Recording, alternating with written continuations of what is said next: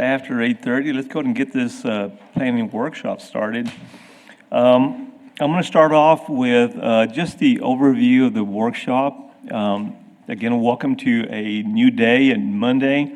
This will be the fun one where we actually look at the priorities City Council does and actually sets those. So if you look at your schedule, we will be working on, actually, we'll be kicking off with a citywide SWOT analysis and goals presentation. I will actually be performing that. City council members, you have a printout with all of that. It won't be on the screen, but you'll have the printout, and I'll cover it off the printout. Next, we will move to the funding presentation, which is why you see Tina and Jonathan sitting there. They'll be covering our revenues, expectations, our expenditures, and even some optional fundings. I know that we have a lot of needs, and Tina will present some of the things that we can look at to help fund that here for this fiscal year. Then we will be moving on, of course, the morning break around 10:10. Moving on then to establish citywide priorities and goals. What I wanted to make sure we did for the overview of 2024 strategic priorities, I want to have each of the directors who is over each one of these areas. For infrastructure, we have Shane. Public safety, of course, we have both chiefs here to do their presentation. Economic development, Michael Dane will be presenting that. And then employee compensation, Veronica will be up here to kind of talk about what has been done for 2024 as we move forward into the new year. If you recall, for the longest time now, we've been concentrating as far as the strategic objectives or priorities that have been established by City Council. It's been years now that we've established infrastructure, public safety, and economic development as the top three areas that City Council has wanted to focus on, which is justifiably so. Those are the key areas that we are responsible for. This past year, the one that was added on there was employee compensation. So again, Veronica will be here to talk a little bit more about that. Next, we will be moving on to discuss and set the new strategic priorities. I'll have kind of a way to do that, kind of try to simplify it. We'll have the flip chart up here. We're going to go old school and start listing those things that City Council really feels are their priorities, especially based off of the presentations you've seen from the city staff, all the directors, myself. And I'm really excited to see what that's going to look like. After we establish those priorities, we will work on the goals specific to those priorities, and council members will just work through all of that together. This afternoon at 12:30, of course, we'll break for lunch at 12 o'clock. At 12:30, we'll have the animal task force will be here again to kind of do a quick presentation to kind of do a recap of the recommendations they made at the City Council meeting back in May 6th. And then we'll go into some discussions. We'll kind of consider their recommendations that they made. Gives you an opportunity to ask a little bit more in-depth questions about those recommendations. They put a lot of time into the recommendations. I know that they spent every week, they got together for 1 hour to 3 hours at a time. And they did that for about a month and a half, 2 months. So again, really excited to have their presentation on those items. And then from there, I'd like to make sure that we get direction from City Council as far as moving forward, what we'd like to do as it pertains to the animal services. With that, that's just a quick overview. And I want to go ahead and jump into the citywide SWOT goals and resources. As I mentioned a while ago, you have a printout of that in front of you. Council members, of course, Heather just reminded me a little while ago when you go to speak, make sure you're speaking into the microphone, make sure your microphone is on. And if you're not speaking, please turn your microphone off so we won't get some of that feedback. We kept getting some of that surge last week, so if you would, if you're not speaking, turn your microphone off. So I want to go ahead and kick it off with a SWOT analysis. Again, this is my view of what that SWOT looks like. And I did take into consideration some of those presentations that we had last week, and even a broader look at what our strengths actually look like, our weaknesses, opportunities, and threats. But I'll go ahead and kick it off with strengths. The first item that I have on there is city staff. We do have an experienced staff. It's a driven staff to get their job done. And we've talked about this. The only issue at this point is we have a lot of individuals that have been there for quite a while. So with that experience also comes the threat of possibly losing these individuals in the near future. But regardless, city staff definitely is a strength for the city. Another strength is stable sales tax base. We've had a steady growth year over year, Tina. Jonathan, you've been submitting those numbers to us. They haven't been tremendous growth, but we'd see about 2 to 3% growth month by month. And we take a close look at that because sales tax revenues really helps to supplement. It's the second largest revenue source that the city currently has. So it's something that we watch very closely. We'll monitor that every month. And fortunately for us, for the past several years, we've had an uptick in sales tax revenues. Long-term water supply options. As mentioned in the discussion with Shane last week, we do have the West Texas Water Partnership between Abilene, San Angelo, and Midland. We've been working together now for 14 years. It was about 6 months before I arrived here in San Angelo. The West Texas Water Partnership had already formed. So this group had been working to resolve or look at options available to us for a water source, and mainly groundwater is what we're looking at. As mentioned last week, Fort Stockton Holdings was the option explored and obtained, and that's something that we're moving forward right now with. Also, the Concho River Water Supply Project. It's a reuse project that is on the books or on paper. Basically, we have submitted the permits for that. One permit's been received. We're still waiting for the bed and banks permit on that one. So again, that is a strength because we do have a view of what our water supply can look like here in the very near future. Public safety. You know, here in San Angelo, unlike other parts of the country, there's strong support for our public safety, our police officers and firefighters, and there's a high trust for them as well. So for us, that definitely is a strength. Economic diversity. We have a strong presence in healthcare, in education, in agriculture, manufacturing, military, logistics, and telecommunications. So there is some diversity there. I think we lean more strongly toward governmental organizations, but still there is diversity there in our community. You look at major employers. We have Shannon Medical Center, Goodfellow Air Force Base, Angelo State University. They're the anchor local employment. And as I talk about strengths, you'll also see these pop up again in other areas like threats and what have you. But for now, I do have them down as strengths because they are strengths for us. We have a low cost of living, or should I say a relatively low cost of living. It's around 5% below the national average with a lower housing median. Even though the cost of housing is going up, it's still a little bit lower than what you would see on the national average. Business-friendly climate. We have Texas state incentives, local economic development, streamlined processes. So we have the ability to really assist companies that may want to consider coming to San Angelo, or even as we recruit them, to be able to incentivize them and to help them with their processes coming through to San Angelo. We have strategic location and connectivity. We have central logistics hubs with highways, railway access, and a regional airport. The next one I had on here is recreation and things to do.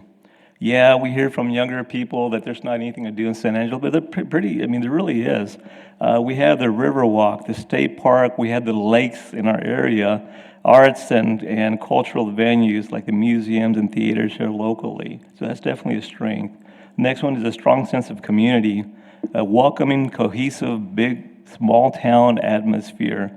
Pretty much, you do get that small town feel, but you have access to more things than small towns would have access to. Steady population growth, and Tina, I know people are pointing at you and saying, well, even though Tina said Tina didn't say that. Tina fought to say that actually, no, we've seen some growth. I have Shane sitting back there saying, how will we show a drop in our population when we've seen the number of meters going up, right? As far as water meters, a number of housetops going up.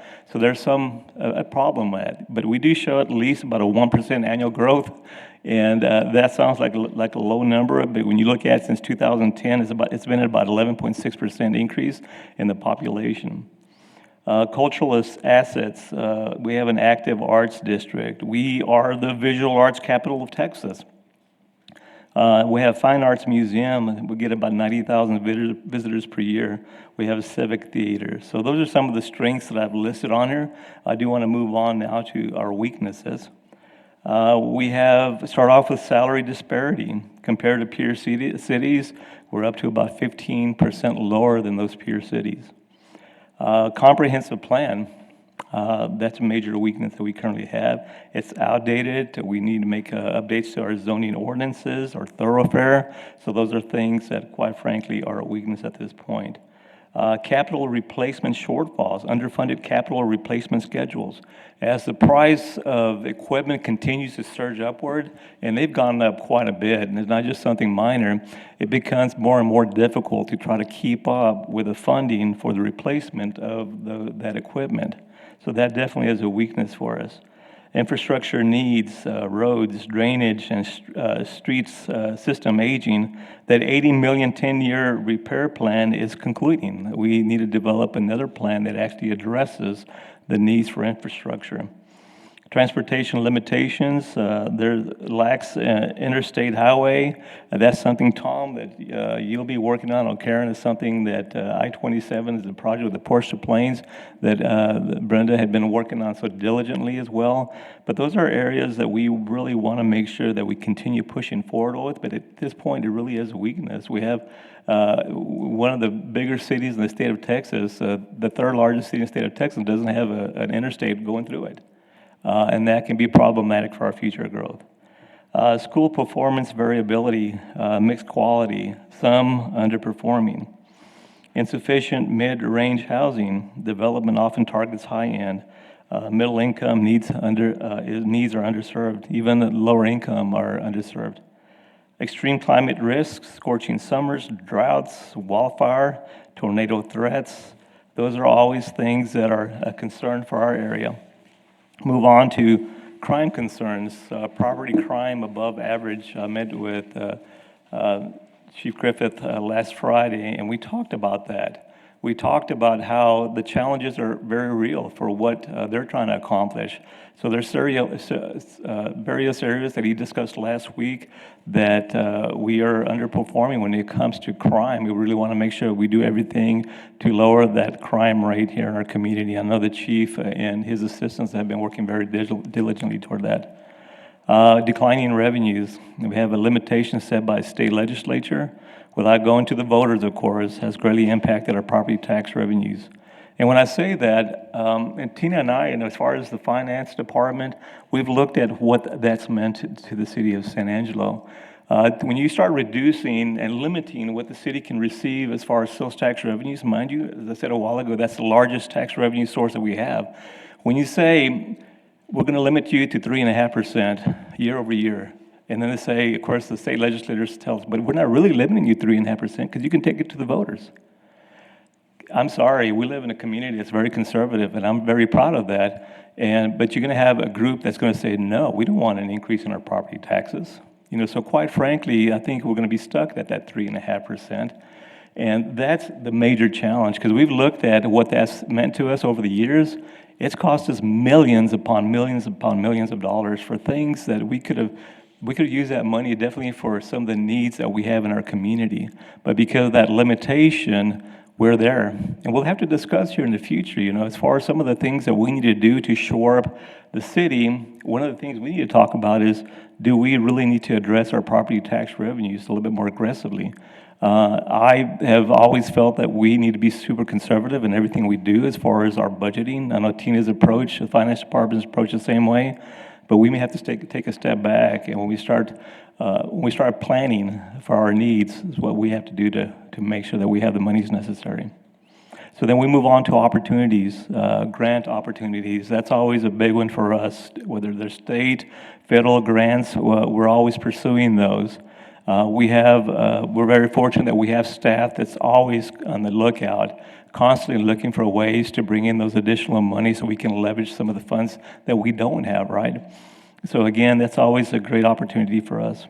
Water expansion is another opportunity. As I mentioned a while ago, Concha River reuse project and other water supply expansion opportunities are there. And quite frankly, they're not just there. We're reaching out for them. We're going after them. Technology deployment. Mayor, I heard you last week say it several times, do more with less. And so part of the... So let's just hold on.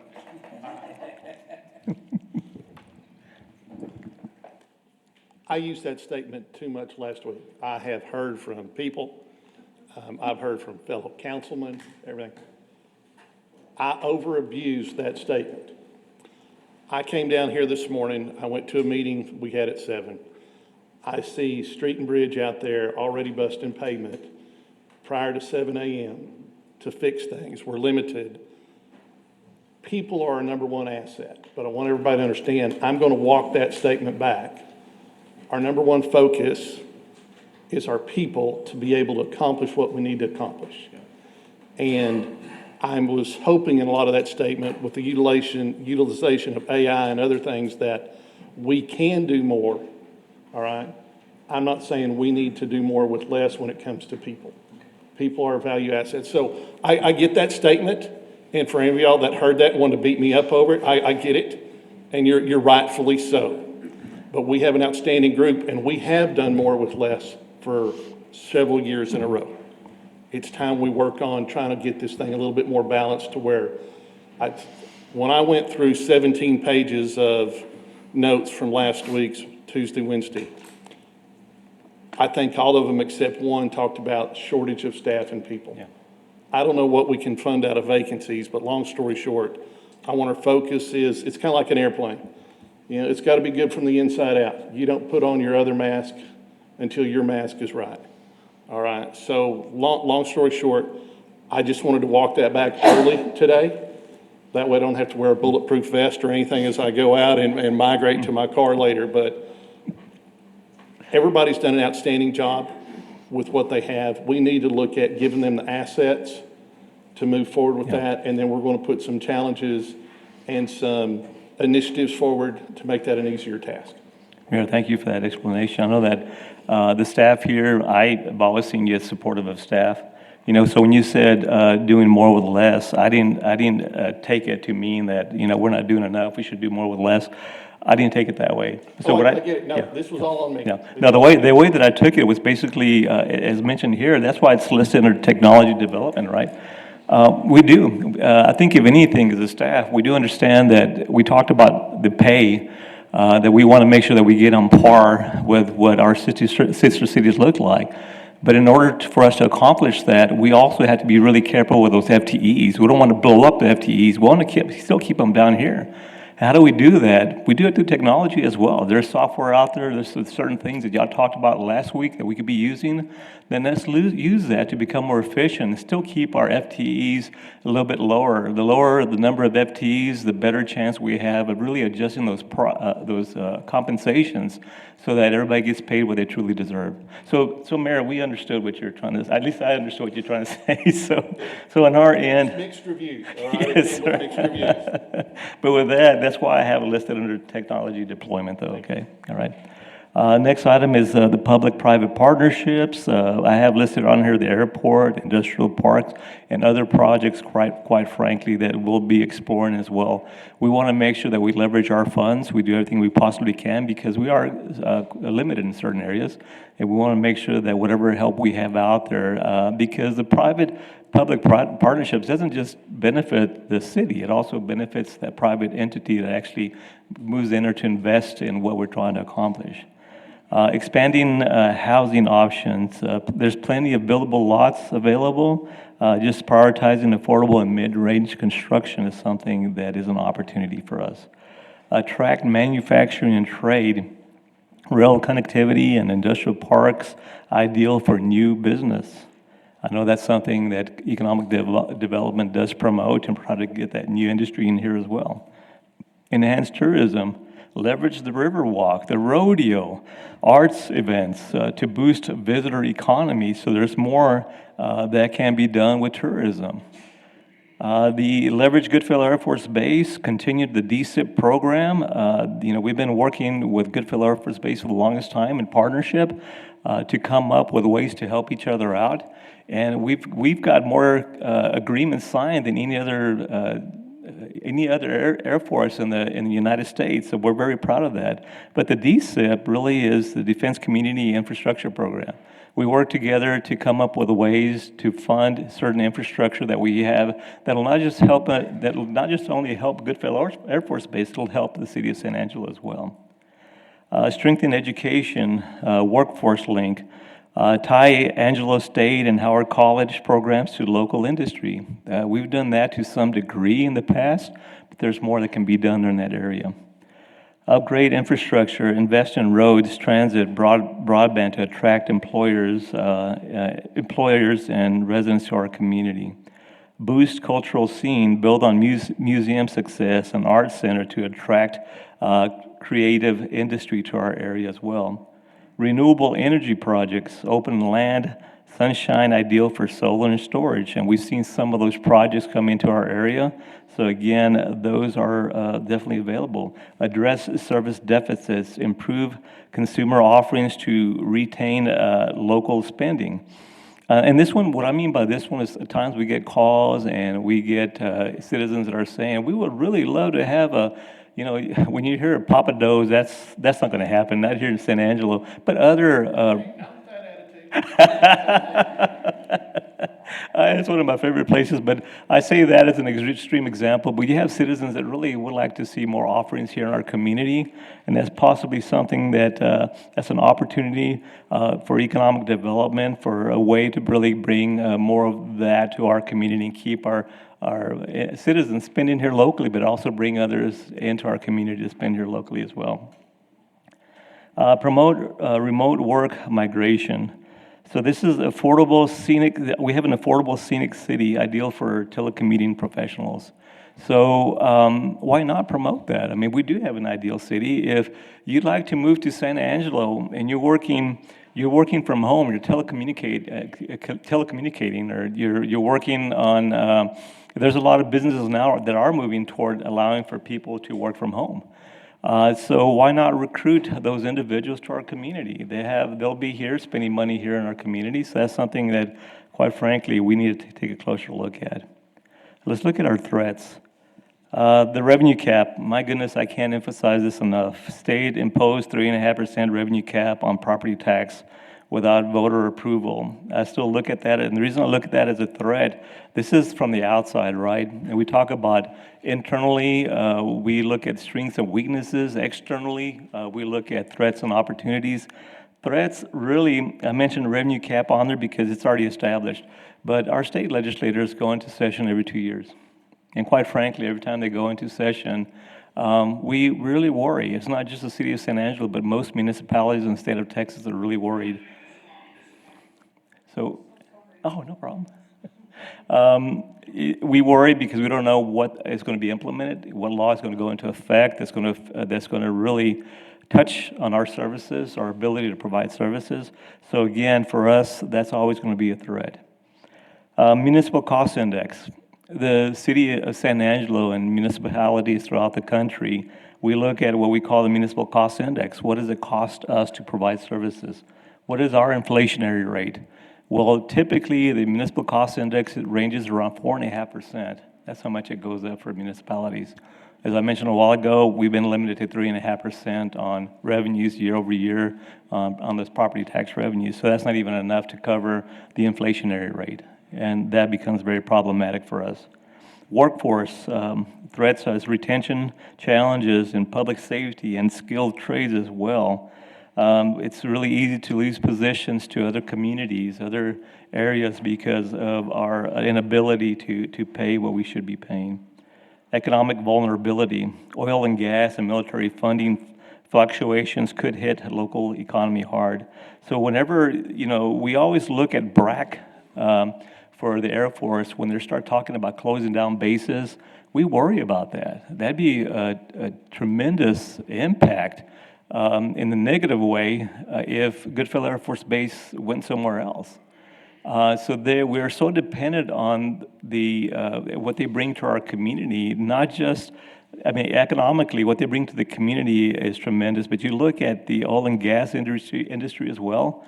whenever we have a drop in oil price, you have rigs going down because they're not hiring. You have folks that no longer have the spending capacity like they normally have. I really enjoy seeing individuals from Odessa Midland here in our community on the weekend. They go back to Odessa Midland, that's a good thing, but they come to our community and they spend money here locally. So we appreciate that, and we know that whenever the oil field goes down, then it impacts us as well. So that is something that's a threat for us. We look at climate and disaster risk. I talked about that a while ago. Tornadoes, wildfires, heat waves threaten safety and infrastructure. Brain drain, losing talented individuals to leave for better wages in larger areas or other communities in our that compete with us.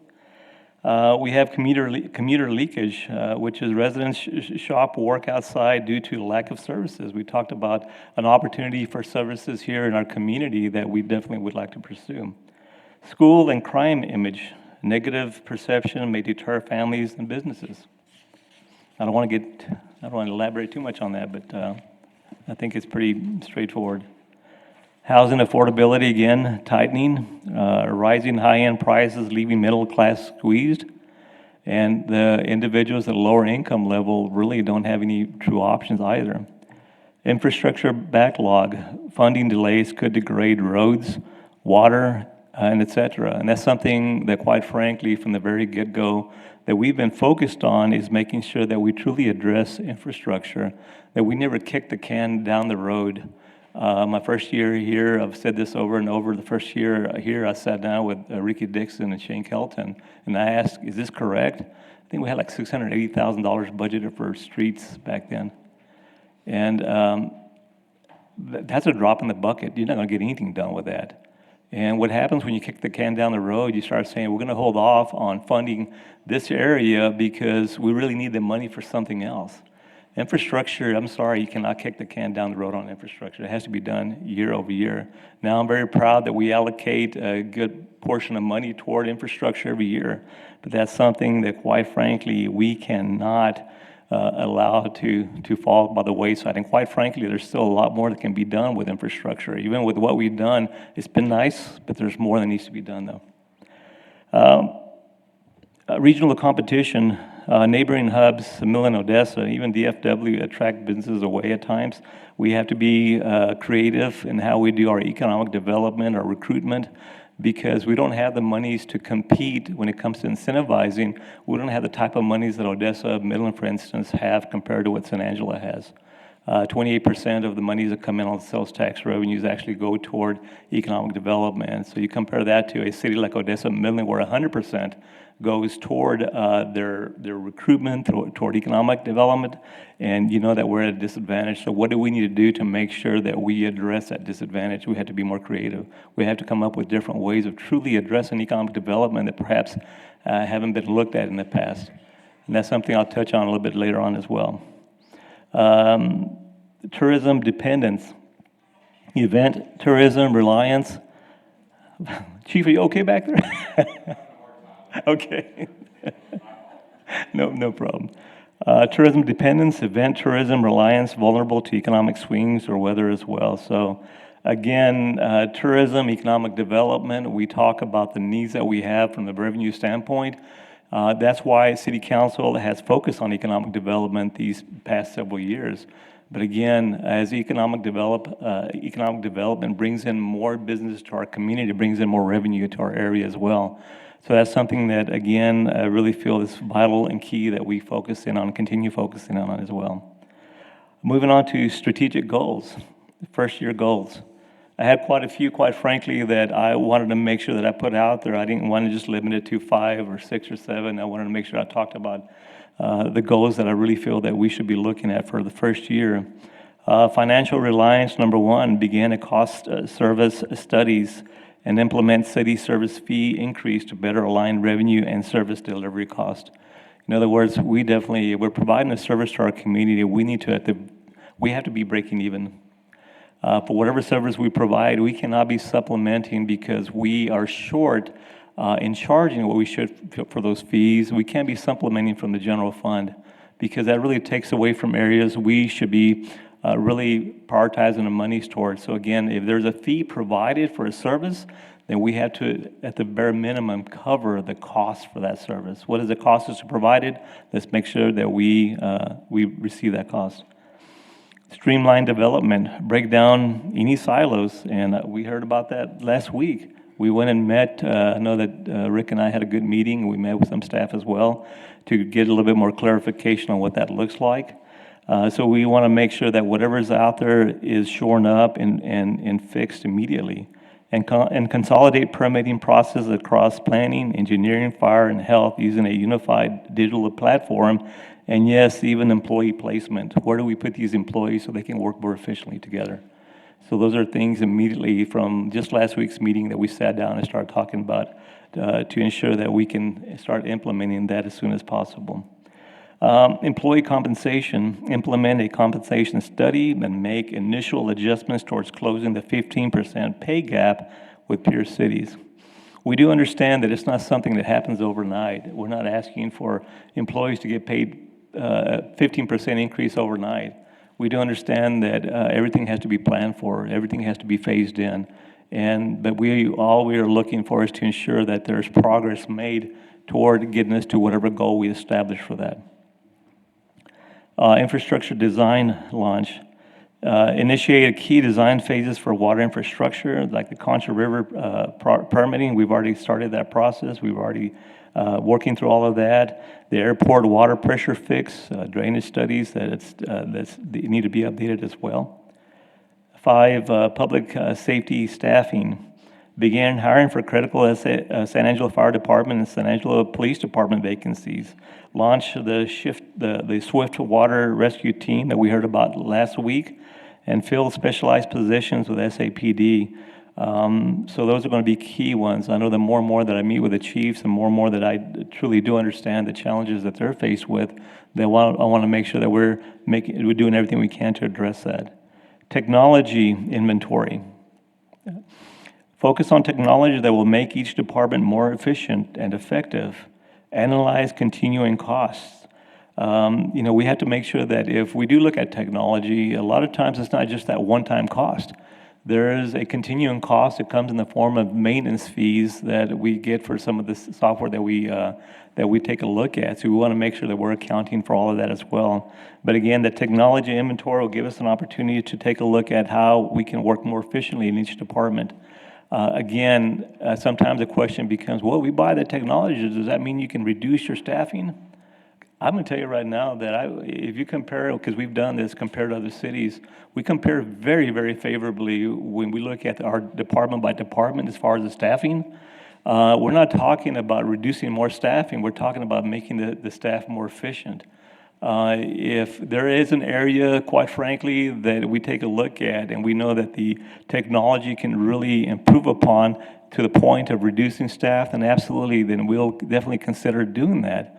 But right now, what we would love to see is to allow the staff, and I'll say this again, Mayor, to allow you to do more with less, but again, without the stress connected with just doing more and more, to have something that'll help you become more efficient will make your job a lot more tenable. So we want to make sure we take a look at that. Service audits. Again, conducted service review to determine which can be reduced. There's quite a few services that the city provides. Do we need to be providing all the services? Should we take a look at other entities outside of the city that could provide the services? And those are things that, quite frankly, cost us money. So those are things that we need to take a look at and say, do we need to be providing all these services, or can we reduce these? It always goes back to the cities. What are our core services? Why is it the city exists? Well, we exist for certain core services that we provide to our citizens, and we just don't need to make sure that we're doing those. Anything outside of those core services, we need to ask the question, should we be providing it? Why are we providing it to begin with? And can we reduce these?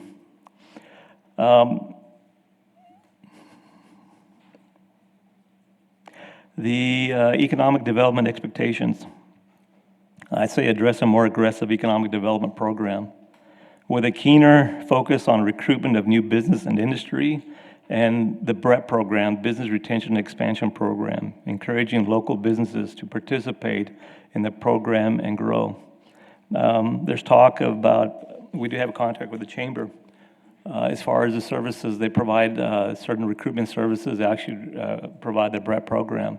I'd love to be able to see, I hear a rumor or a discussion of needing more money for that program. I don't have an issue with budgeting more money for the chamber, for the economic development, only if it's justified. How do we justify that increase in funding? We need to be able to see something in return for that. So again, from a creative standpoint, what can we do to shore up and become better at recruiting industry to our community?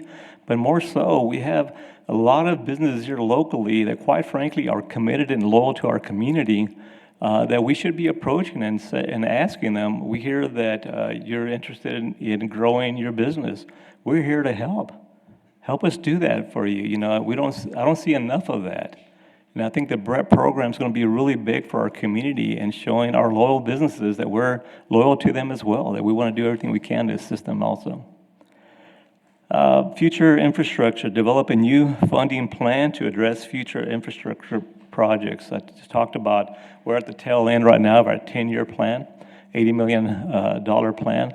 We need to come up with a different plan that truly addresses our ability to pay for that, and to make sure that it's not something that we put ourselves in hot water and we start borrowing more money and we just can't afford it. We want to make sure we develop a plan that quite frankly addresses that infrastructure and a way to pay for it without it hurting the city financially. Skyrocketing vehicle equipment costs. Develop an in-depth plan to address vehicles and equipment replacement as prices continue to surge upward. Again, much higher than the 3.5% per year that I've been talking about. And I can't harp on that enough because that's so upsetting. From a financial standpoint, that really was something that hurt the city. Number 11, employee incentive program. Fine-tune and present a list of options for employee incentives to assist in supplementing a phased-in pay plan. Last week, I heard a little bit about some of the options that perhaps we could be looking at. 4-day work week, 4 10-hour work days. There's different options we could take a look at that makes it a little bit better for staff, even though if we can't do the 15% pay increases, there are other things we can do actually to help supplement that and to help show the employees that we really truly do value them. And we'd love you to stay and continue working with us. This is what we're going to do for you. So we need to make sure that we take a closer look at not just the pay part of it, the compensation part of it, but also how can we incentivize employees to stay with the city of San Angelo and show them that we really do appreciate everything that they're doing for us. Succession plan. Research and implement a succession plan that fits the needs of the city of San Angelo. We've had some changeover in the HR department. I know that's something that Brian was tasked to do, to start working toward that. I know Veronica and I have had a conversation as well. That's something that we'll be looking at much more closer. But my goal is for this first year, to have one in place that, quite frankly, really fits what San Angelo is trying to do. That covers 1-year goals. 3-year goals. Infrastructure funding program, create a revolving debt funding mechanism for infrastructure, including a street maintenance fee structure. We've talked in the past about the street maintenance program. Cities like Abilene and other cities across the state of Texas now charge a fee for the use of the roadways. That's something that we had explored in the past, and that's something that, quite frankly, we need to take a closer look at again to see how this plays into our funding, our plans for that funding. So again, that's something that I definitely want to make sure we reintroduce in there. The comprehensive plan overall. Yes, sir. I want to ask a little bit about the street maintenance fee. In the context that it was moved forward to council, that was a process that included every business. Nonprofits were also included. That is correct. So if you look in assessed what markets that would cover, it was all of them. Mm-hmm. If a street went by your house, but it was tiered in a level to the residential cost was minimal. Correct. But for those that are government entities or nonprofits in this town that have a high use of our street and bridge, it would address them at a level closer to their volume, correct? Mayor, that is correct. As a matter of fact, you look at a lot of the businesses locally, there's businesses, quite frankly, that put a little bit more wear and tear on our streets. You know, they use bigger vehicles. But we look at nonprofits as well. One thing that we've always, it's always been troubling for me is that everyone uses our roadways. They use our infrastructure. That should be something that should be paid for, not just by the taxpayers of our community, but anyone that's using our roadways should be paying that. That includes nonprofits as well. And that's why Mayor, you're correct, that's why we took a look at that and said, hey, we implement this, we want to make sure that we capture all the users of our infrastructure, of our roadways, and make sure that that we take everybody to task and say, hey, these are being used, and we want to make sure that we have safe streets for you to drive on. It's embarrassing, quite frankly, if you're recruiting industry to our community from an economic development standpoint, if they drive around, they see roadways that aren't up to par. We're asking you to come and invest in our community. We can't even invest in our own community. That sends the wrong message, but yeah, absolutely, that's something we have to take a look at. The comprehensive plan overhaul, that is year 3, and I have heard enough that I know, and I don't mean I have heard enough, but I have, I think that if anything, it is a priority that we have, that we should have, because we have an outdated comprehensive plan, one that was updated back in, 2014. But really, we need to take a whole look at all of it and start from the get-go and take a look at how our community has grown, how it's changed, and what our expectations are for the future. And we have to make sure that we address all of that, and the comprehensive plan overall is a way to do it. So complete and adopt a new 20, 40-year comprehensive plan, a master thoroughfare plan as well, and zoning ordinance revisions. That's going to be key for us. Number 3, business retention and recruitment. Launch a full-scale business retention and expansion program and continue improving industrial park infrastructure. Again, I emphasized the BREP a while ago. There has to be a lot more emphasis on BREP. We need a lot more done in that area. So I know that there can be done, a lot more done, and we need to. Fire facility. We've talked about last week the construction of fire station number 9 to address growth and address that ISO. We currently have that ISO 1 rating. There's a threat that could drop to a 2. We need to have more discussion on that, though, and really kind of formulate a plan for how that's going to look like. And it'd be nice if we could really develop a plan that allows us to have the facility in place in 3 years, but there's going to be more discussion on that. But again, that is one of those goals that I have. Real-time crime center, and you heard the chief talk about this last week. Develop and staff a real-time crime center to enhance proactive policing and regional intelligence sharing. The chief and his assistants are all about technology, about how to become more efficient, how to gather information more quickly, how to disseminate that information, how to make use of that information. The real-time crime center is one of those areas that he's emphasized enough to me that I think it's really something important that we should be gearing toward. Water supply, secure long-term water for Lake Nasworthy and the airport, address the system's pressure for fire suppression. We've already started taking a closer look at that, but that's something that needs to be implemented and rolling in by year 3. Year 5 goals, a sustainable infrastructure investment, improve upon a citywide preventative maintenance program for streets, water, drainage, and fleet, leverage an asset management platform that can help us do that. Police facility. That facility is very old, Chief. I think that you stressed upon last week that they've been talking about this in 70, 80, 1990. It's been a long time coming. We need to develop a really good plan to make that happen. And that's part of that 5-year goal, that we need to make sure that we have a brand new police facility in place. And what that looks like, we don't know. It could be a brand new building. It could be a building that we found that we rehabbed and made it really work for us. It could be so many different ways to take a look at that. We look at Abilene and what they built out there. Actually, they bought a home box store that had closed down and converted that to a police station. It's serving them very well. So again, in our area, we want to do everything we can to make sure that we address that police facility. Water supply expansion, fully operationalize the Concha River water reuse, and strong progress towards Fort Stockton Holdings water.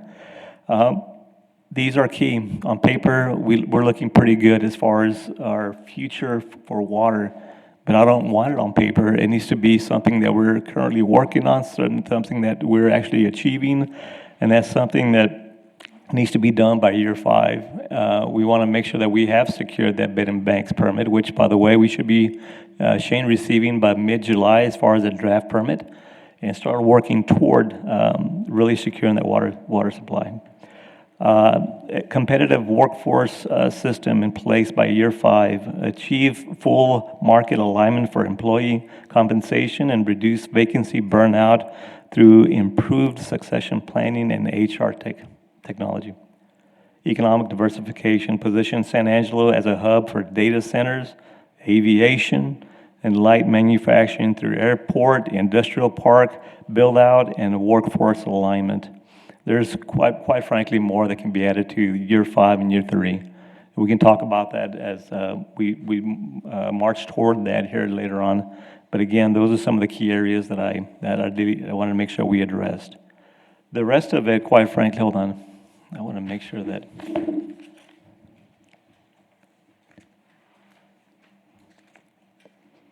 Okay, I'm doing good. The rest of it is the required resources that I've listed on there for years 1, year 3, and year 5. And quite frankly, what we did with the staff, I went through there and took a look at what would be required in order for us to accomplish some of these goals. A lot of it is going to be the city council and city management working closely together.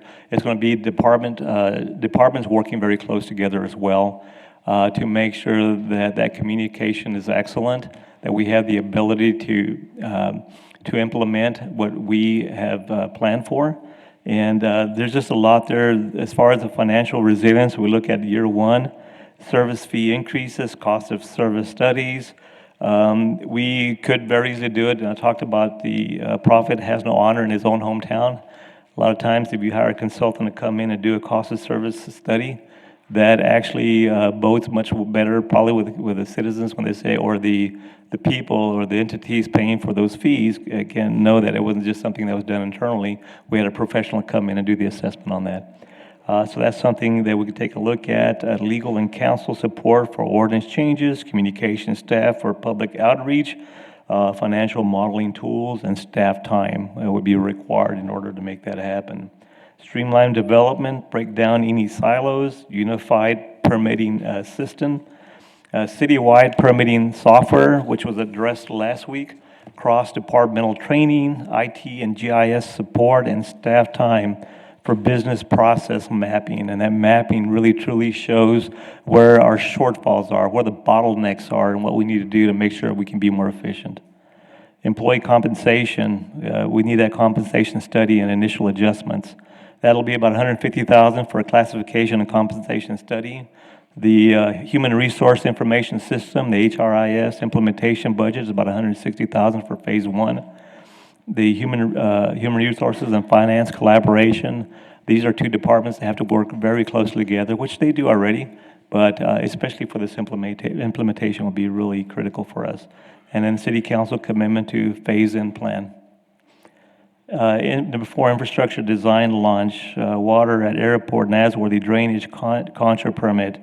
We'll need engineering design consultants, TCEQ coordination for bed and banks permit. We've already, I think, made good strides on that. Water utility and engineering staff working together to make this launch work. Budgeted capital planning funds as well. And then moving to public safety staffing.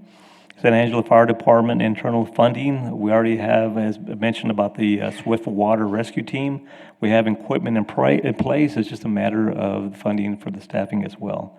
San Angelo Police Department recruiting and onboarding funds current funds that we have are funds that we can allocate toward the recruitment for some of the needs that they have. Grant applications, you saw an item at the city council last time for the SAFER grant, and that's applying for grants that allow us to hire more public safety officers and get assistance from the feds initially. The SAFER grant, for instance, pays 75% of the cost for the first year and the second year, and then 35% for the third year. So that really saves the city money on areas that we needed anyway, that we were going to have to move toward hiring regardless. So that's going to be something that's key for us. The 3-year goals: required resources, infrastructure funding program, revolving fund, and street fee. As I mentioned a while ago, we need council support for debt issuance or dedicated fees, finance and legal staff to structure a program, capital planning and budget office staff, and public engagement and legal reviews. Comprehensive plan overhaul, about $600,000. Aaron, if you're out there, that's about right? Yes, sir? All right. We got $600,000 for consultant planning services, cross-departmental teams working together, planning, GIS, public works, and anyone and everyone that needs to be working together will be there. Community engagement campaign. This doesn't happen without engaging the community to make sure that we have their support, that we have their input, and what we want to do moving forward with that comprehensive plan. And then council champions and public hearings. So, business retention and recruitment. Updated chamber contract with KPIs. In other words, in a way to really measure their success and make sure that we're really getting our money's worth. Costa DC staff and economic development team working closely together. Industrial park infrastructure funding with grants or with local funds, and data and marketing tools that are necessary to make it happen. Then we look at real-time crime center. Chief, there's something again that you presented. It's about $1.5 million for equipment, software, and space. 3 to 5 full-time personnel, interagency MOUs and IT integration, and grant writing support.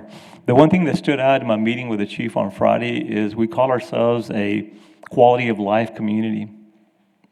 We can't be a quality of life community if we have, if, for instance, this is one area when we talk about public safety, that our crime rate's a little bit higher to the cities we compare to. In some instances, much higher.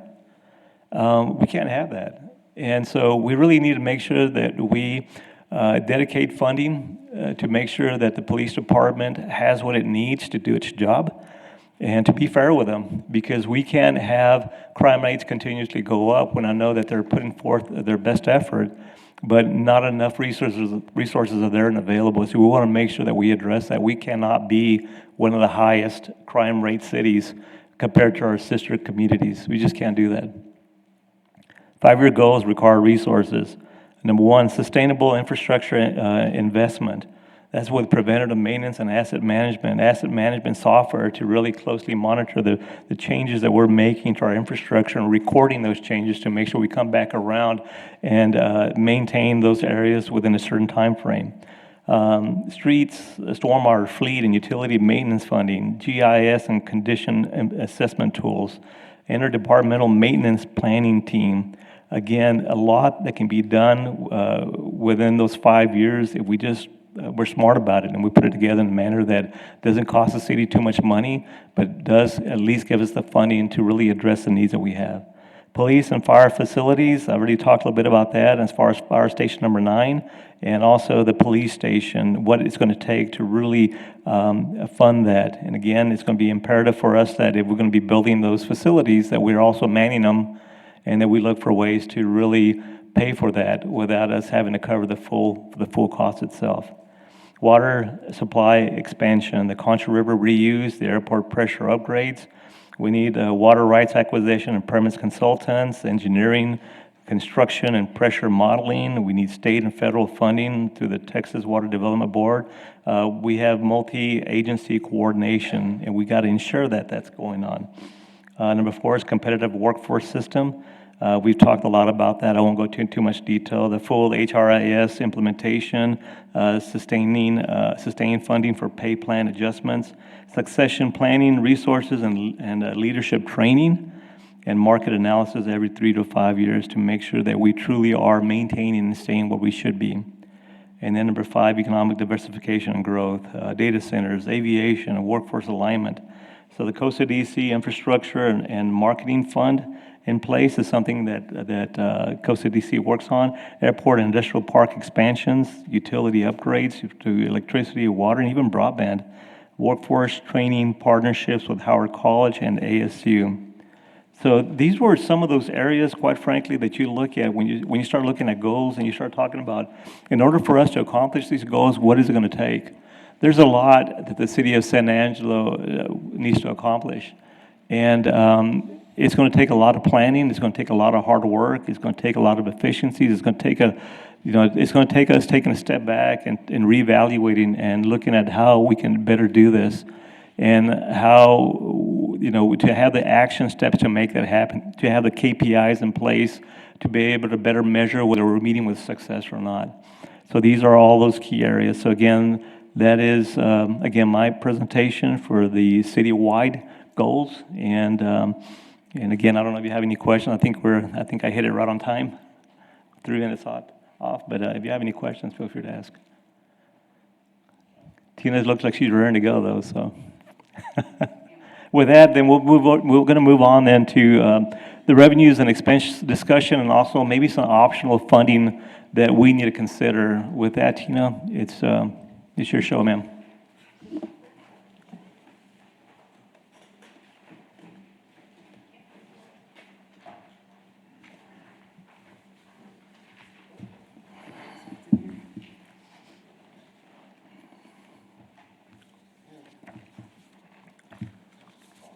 Daniel, did you have anything on these? This first slide? Did you want me to go past it to my presentation and Yeah. come back? Yeah, she put up there. Okay. That's what we got. So. Okay. So this slide is just showing the 3 taxing entities. Of course, the city, county, and school districts set the tax rates, and then the appraisal district sets property values at market valuations. The separation of power ensures that there is not one entity solely responsible for setting the property tax bill. For property tax, 23% of our base is commercial properties and 68% is residential. The remaining 9% is personal property tax. Of course, most cities have a higher commercial base than we do, which lessens the burdens on the citizens and the property tax rate. Of course, we seek to increase the commercial tax base through our efforts in economic development and adding commercial properties to the tax roll. And the residential tax base can be increased by infill development of vacant lots, again, reducing pressure on the tax rate. Tina, I think that's important to really emphasize, right, that the more commercial businesses that we bring into San Angelo, the lower the impact on the residential property taxpayer. Because right now that burden's pretty high. We want to make sure that we reduce that burden by bringing those businesses to our community, or expanding upon the current business as well. Yes, Yeah. absolutely. So the current property tax rate is 0.7544 per $100 valuation. FY25 valuations were certified at $7.7 billion. And our tax levy at 98% collection rate was $57 million, which represented a 3.3% increase in valuations. Of that property tax revenue, about almost $10 million of that went for debt service, $544,000 went to the street infrastructure fund, and the remainder went to M&O. And of course, there's also amounts that go to the tiers, about $1.2 million in the south zone, and about $1.3 million went to the north zone. Those amounts actually do include the part that comes from the county as well. New improvements this year were up $90 million. From very preliminary estimates from the appraisal district, we're looking at about $125 million in new properties added to the roll for this next year. And this is just showing a breakout of that property tax rate. Maintenance and operations represents 0.6178 of the tax rate. .0072 goes to the street infrastructure fund, and our debt rate was .1294. We do, of course, expect an increase to the debt service rate because of the Coliseum bond referendum that was passed by the voters. When we first talked with Vince and our financial advisors about that, they expected a 4.7 cent increase to the tax rate related to the Coliseum bond issue. With preliminary, very preliminary, I will reiterate that valuations, it looks like it'll have a little less pressure on that tax rate because valuations are going to increase a little more than what they had used as a pretty conservative estimate when they did those, ran those numbers for us. Yeah. You want to go back? Just hold right there. Of our rolling debt, do you have a percentage or just an idea of what we get rid of, say, over 5 years? How much we decrease that, if any of all of those things that are coming due? I know we have certain bonds and things that have come due. None of that has a close future. Is that all a distant 15, 20 years before the majority of that goes away? I'm like talking, we did what, 120 million in streets, and there's Yeah, several things we funded. Do any of those go away in the near future? No. Okay. Not in the near future. We did keep a placeholder in our debt structure, and we have kept this for many years, of $25 million in that tax rate, just in case we have something come up, that a larger capital project that we needed to fund. We also keep a placeholder in there for $2 million in the event that we decide to move our equipment replacement program into a rolling debt every other year type program. But with that, that's kind of what our capacity is right now. Okay. And like I said, even with those placeholders in our debt structure, we still expect the rate to increase a little less than what we had originally thought for the Coliseum. I just think people need to understand, we have not done a lot of things historically, and we have gotten behind what we've done to take our debt.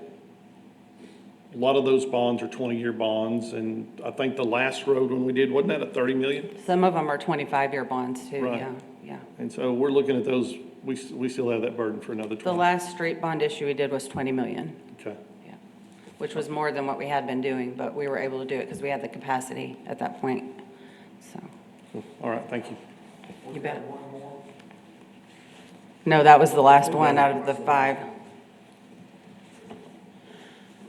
Of course, this is just showing sales tax. Of course, sales tax is 8.25%.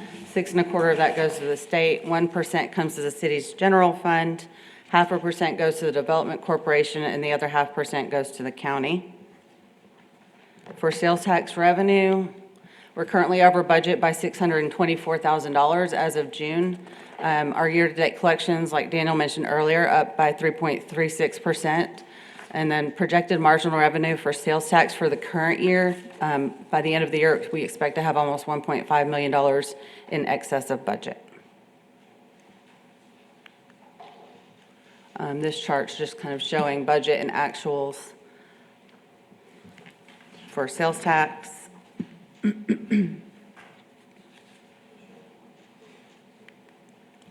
And then our month-over-month trends for the sales tax over the last couple of years as well. And now we'll get to the numbers. Property tax is where we would expect it to be at this point in the year at 96% of collections. Sales tax, again, over budget, we're at 72% of what we had budgeted. This is at 67% through the year, just to give you some context. Alcohol and bingo tax is just about on target. Bingo tax is received quarterly, so sometimes that can look a little off. Franchise tax is over budget at 70%, but we are continuing to see a sharp decline in television franchise year over year. And then other sources includes, where's your bullet book? That's mostly, charges for service, I'm sorry, I skipped that one. That's at 50%. A lot of that is from, we have an agreement with the county to do their streets, and so about $2 million we're short because we haven't received that back yet. The SRO program is a little short, but that's based on reimbursement from the school district, so we're seeing it's kind of slightly skewing the number there as well. And then the other big one was, where was that, Jonathan? Oh, municipal courts down a little bit. We had budgeted $2.1 million there, and they're only at 49% of their revenue budget. So that kind of gives you an idea of where we're kind of short on the revenue side for right now at this point in the year. And then other revenue sources includes interest, indirect cost, and transfers in. Any questions on this slide before we? We need to send Lane a bill.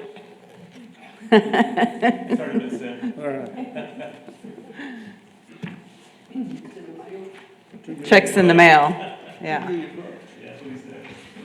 Okay, we'll move on to expenditures then. Public safety is at 66% of their expenditure budget, of course includes police, fire, and municipal court. Question, right quick.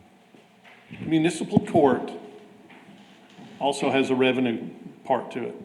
Right. So I have people talked about that. Is that more of an enterprise fund calculation or, The municipal court revenue comes mostly from fines and fees. okay? It's not really an enterprise fund, No, okay? those fines and fees would be related to citations and things like that, so. It's hard to book when you receive that. I mean, I had that discussion with Sylvia.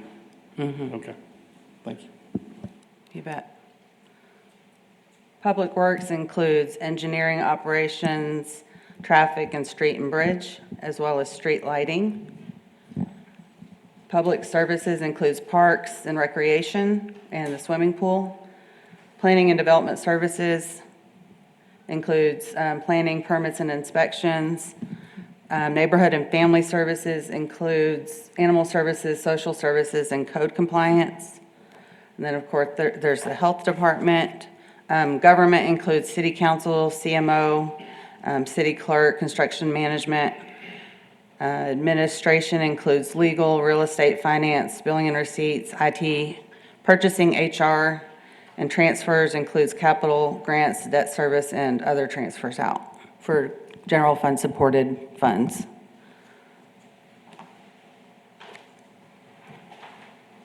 Any questions on any of those year-to-date expenditure budgets? Tina, I'm just to sort of clarify from my mind, all the year-to-date actuals, basically that's, since they're all roughly around 66, it's basically we're 2/3 of the way through the fiscal year, and that's kind of what they're based off of. But Yes. the budget is a full year, correct? Yes, the Yeah. budget is the full year. So the year-to-date compared with the revised budget is what percent they're at year-to-date through the year. Yeah, okay, thank you. And comparing with the 67%, like you said.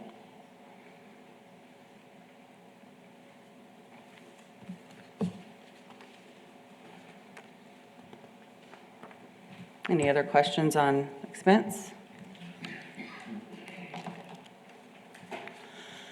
Okay, this chart shows that our property tax represents 50% of our general fund revenue. Sales tax is 25%. Like Daniel mentioned earlier, those are our two biggest sources of revenue in the general fund. And this slide kind of shows you that the property tax, which is intended to cover the cost of public safety, doesn't actually do that because our public safety budget represents 59% of our total expenditures. And then expenses by type, 76% of our expenses are personnel related. That would be expected in the general fund since most of the general fund is covering services that we provide, which includes personnel.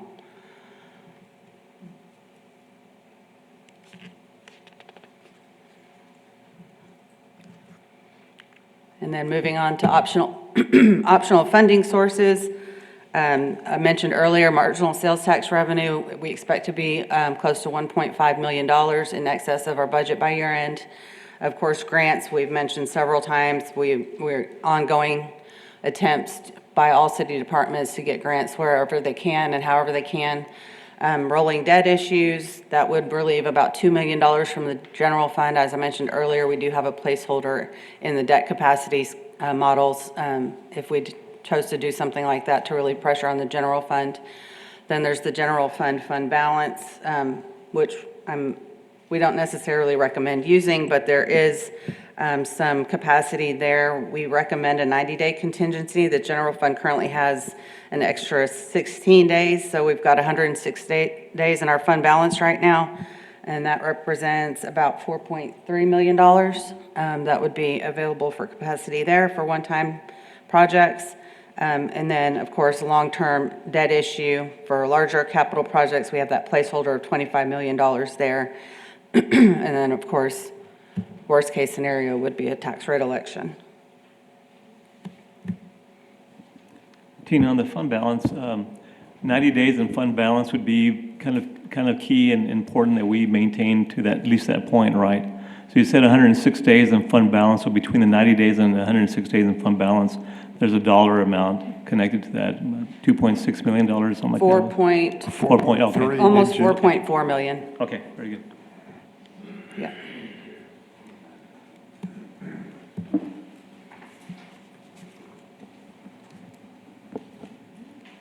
Okay. Good? So I don't know, Daniel, if you, so those were some opportunities for funding some projects. And there was a slide back here. Daniel, I didn't know if you wanted to talk through any of these items? Or is this That was just for something reference? that was sent over from you guys, so, yeah, if you'd like to do that, that's great. I think if anything, I just want to make sure the city council members had kind of a grasp of some of those monies that may be available to us, especially as we start talking about the priorities for this year, and even moving into the future, right? What is it that we want to do? But I think definitely for this year is what we want to make sure that we cover as we go into the budget discussions as well.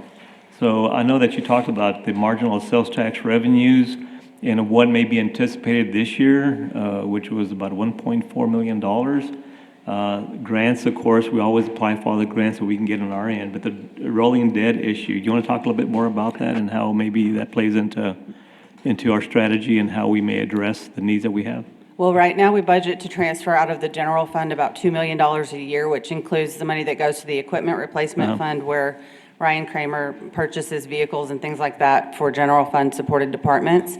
And then there's $250,000 there that we transfer every year to build up for the fire department, to build up money to save up over a couple of years to buy our fire truck. But of course, we know those costs are increasing, exponentially as well. So the rolling debt program would relieve $2 million that could stay in the general fund for other council priorities, basically to fund in this next year and ongoing years, things like salary increases or increases to other ongoing costs. Like there's some ongoing costs here with some of these requests. These requests on this list are actually things that were like one-time cost. And so they were things that could be funded with one-time money, such as excess sales tax or excess general fund balance.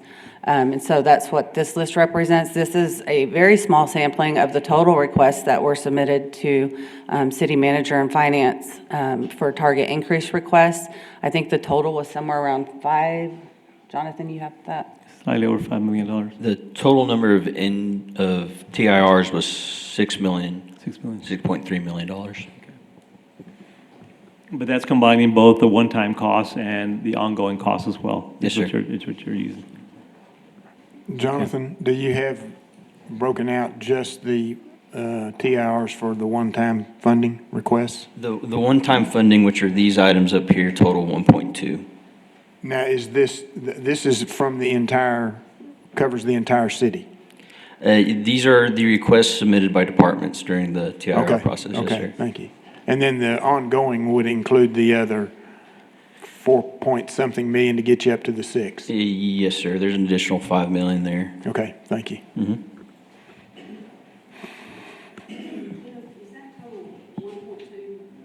I don't see a total on that page. He's got it in the spreadsheet. It's 1.2 million total for these one-time amounts. That's what I-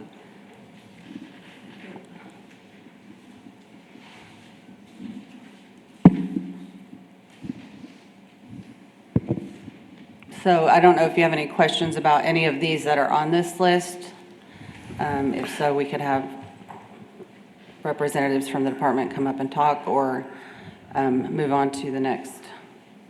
I do want to emphasize, though, that $1.2 million or even the $6 million, these are requests submitted by directors. Some of those, they understand that it's not something, they just want to put it out there to make sure that we understand that this is something that they're looking for. They're not necessarily looking for that expenditure for this year, or they may be looking at it from a phasing in standpoint as well, that we actually start considering in the near future. But it's not something that's a have to this year when we start talking about the $6 million. There's a dollar amount that we take a look at and say, well, these are have tos, and we definitely need to make sure we fund these. But these, actually, we can work with those directors to make sure that we can phase it in or talk about when those could be paid for in the near future. Right, and before Daniel presents the budget to the city council, we do meet with Daniel, the finance staff, and we go through all of these requests. And there are things, like he said, that are have-tos. For example, if there's an increase in a contract, well, we know we're going to have to pay that whether we decide to put that in the budget or not. So there are things that are have-tos, there are things that are need-tos, and then there are things that are want-tos, is kind of how we go through it. And then Daniel will decide to fund everything that we can before we bring the budget to city council, especially for those have-to items. And before we bring you the budget that shows whatever marginal revenue then is left, those will be included. And you do a breakdown of those marginal revenues once we get into the budget process. We'll have a spreadsheet that actually has that broken down, what those marginal revenues look like, and then city council can make a determination as far as how those marginal revenues will be used at that point. That's right. Let me make a comment, just maybe for the benefit of the group. On some of the placeholders you have, and I'm going to say specifically on the rolling debt, you've got 2 million placeholder in there. Just as one council member, I'm going to rely on you all to say this is the year to do that. I don't know if this, I've got lots of wants, but I don't know if that's the wisest thing financially. So I'm going to look to you all to say this is the best year as far as we're concerned to use that. So I'm just going to. Thank you, Tommy. And that's what we paint over this stuff. It's not something that's easy for us. We really take a close look. We sit down with the directors and ask more in-depth questions about their requests as well. So when we do come forward to the city council members, we are presenting to you what we really truly feel is the needs that we have specifically for this year, for this funding year. So yes, we will bring that to you and say this is what we've evaluated and this is what we've come up with at this point, though. So. Well, thank you for saying that too, because my approach has always been this, you're the city manager. This is your budget that you're going to present to us and say, this is my recommendation to you as the city council. I think the 7 of us know, yeah, we've got, I guess you'd say the final say-so on that. But again, you all are the subject matter experts. So thanks for saying that, but I rely heavily on what you say. This is what we're recommending. So that may not agree with every single department because they may want more, but I'm gonna listen strongly to what your recommendation is. Thank you, Tommy. I appreciate that.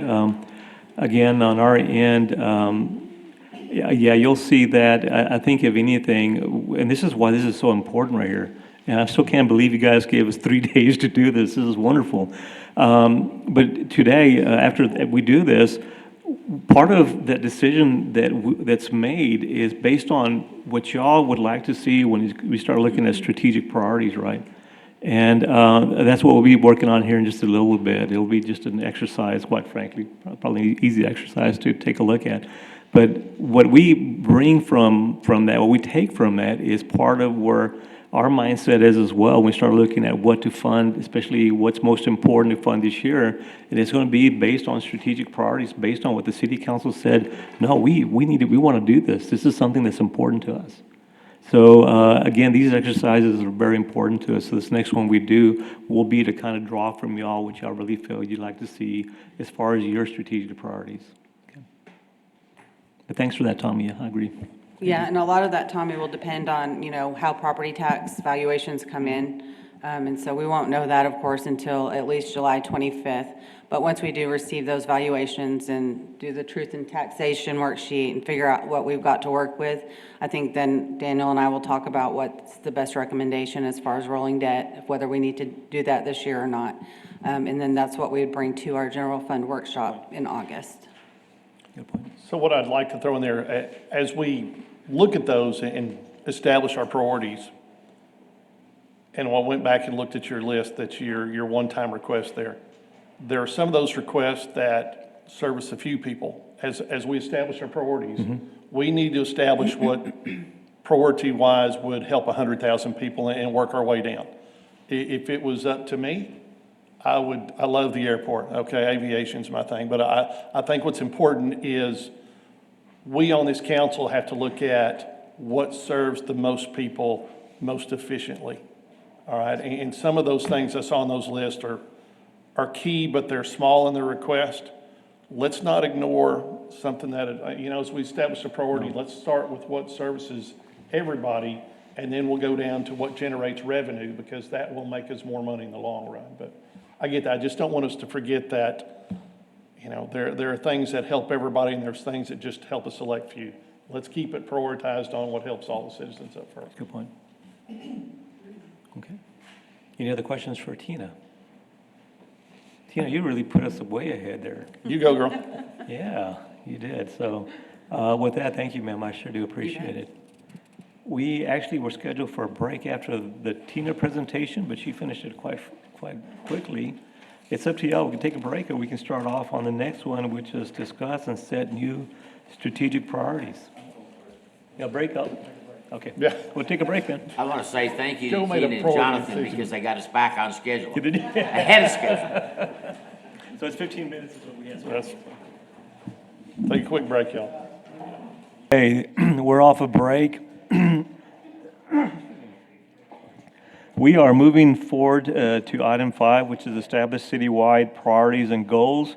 But before we do that, we kind of want to give an overview, kind of an update of last year's strategic priorities, which City Council had established: infrastructure, public safety, economic development, and employee compensation. So just want to give the City Council members a little bit of an overview of some of those accomplishments during the 2024 fiscal year. So we're going to kick it off with infrastructure with Shane. So it's your shot, Shane. All right, good morning, council. Looking at infrastructure that we've completed back in 2024 and kind of brought it up into current kind of where we are today as well, because a lot of these infrastructure projects they don't coincide great with fiscal years or even calendar years, so they're kind of rolling projects. But as kind of looking what we completed in 2024, was Chadburn Phase A, which was the part down there between the Concho River and Beauregard. Got that completed. Jackson Street, right there beside the Chick-fil-A and the Taco Bell, and then a little bit, some water line work that we did across there. And again, as we're going through these all include street, water, wastewater, pedestrian signals, all of it, and then even on College Hills with the underground drainage that we did there, and also leveling up some of the bridges going over the Arroyo, again, working on the drainage issues there. Of course, Howard Street as well, we completed and got that in place. And then the North Chadburn all the way from US 67 or the Loop all the way up to 43rd Street was completed in that. Just kind of a quick total on that, not exact, but that was approximately $66.6 million worth of infrastructure work that was completed in '24. Currently, yes, sir. 66.6-ish million. Yeah. And then currently, on the street side, again, some of this does include the water with the Glenna Edmond 29th Street project that we currently have going on, finishing up that. And we hopefully that one's roughly 40% complete at this time, and expected completion in August of '26. Chadburn Phase B, we're working with TxDOT on this, and it's a lot of coordination with TxDOT as we're moving through this, because a portion of this is grant funded. Part of that CACP dollars, portion of that is going into this project as well too. So working with TxDOT, hoping to actually get our documents out, our bidding documents out in July, and kind of finalizing everything up with the state in August as we're moving into that time period to get that project up and rolling and actually get construction started. And then at 14th and Chadburn, we are putting in a new signal at that location as well. That currently what we have going on right now that we consider in construction is with utilities, water, drainage, all of it together, street money is $40,300,000. $40,300,000. Million, yeah, million, yeah. And then as we move into the, and just quickly, I'll go on some other things that we actually have in design, just real quickly, won't go long, but just in design currently. Sunset Drive, we don't, and let me reiterate that I'm gonna tell you what we have in design, but these aren't actually, all of them aren't funded yet. But we do have Sunset Drive, which we do have funding source availability for. Then we have Johnson and University Streets. We have Avenue N. We have Foster Road from the loop basically up to River Valley Lane. And then we have our CACP Phase 2, which is the pedestrian loop that's basically around town, goes up 29th and back around. And so all of those that we have in design, while only one of them is funded, that equates to about $82.1 million worth of projects we have in design. Maintenance, as we're looking at our, yes, sir. Talking to the mic. Of the things you have in progress, how much do you have funds that have not been used? That you have the funds, but we're waiting on, say, Reese Albert or Darnell or somebody for? Do you have an idea? Of what we have left from the bond funding? Do you have bond funding that's not used? Well, we have a lot of, we have a lot of encumbered. The portion of it that we do not have used is roughly 24 million right now. Okay, that's all I need. Maintenance. In our maintenance program in 2024, we did the seal coat program, and then we also did the pressure pave downtown in that area. A little different application down there, but again, we didn't want a lot of loose rock, a lot of that stuff that you get with regular seal coat, chip seal. And so we did a little different application down there in that area, especially when we're looking at Chadburn Phase A and not wanting to track tar and things like that onto the new cement. And so, but in 2024, we spent 5.6 million on maintenance for seal coat and the pressure seal. As we're moving into 2025, they should be starting the seal coat project within the next 2 to 3 weeks in July, and we have currently encumbered for the city's portion of that, roughly 4.5 million for this year for the maintenance programs there. And we have already started design for the 2026 season. Is that about an annual cost, about 4.5 to 5 million? That's for what, seal coat? that's the amount of money that we have in our maintenance program. We are, again, those are about the same number of dollars that we've had since about 2015. So again, we are starting to see our cycle times drift a little further apart than every 8 years like we want to maintain. But again, that's one of the things that we've discussed with Daniel in the budget workshop so far that we've had internally. Shane, that's because the cost is just going up as far as petroleum products, emulsion and everything else, the asphalt, the prices keeps going up. So on our end, what we could have knocked out in an 8-year cycle, now it's taking 9, 10 years in order to kind of back around and do the same work again. Correct. Yeah. Correct, yeah. That's where we're seeing our cycle time start to expand just due to inflationary costs. So. Okay. Let's see, moving on. For the water side of things, that is not included with the street the street project, street rehabilitation project. In '24, we completed the A&M pipe bursting project where we had a old cast iron main that was it was portions of it were 8, portions of it were 12, and so we upsized the whole thing to a 12-inch new PVC water line, and so that was completed in 2024. That project was about $4.8 million. Currently in construction in conjunction with TxDOT and their improvements on SL 378, which is basically Oak Christoval Road from basically South Chadbourne all the way out to the Loop. That project is $4.4 million, and it's estimated to be complete in our portion of it late 2025. TxDOT will be about another year and a half to finish up their portion of it. They will be, of course, they're using concrete pavement, so it's a pretty good process, and of course, expanding the width of it as well. So again, TxDOT will be a little bit later, but we should finish up all the water here going into this fall. Currently in design, we have the 18-inch Randolph Waterline Improvement Project, which will take it from roughly behind Mayfield Paper and bring it all the way up to just the other side of Highway 67 and tie back into MLK there. And again, that's an old 18-inch cast that runs under the river. Again, been having several issues with that line for years. And so again, going to get that one replaced coming up in this next fiscal year. Lakeview Heroes Drive up on the north side of town. We are looking on that project.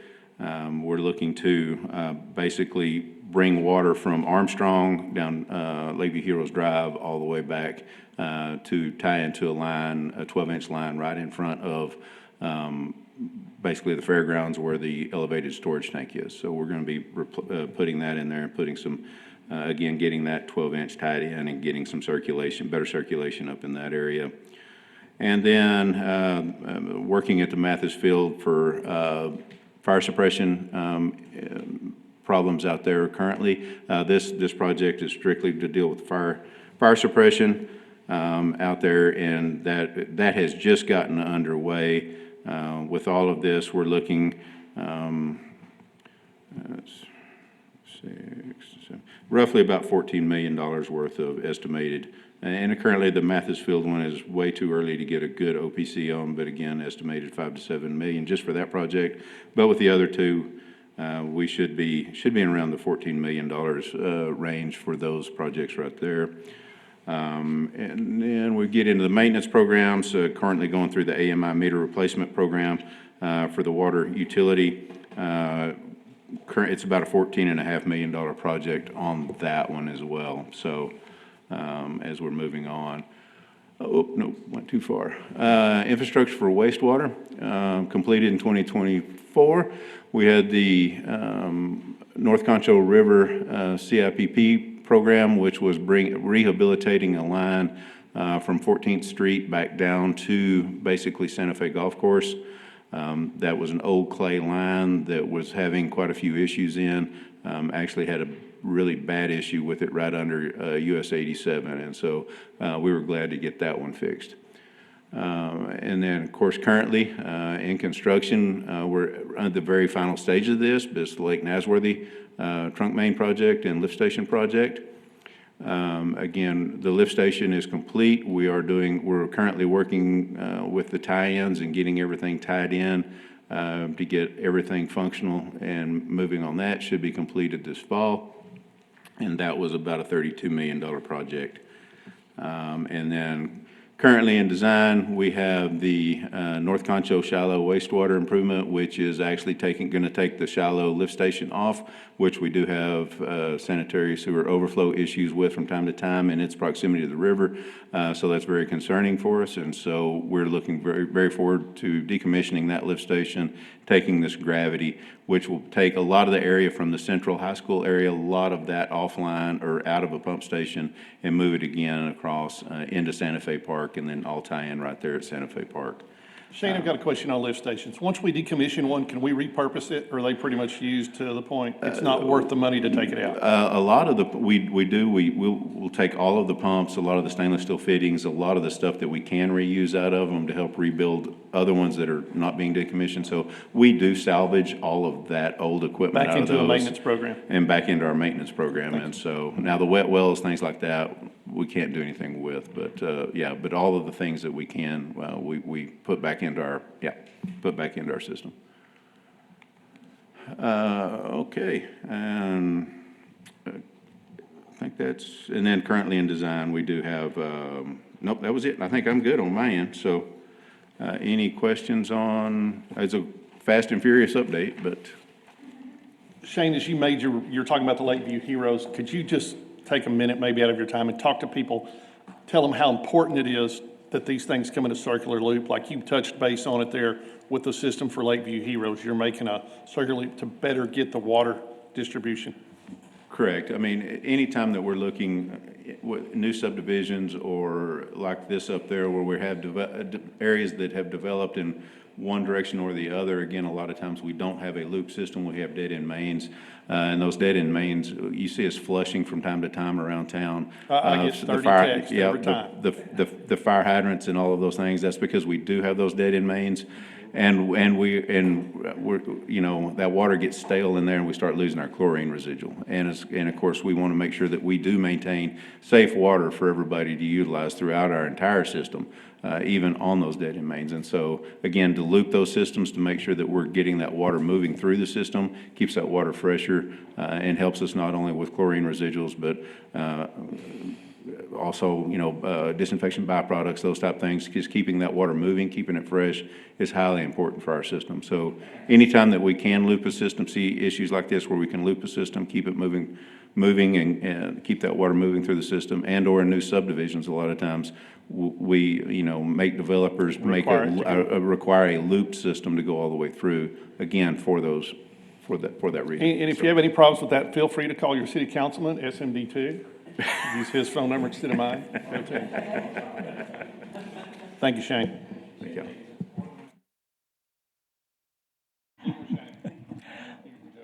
Next, we'll have an update on public safety, kicking off with the Chief of Police. Chief Griffith, you're on, sir. Good morning, everybody. Morning. I got one out of that. That's kind of lame. We can do that again, right? Good morning, everybody. Good morning. It's a great day. I was telling somebody walking in the door, I think it was Joe, anytime after a Monday, if you find yourself on the right side of the dirt and you're alive and kicking, then it's a great day, right? I do want to say to Shane's crew, I told him this the other day, but I don't know if anybody noticed, along Sherwood Way, there was a giant amount of water leaks that went, what, about 4 or 5 days? Yeah. Yeah, and so constantly, 24 hours, basically, they're fixing a water leak. One would break, one would break, one would break, and that kind of work means something to me because I used to do that back in the day. So thank you to your team. Just want to open up real quick by saying that I need a time limit because last time I went too long. So how much time do I have? 7.5 minutes. Okay, 25, back. Since taking on the role of chief about 362 days ago, but who's counting, right? I've had the privilege to leading a team that refuses to settle for themselves in this community. The accomplishments that you're gonna hear about today are not just a result of police work, they're a result of a community approach. We're trying to make sure that we're helping the water department, helping the animal control, working with the fire department. It's that commitment between the city staff and our department that's moving San Angelo forward, so I appreciate that. I'm grateful for the support that we've received on the city side. It's historically, it's been kind of a rough approach, and we want to make sure we maintain that. That's important to me. It's allowed us to make meaningful progress, but the progress has come with a sacrifice. We have stretched resources. We've leaned on creativity. We've kind of shifted on the fly when things happen and asked more of our officers and staff than ever before.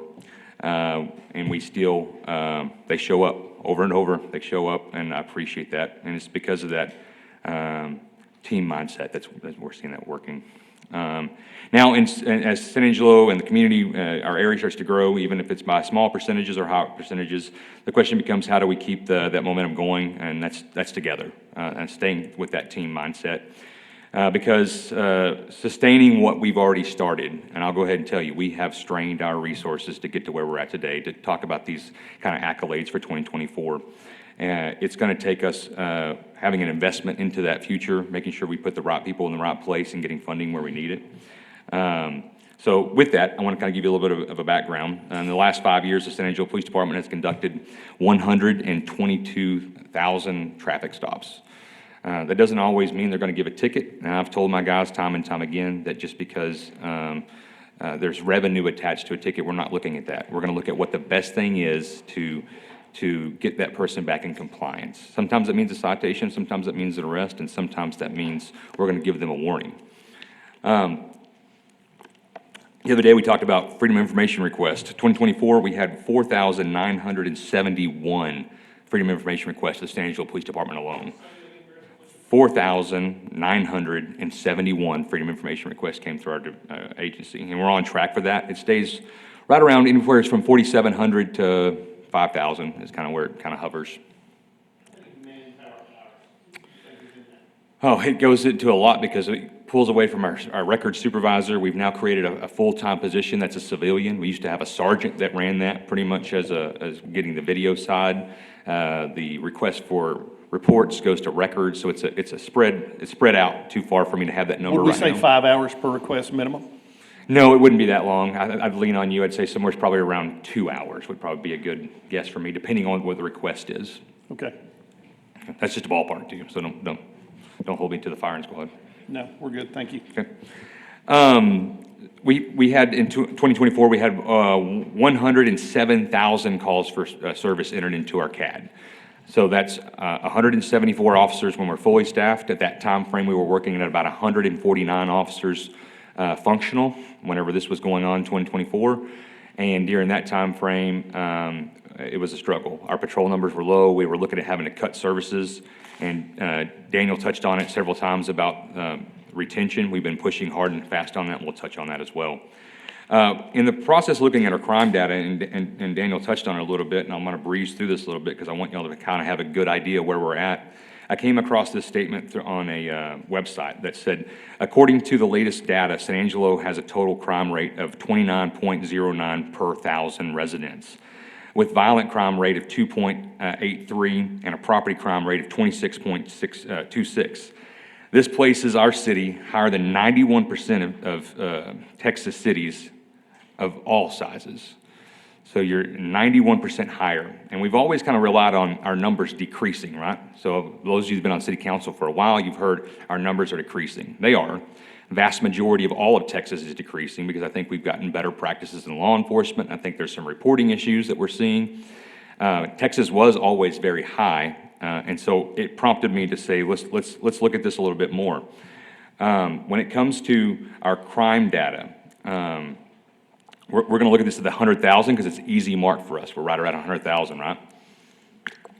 San Angelo's total crime rate is 2,906.5 for San Angelo. The state average on that is 2,778. The other comparable cities like Longview, we're right next to that Longview per capita. Again, we're looking at is 29.15. We see the Temple at 23,057. And then we see Tyler at 2,601, and then we see Wichita Falls at 2,983. Wichita Falls is a close comparable because of the way the city's set up, right? And notoriously, people have always said, well, Wichita Falls has a higher crime rate, right? That's what we've always looked at. They did have issues going back 10 years ago. About 6 years ago, they got a new chief and they changed their strategy. We're still talking about 100,000. We're seeing the family violence rate. This is one thing that we've been working hard and heavy to do everything we can to give pushback on. The Texas average per 100,000 is 819. I misspoke the other day whenever I was here, and the actual number for the San Angelo Police Department for 2024 was 1,610. That's almost double the state average. When we look at Longview, that's 1,073. When we look at Temple, that's 594. When we look at Tyler, that's 924. And that's Wichita Falls at 992. That's 600 and some change higher out of Wichita Falls, which has always been looked at as kind of a more crime-ridden city. When we look at property crime, San Angelo leads the way in property crime. That's going to be straightforward. It's not what we want to lead the way in. That's 2,622 per 100,000 for property crime. Longview, 1,500, we'll round up. I'm sorry, 2,500. The state average is 2,275. Temple is 1,968. Tyler is 2,167. And that's what you get for giving me a hard time. And then we got Tyler at 2,167, and then Wichita Falls at 2,491. That's below on property crime than even Wichita Falls. Burglary, we're at 427. Longview, 356. State average, 304. Temple, 265. Tyler, 261. Wichita Falls, 433. Slightly above us. Theft, we lead the way again. 1,994 to the state average being 1,550. And then Longview has 1,907. Temple has 1,364.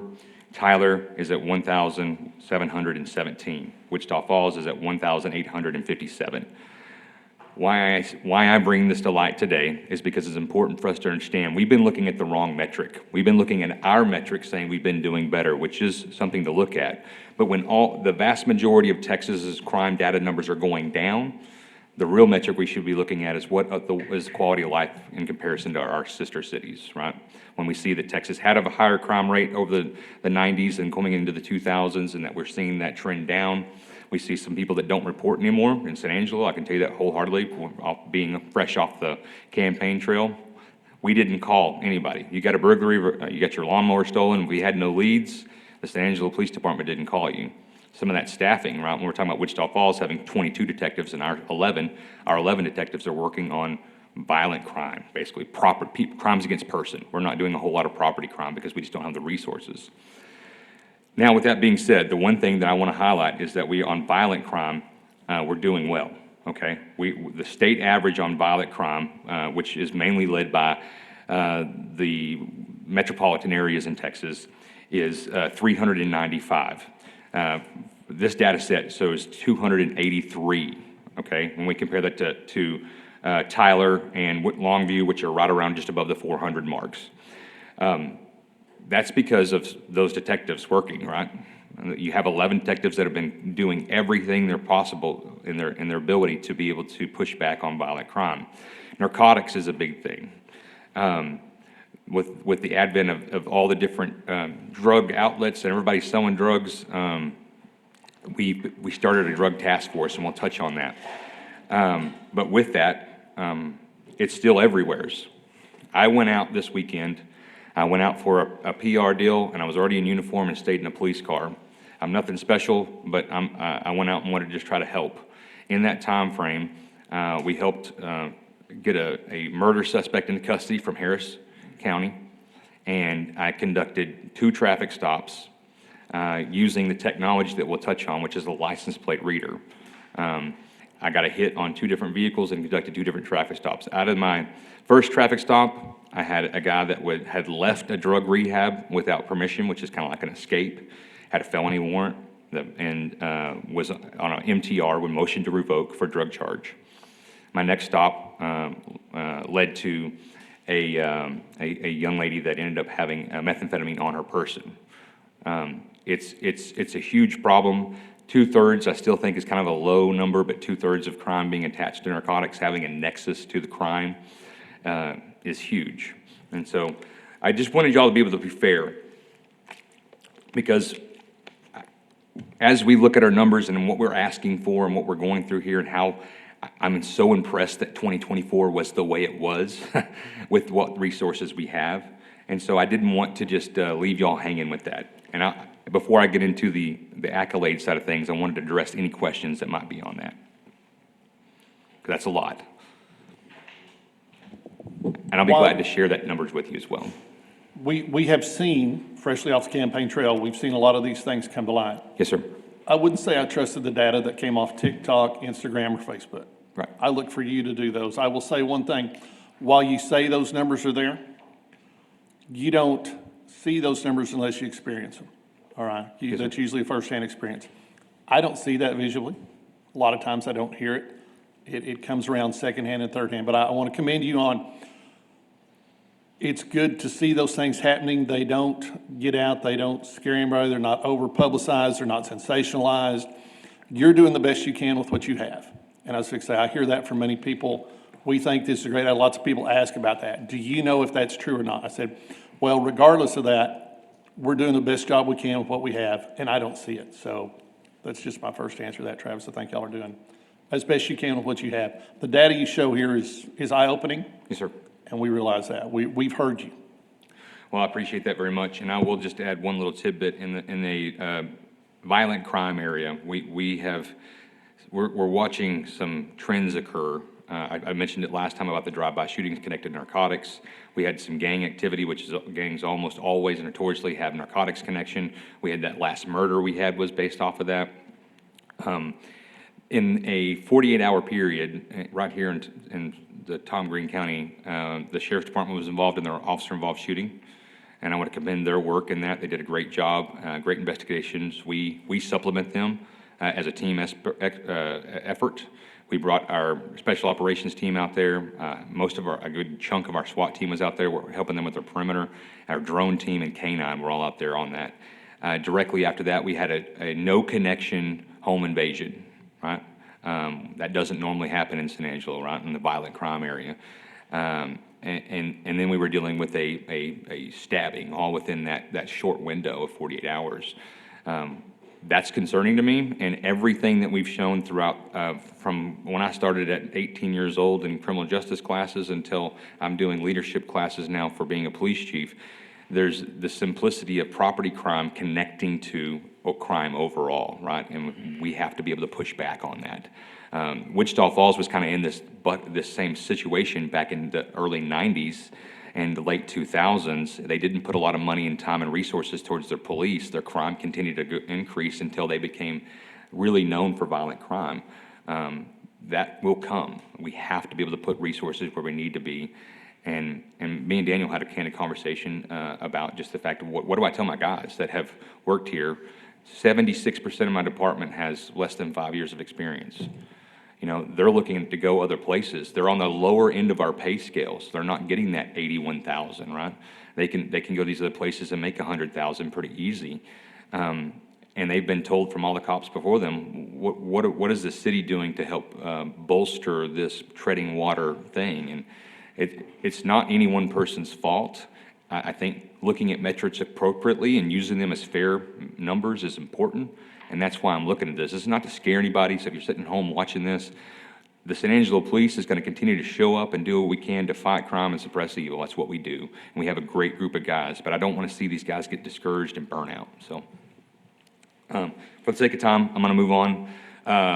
So we've successfully recruited and retained 10 new police cadets that will be graduating this Friday. If anybody would like to come, 3 p.m. at Howard College, and we'll touch a little bit on Howard College here in a minute. We've also onboarded 10 laterals, so that's really helped us. Laterals, we can usually get them done in about 5 months as opposed to about a year from start to finish. We have had a great push on that, and we'll continue. We just hired, we're looking in the application pool right now. I think there's 3 other laterals we're looking for, and that's where we're going to really try to lean on. These efforts have been made possible by city staff. Daniel allowed us to use sign-on bonuses, incentives to be able to help that, so that's huge. So the organizational culture, like I said, it's been kind of a Debbie Downer. We're in the same building, in the same situations with the same number of detectives, the same thing. We just keep on treading water, and you say, well, we've added people. Those people just go to fill more holes in the boat, right? So people are bailing water in every division. And so there's a lot of people that are kind of burnt out. So we wanted to approach that from a new focus. And that was on accountability, on trying to bring in leadership, build that leadership, and get them to the right trainings. And so we've spent a lot of time and energy there doing that. When it comes to public safety, the task force, what we just touched on a little bit, the task force has been super successful, and I think I've kind of beat a dead horse on that, but that's where we started with the DPS, the Tom Green County Sheriff's Department, with our federal partners, and working through that. We have the police academy is now at the Howard College, and they get 18 college credits. That is a great relationship where we're able to try to recruit out there and get some more people that were interested in law enforcement, because they're out there in their cadet uniform, walking around Howard College, trying to get those people to come in place. Recruiting and staffing initiatives, is the wrong direction. Officer wellness. So again, we've worked on trying to get a good approach to mental health for our officers that are seeing some of the most hideous things that humanity will do, and we now have a counselor. He is he's a professor at ASU, and he's accessible to them directly. They don't used to, they'd have to come to like admin or go to HR. Everybody has his phone number. They call him, they schedule a time, and anybody that wants to go see him, it's off the books. He only reports to us dangerous situations. The Concho Valley Threat Assessment Team, this one is a big one. We believe in keeping our kids safe. The team includes representatives from law enforcement and education. We see it from mental health and the juvenile justice system. It focuses on basically keeping their eye on the right targets, right? With all the different shootings that have occurred across the country, we're looking to find anybody that might be a red flag, right? And in that, they will try to keep an eye on that, work together, and through NDAs, be able to share information that we didn't used to be able to share. This is a state model that we believe in, and right now is doing really well. Questions on that? Grants. Y'all have gotten a lot of these grants already, but I want to tell you real quick that $85,000 right there is going towards a to rifle plates. That's going to be to help keep our officers safe, because if a pistol round would not penetrate our vest, but a rifle round would, that the ones we wear normally. And these rifle plates that they can throw over stops rifle rounds. So if you get into an active, like school shooting, what we're talking about, or some sort of incident, you can throw that on. We're applying for a COPS grant. We applied for the COPS grant. We're applying for another COPS grant because we're going to find every bit of money we can. We believe in that.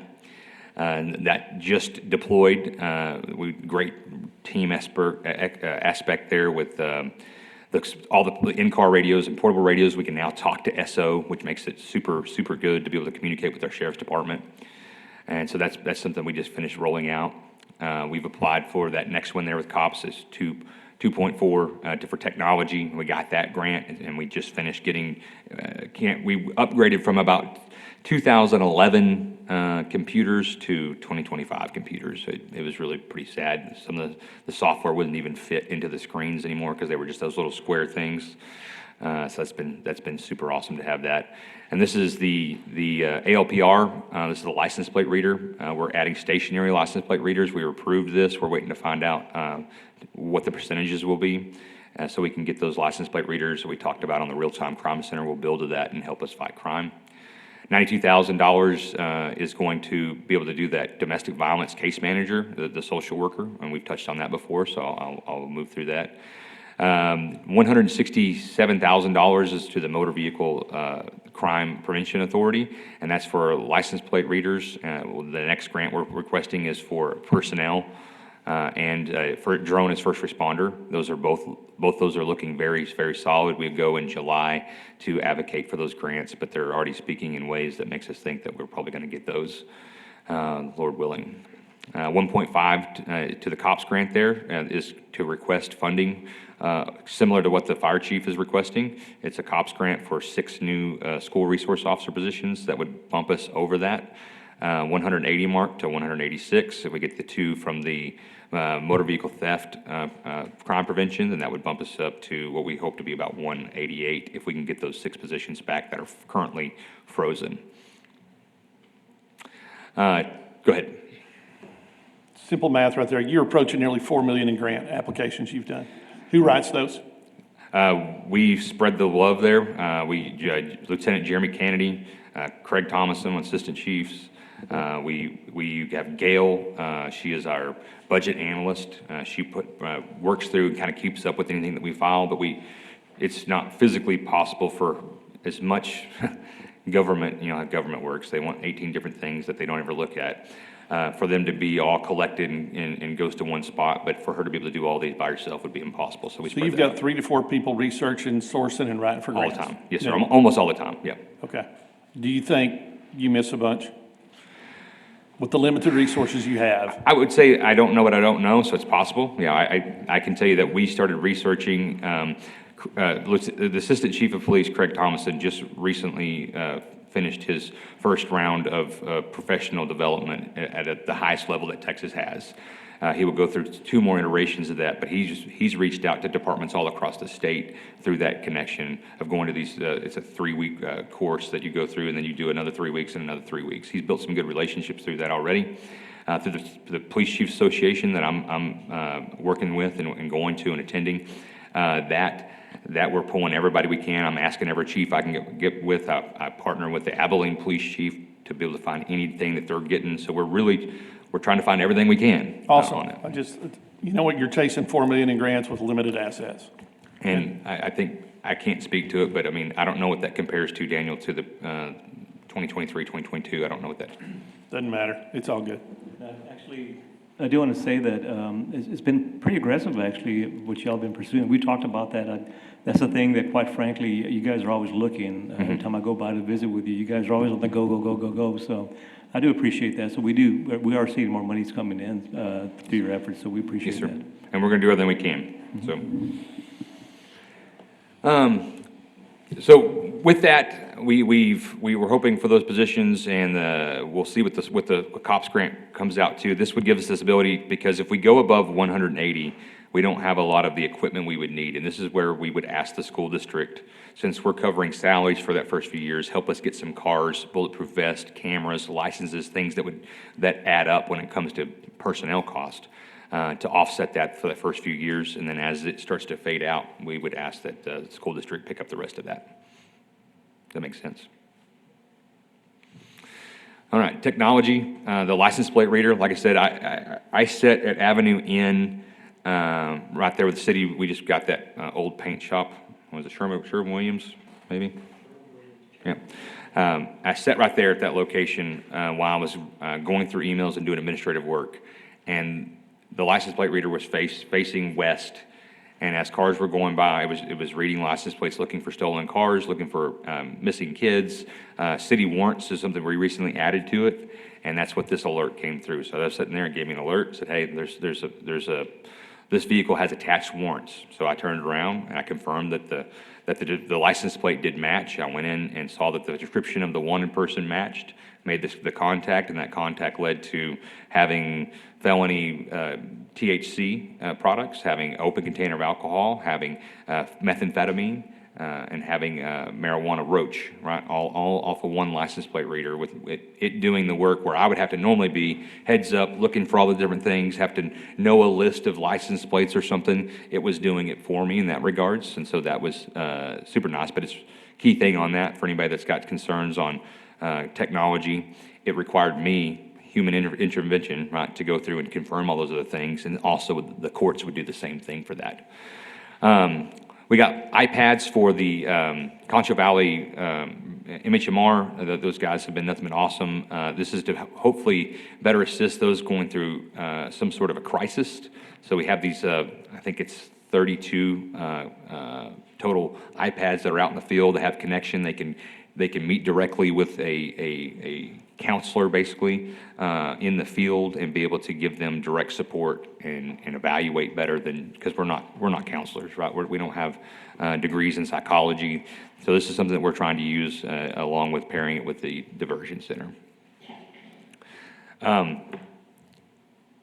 That's what we've done in a nutshell, but I can't tell you how much that we've seen over the course of this last year, working with each one of these younger officers that are stepping up there trying to do everything they can to help our San Angelo be safe. And I want to brag on the staff here at the city. They've been doing an excellent job working with us, and we're doing everything we can to integrate with emails, anything else that we can do. Even though we have some higher crime numbers that we're going to have to deal with, I think working with y'all and working with the city staff, that we will be able to push back and bring this down to appropriate numbers with appropriate tools. And so I believe in that mission. The officers believe in that mission, and I appreciate y'all guys. Have any questions on that? Travis, I got a quick kind of random question. It's probably too long for this forum, but maybe you can just give me a quick elevator pitch. So a lot of the crimes and stuff you talked about, I don't know, to stop some of that, right? To lower the numbers. If you can't just put a police officer on every corner that could respond in 5 seconds to something that's going on actively, what could citizens do? What is the best step to try to lower those crime rates with limited resources? What can we do to help that? Yeah, the first thing is that on every day that we go to work, we're treading water. What I mean by that is there's calls in the stack. We're not doing proactive police work, right? You need to be proactive police work. Vigorous traffic stops leads to results, right? Me sitting out there for 2 different license plates got to that, right?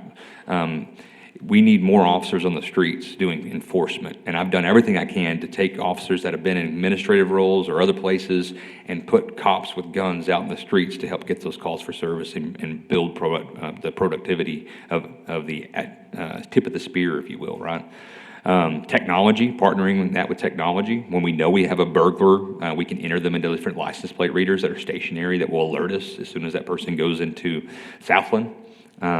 Working with the real-time crime center, what Daniel touched on would be having the ability that we're taking data and we're taking real-time information, sourcing that, so when somebody does steal something and there's a crime that occurs, that we can try to use technology to give an equalizer there when we're lacking that staffing. That's the best way. I'm hopeful that we'll keep working on laterals and developing our people and getting the things we need. That's what I'm saying, kind of as a step in the right direction. Some equipment, these public safety officers that we're requesting that can help offset and give me more officers into the field. Working through these grants, because I know I'm not going to come to you and say, hey, we needed $7 million, which is about roughly, I think, what Wichita Falls' numbers and budget is more than mine. I'm not asking for that. I'm asking for a phased-in approach. I'm not just going to ask for crazy amounts of money because that's not appropriate to our tax base and to our people. But we can phase this in and start course-correcting what we need to get the money where it needs to be. About 10% of the budget goes to law enforcement, right? And I'm talking total budget. I'm not talking operational. And so that operational side of what they're talking about, 56%, and Tina can correct me if I'm wrong, is the operational side. So it's 26% of that operational budget. But the total city budget is only 10%. We're seeing most cities putting anywhere from 12 to 15% of their total budget going to law enforcement. So with that extra money, the extra support is going to help us be able to actually slow and eventually bring this into a broad. I'm not going to be able to stop all the crime. I'm not Batman, right? But we can bring it to where it's appropriate level. Out of those 170 roughly officers, how many are available for service calls? Like how many are on patrol? On patrol right now, today, I'm running about 68 because of injuries. My number should be at 80. We haven't been at 80 the whole time I've been there. I don't remember being at 80 in years. I don't want to sound like a Debbie Downer, because the big thing is Daniel's approach on helping us get the funding we need to get those incentives and hire laterals, and working with the Officers Association to allow us to hire laterals, because without the contract, we couldn't do that, right? So we've hired 20 people in a year, right? So since we first came on, 20 people. Now, it takes time for those cadets to get out in October. We'll see the fruits of that labor. Hopefully, we'll still have 10 of those. If we don't, we'll probably have somewhere around 8 where we see attrition rate. But that's 5 times better than where we're at. It's that together approach, saying, hey, I need y'all support. I need the staff support. Nobody really knew how bad it was until we started really looking at how we stack up. What is this in comparison? Thank you. Chief, thank you. That was exactly 7.5 minutes. No, we'll have to cruise through the other ones. Thank you, Chief. Yeah, thank Appreciate you. you, sir.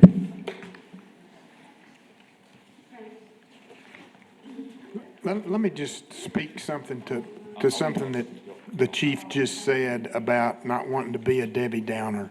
I heard a statement within the last week that it's a pretty simple statement, but it has made a profound impact in my way of thinking. Y'all just be truthful with us, the department directors. The statement that I heard was this: telling the truth helps us all. If we don't know, we don't know. So, Chief Griffith, thanks for just being truthful. To me, that's helpful. To Chief Brody, the same thing. Just be truthful with us. Chief, you're on. Good morning. Good morning, council. Good morning, Mayor. I'm going to start off with first the boring stuff, the statistics. So San Angelo, we had 4,659 fire calls last year and 13,152 EMS calls. A total of 17,800 or so. And that's about 300 increase of call volume from our previous year. And most of that call volume increase has been in EMS. And it's about 75% of what we do day to day is EMS. So our Fire Training Academy has been very, very busy. Most of these achievements that I'm going to discuss today, they're going to be above and beyond our call for service, above and beyond what our core services in the fire department are. And this is additional to our regular job. So our Fire Training Academy, they delivered over 30 Stop the Bleed presentations. And this is first responders teaching our community how to first act, to act without EMS personnel or police personnel on site, to render that first care, to actively prevent somebody from bleeding out and dying during an active attack or a significant bleeding incident. Several of these courses were taught to our city employees during city orientation, and on top of that, we certified an additional 50 of our citizens in our community with CPR. What's important about this is we believe in the fire department of increasing our resiliency in our community. Okay, what do I mean by that? We are teaching everyday citizens what we already know as first responders, how to actively prevent somebody from dying, these small steps, stopping bleeding, CPR, before first responders happen. So we're using this as a force multiplier, basically creating an entire resilient community to impact and save somebody's life. And last year, you can see the numbers that we've been very, very active. And another program that we have started is a active shooter, active attack community education, and we're partnering this with the police department, San Angelo Police Department. It takes 2 police officers and 2 firefighters to teach a lot of these classes. This active attack integrated response, AARR class, we did 7 of those classes last year, and we educated over 170 first responders, certified over 170 first responders in this program. And if you look at that acronym and what it means, integrated response, that's police, that's fire, that's EMS, and how we talk to each other and how we integrate together whenever we do have to respond to one of these active attacks. First responder medical, we taught 4 of these classes with over 50 first responders trained, basically teaching law enforcement the actions for medical care immediately on scene before the ambulances arrive for transport. Exterior response to an active shooter events, that's an E-race. We certified 33 first responders as instructors. They train the trainer. We certified 33 other instructors so they can go off and spread this information out even further. That same E-race course, we taught 2 classes, and we trained 25 first responders in that. Basic tactical medical instructor course, 35 first responders certified as instructors, again, a train the trainer course. And we conducted 4 tabletop active shooter exercises. And this is a joint partnership between DPS, the Tom Green County Sheriff's Office, and Region 15 schools. We did an active attack drill out in Water Valley. We did an active attack drill out in Grape Creek, and then 2 other schools that I don't remember offhand where we did them, but I know we did 4 different schools. So continuing on with our education at our training academy, We hosted 2 regional basic fire training academies, and this is the full basic firefighter training. We took 2 different classes, 20 in each class from surrounding volunteer communities, and we got them from non-certified all the way through basic firefighter. So at the end of this, we had about 37 certifications that came out of it. And the volunteer agencies, they're having a very difficult time getting certification because their only option is to go to TEACS annual school 3 or 4 different times a year, and it's taking them 3 to 4 different years to get fully certified. And we certified this group in approximately 4 months for each class. We hosted it at our training academy, generated a little bit of revenue associated with that, but at the end of the day, we certified additional firefighters in this region, and we were able to vet those firefighters in the event that they want to come back and work for San Angelo. We already know what type of person, what type of firefighter they're going to become. So on top of that, we hosted 1 regional vehicle extrication class. We had over 40 students from all over the state of Texas. Again, we charged revenue for that. That was a Friday, Saturday, Sunday event, and educated and certified those 40 firefighters from across the state. It was a good event, had a great time. And it's hard for me to wrap my head around this next number.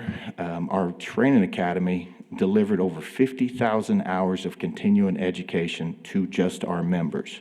So we have a lot of online training that our personnel do on their own, but then also we have certification classes, 1 certification class for like driver operator. The minimum hours for that class is like 80 hours, okay? And I told y'all last time I spoke that we can teach in-house over 20 certification classes.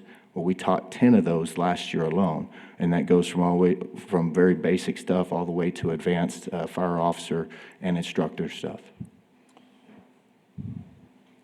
Chief, when you say delivered almost 50,000 hours to fire department members, is that staff, or does members, same thing as staff? Yes, sir, internal. Okay. And again, a lot of that is online, but our training academy has to go in there and assign those hours to our personnel.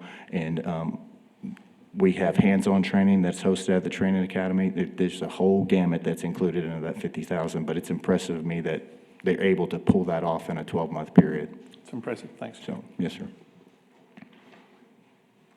So a couple years ago, we started a health and fitness initiative. It is very important to me that our firefighters are not only fit, but they're also mentally fit and physically healthy. So we started a physical fitness program with the Concept 2 rowers. I've talked to y'all about this in the past. And this is it's a fitness test that's based on the DPS standards, and it uses your weight, your age, your gender, and it assigns you a time for a 2,000-meter row test. And if you meet that time, based on what that time is, you'll either hit 50%, 60%, all the way up to 100% of the row test. And what that percentage means is if you get 50%, that means you beat 50% of the population, that is your age, your weight, and your gender, but you also, 50% also beat you. So we established this very modest goal of 50% row test time with wanting 100% of our department meeting that time. So we set up this mandatory initiative. Every year we will be tested. And you can see back in 2023, we had about a 94% of this 50% time. And each year we got a little bit better, and we are still reaching for that 100% of that 50% goal. And I'm pretty confident this year, if it's not 100%, we'll be very, very close to it. So it's a great program. Go ahead. What's the time? Is this a 2,000-meter row? Yes, sir. And it depends on age, weight, and gender. So like myself, I'm 29 years old. Yep. I weigh 175 pounds. Yeah. And I'm a male. None of that's true except for one of them. I'll let y'all decide. So, and basically my row time to hit 70% is 8 minutes and 15 seconds, I believe. Sounds like a lot of time. No, it's not. For me to hit 100%, I have to be like 7 minutes and 30 seconds. But my 50% time is like 9.5 minutes, and I easily make that 50% time. So, but the taller you are, the less time you have. I think the mayor wants to challenge them. I would welcome him to come by.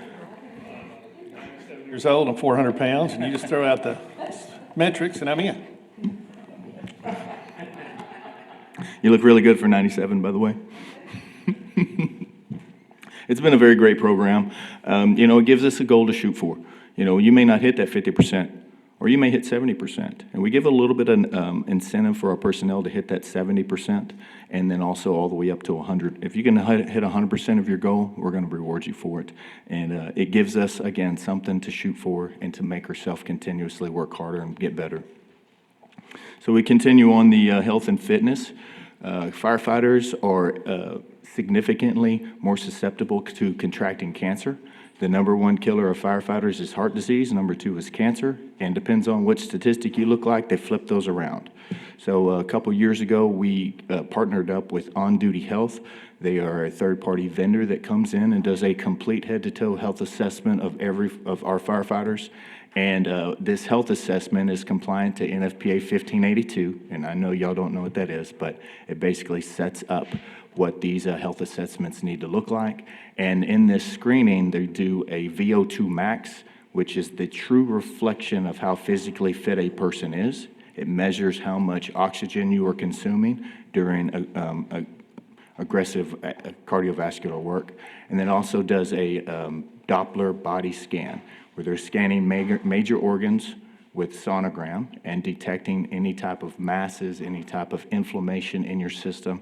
It is pretty compelling how accurate this stuff is. We did have a firefighter last year who had a mass on his thyroid. He had no idea what it was. And it was pretty scary for him, and didn't know that it was even there until we did this body scan, detected this mass. He went into to an ENT, determined that it was a benign tumor. But had he not done this, at what point would he have noticed it? When it was 4 times the size of its normal size, or when? So this is a huge program for our department. It's going to catch cancer sooner. And as y'all know, the sooner you catch cancer, the more likely you are going to overcome it and beat it. And that number up there, 75 firefighters, is not correct. It's actually 90.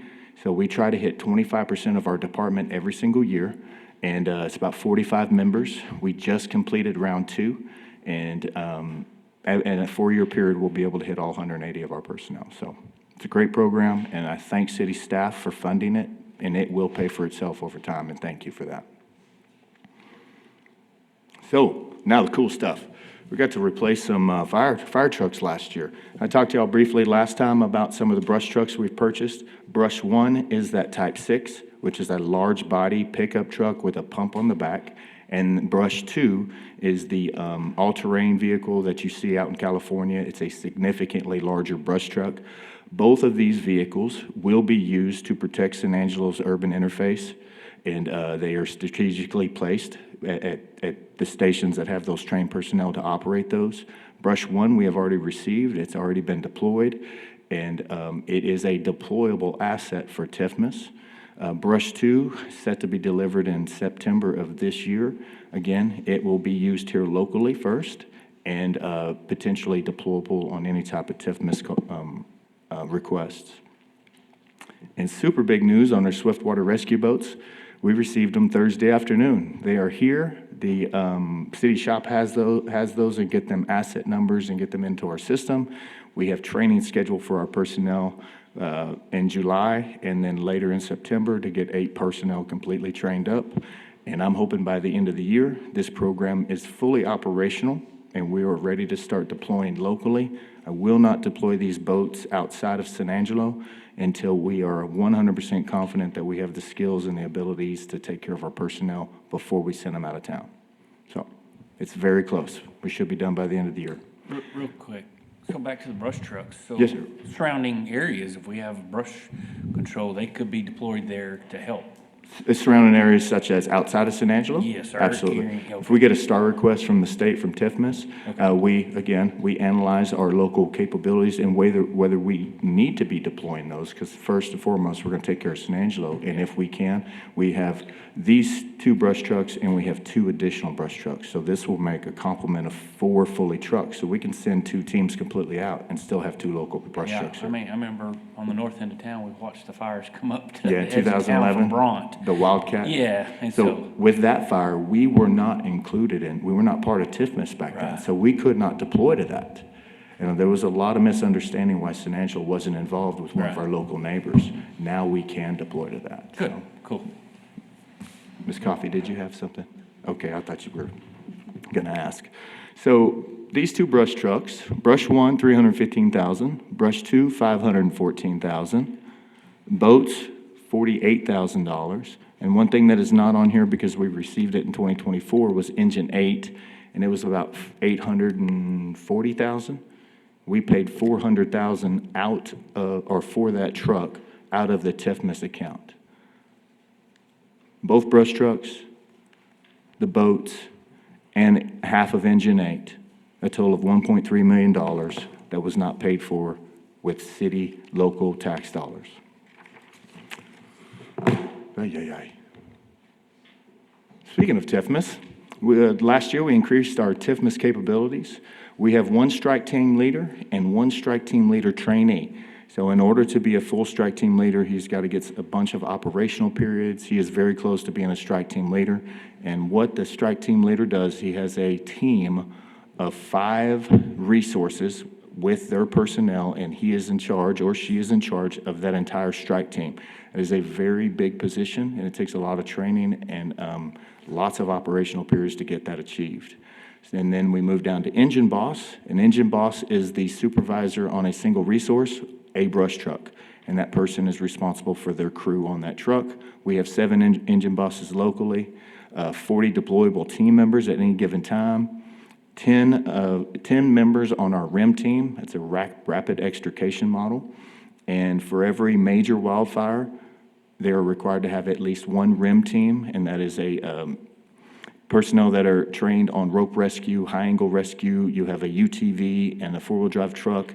It's designed to extricate firefighters or these wildland firefighters from bad situations and get them transported to safety. So, last year we had a pretty active year in TIFMAS. 16 wildfires we were deployed on, and one of those was to California, and we had 5 all hazards. I briefly discussed that with y'all earlier. Most of those were for high water events and severe weather events. One of them was very interesting. We deployed on a eclipse all hazard. Y'all remember the eclipse last year? They were expecting lots of additional resources, hundreds of thousands of people converging on Junction, Texas, that could not support that many people. So the TIFMAS system struck up a strike team, and we were part of it. It was interesting. Grants, pretty successful year last year. These are all of the grants that were awarded to us. The AFG, Assistance to Firefighter Grant from FEMA, $136,000. That was for a exhaust capture system for 2 of our stations that did not have those, and now every station has an exhaust capture system, which is important for cancer reduction and cancer prevention. Department of Homeland Security awarded $57,000. Most of that money was awarded for tightening up security at a few of our campuses. Also, purchasing much-needed equipment for our tactical medical team, ballistic vests, helmets, flashlights, just needed equipment for those teams. We were awarded this next year from the Homeland Security, another $25 for that team for some night vision glasses, goggles, and then also a SERI grant. This was awarded to our city and not necessarily to the fire department for radio infrastructure funding, and that was through the Council of Governments. They assisted us with that through the Office of the Governor.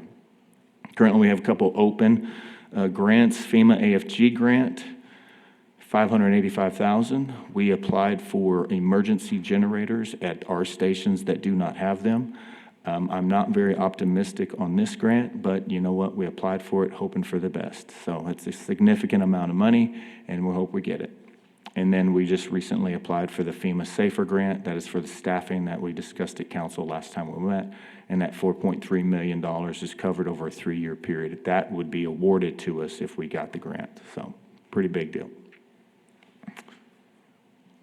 Super excited that we found a piece of property and we were able to secure it last year, 2.9 acres at the crossings. Does this pointer work? Look at that. So this is the location that we're looking at, fire station number 9. It's right about here. And this is the plat. That doesn't do any good. That's actually the plat of it. If you can see that this road here, this road right here is Ben Ficklin, and this is the crossings, and 277 frontage runs along this side here. So it looks to be a great location. It is a little, I would want it to be a little farther south, but this is the best location that we can find. I've already got rendered drawings to be put on this plat, and everything is going to work out very nicely for this piece of property. So we secured this piece of property last year, and looking forward to the future building site. Okay, so our major accomplishments last year, and this next one is a really, really big one. And I don't know everything that was involved in getting this accreditation because one of my team members did all of the heavy lifting. It's our national accreditations through COINS. And please don't ask me what it means. So all I know it is accreditation of emergency medical services.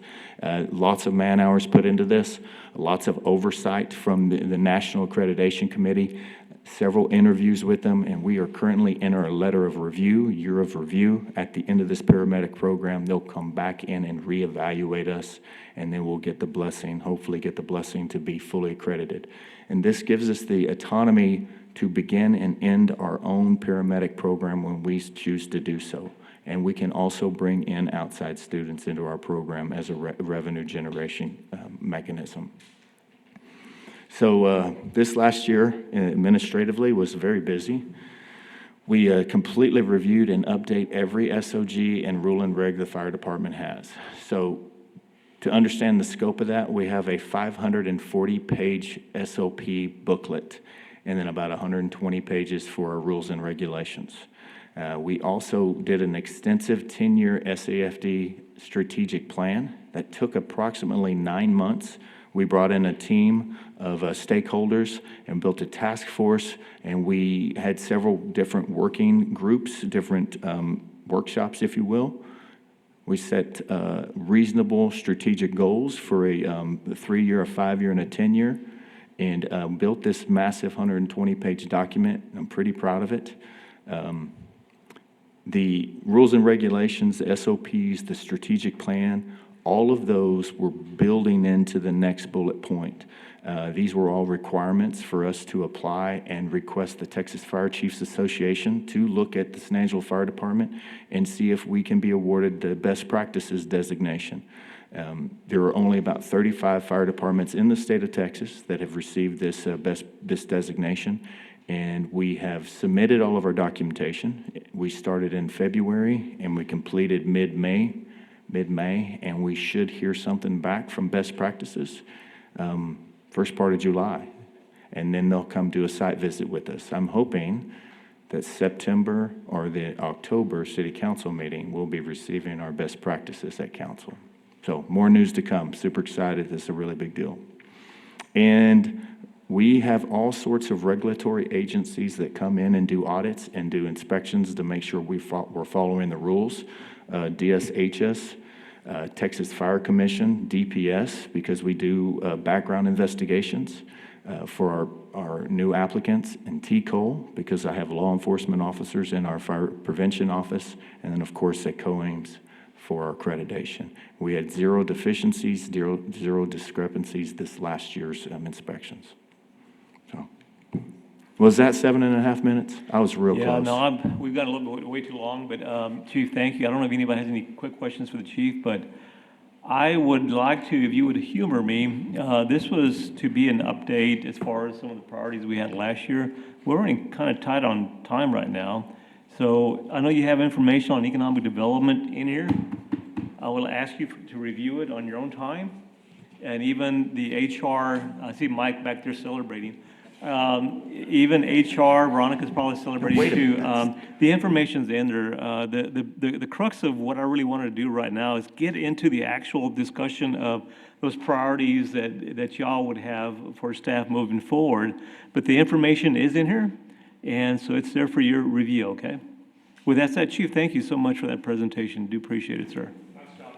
Thank you. Yeah. Ooh, Okay, with that, Heather, you're on. No, I mean, well, you're going to be riding.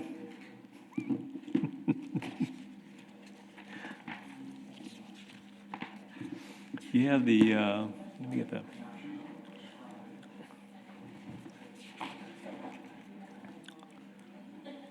Thank you, ma'am.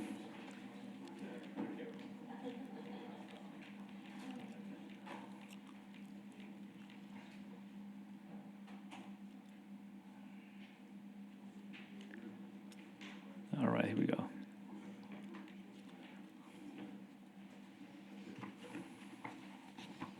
We lost somebody, didn't we? Oh, Tommy.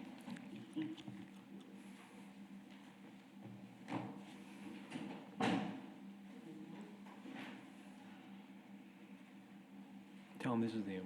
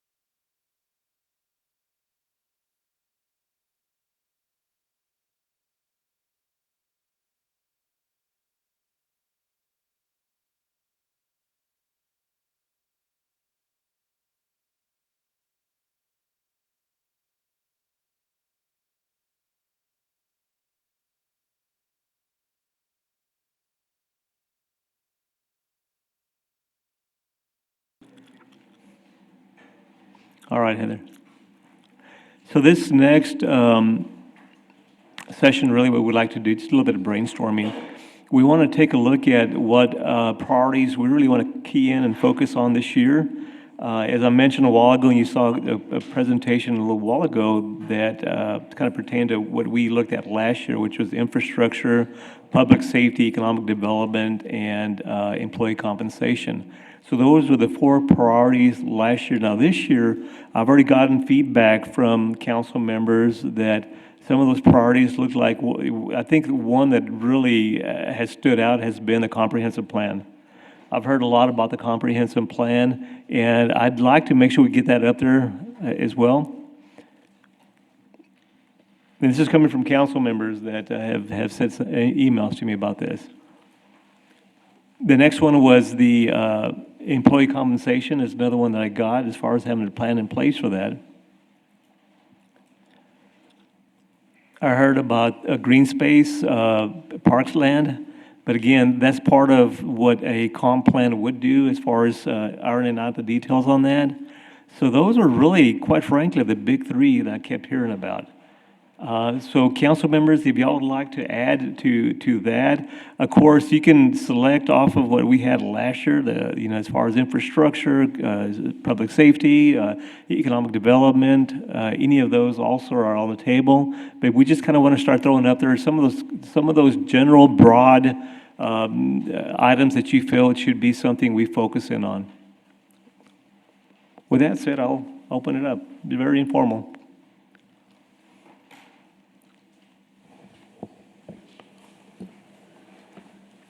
Always at the front is public safety. I mean, we've got to always keep that at the very front of all the things we have to convey as public safety. And I won't go far down my rabbit hole, but number 2 is water for me. And I think water should always be one of the key plans that we have to, or the key initiatives and priorities that we have to protect, research, pursue, go to great lengths. But with that comp plan now, we can rearrange those any way we want. And there's existing, Daniel, I don't know where exactly you want to go on there, but like public safety, within public safety, I know to me that is the animal shelter would fall under public safety. For me, underwater would be the airport, trying to get water to the southwest side of town, priorities there. Going back to compensation plan, that's your comp study is going to go right back in there. So that's already listed. Mm-hmm. You've already gone very kind of specific there, which is the broad is great, and you already hit the specific part of it. That's good too. So, but yeah, that sounds great. Any other thoughts as far as that y'all would like to have on there? Yeah. Yes, ma'am.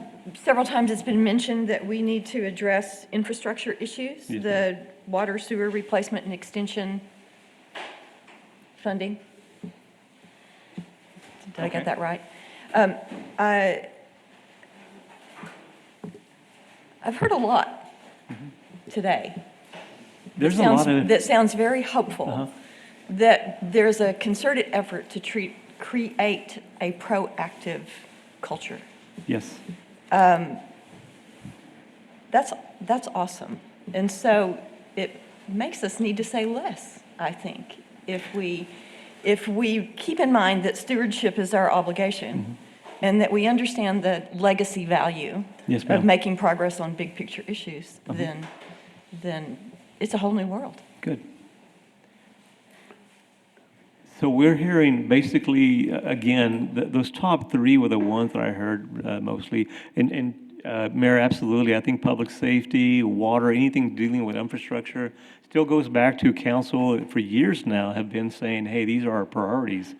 And I definitely believe that that's exactly our core service. This is why we exist, right? To provide public safety, to provide the infrastructure for use for our citizens. And Tommy, you're about to say something, and You know, over the weekend, as I've been thinking about all of this, it at least dawned on me, and you just used the two words that I'm going to start with, core services. That's public safety, that's water, that's wastewater, that's streets. yes, sir. It created a question in my mind. Do we really need to call those priorities when, in fact, if we agree that they are core services, we need to focus on those matter what. almost regardless? No matter what. No matter what. So then, what, we're going to do those things. What do people assume they're going to get when they pay their taxes? Public safety, streets, water, wastewater. They assume they're going to get that. Yes, sir. So then, what do we have to accomplish those things? And that's what it comes down to. And that is the biggest asset that we have, and that is our employees. I hope we put an absolutely the brightest spotlight on our employees, their compensation, their professional development. To Karen's point that she just made, this is my sixth, seventh, how it doesn't matter. This is the most hopeful and excited I've been about what can come of this for the organization, and not only the organization, but for the community. To Tom's point earlier, really the reason the seven of us are here is to try to make an impact for the betterment of our community. And if we will keep the core services in mind, but then take care of the assets that make it possible to take care of those core services, our employees and the tools they need, that goes to technology, that goes to not only monetary but non-monetary things that might make their lives better. So I hope we put an absolute laser focus on our employees my last 2 years here. To me, that is extremely important. And I know we can't get there in 1 year with respect to compensation, but let's make an absolute valiant effort to put something in place that we can begin moving toward over the next 2 to 3 years. I would like to be able to, in 3 to 4 years, have people looking at San Angelo and say, there's the best practices right there in municipal government is San Angelo, Texas. If you want to know how to do this, just look at San Angelo. If you want to know somebody that's doing this well, look at San Angelo. It also occurred to me, Daniel, you have got some really, really bright, but not some, a lot of really bright people in this organization. Good people.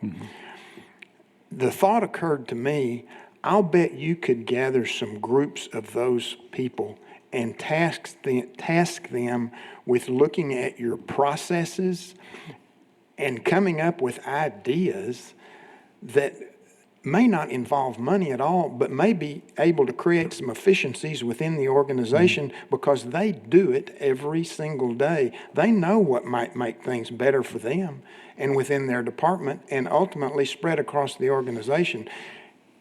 You know, I bet you got some people in your departments that would raise their hand and say, I'd love to work on that with you.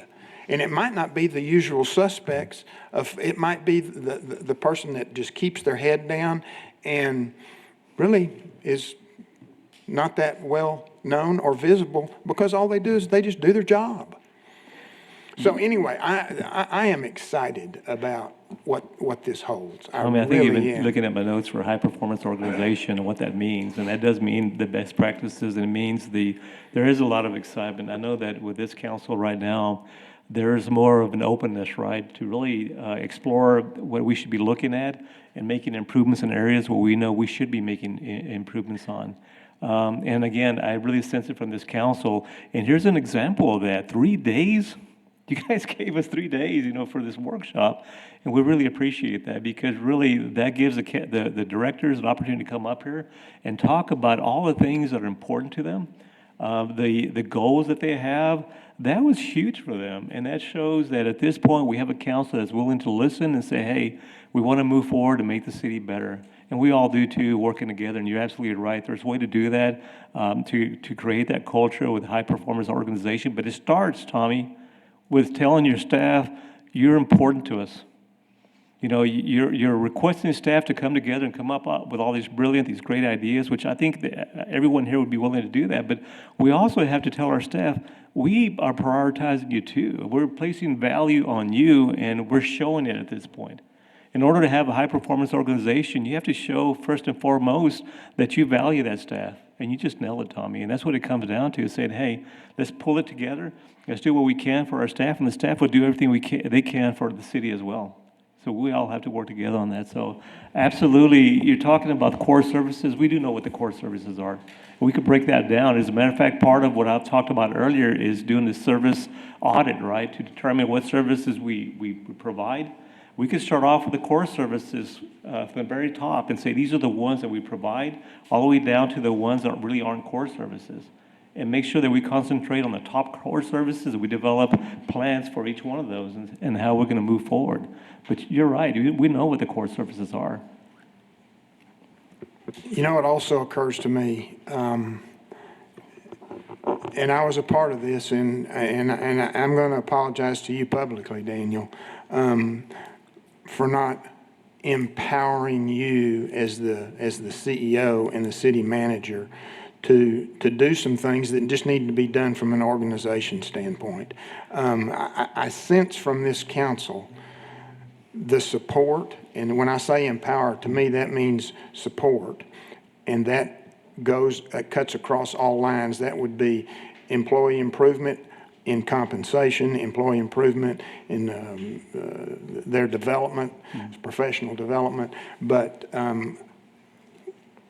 I don't think we did that as well as we could have or should have in the past. So over the next 2 years, I hope to give you the support you need to literally lead this organization as the CEO. The council is here to set policy. And to me, a policy direction is absolutely suggesting, if not telling you, pay these people, pay them well. Develop them professionally well. To me, that's a strategy, but it's also a policy decision that falls within our purview, that we make that decision as a policy. So I want to empower you to do these things and support you to get these things done over the next several years. Thank you, Tommy, for that. And I want to make sure that my staff is empowered as well to make the decisions they have to make. to make their departments much better as well. So I do appreciate that. I think, and of course, the past is the past. Really, what I want to look at from right now with this council moving forward and with my staff, which y'all mentioned, we have a very talented staff. I'm very blessed to work with the staff that, quite frankly, is the sharpest that I've ever had, been blessed to work with. So we can pull this together, and we know we have a lot of challenges, you know, especially when it comes to revenues. We know that there's a lot that we have to address as far as planning financially, but we can do it, we can pull it together. And what I'm hearing right now is the compensation plan, anything that has to do with employees, the training and everything else, sounds like a top priority at this point. And with that, I know that we can all work this together and make that happen as well. It may be a phased approach, of course, but within the couple of years or 3 years, we can make that happen. Yes, sir. So I think one thing we hadn't put on there, what pays for it all is economic development. So I'd like that to be a line item on there too, please.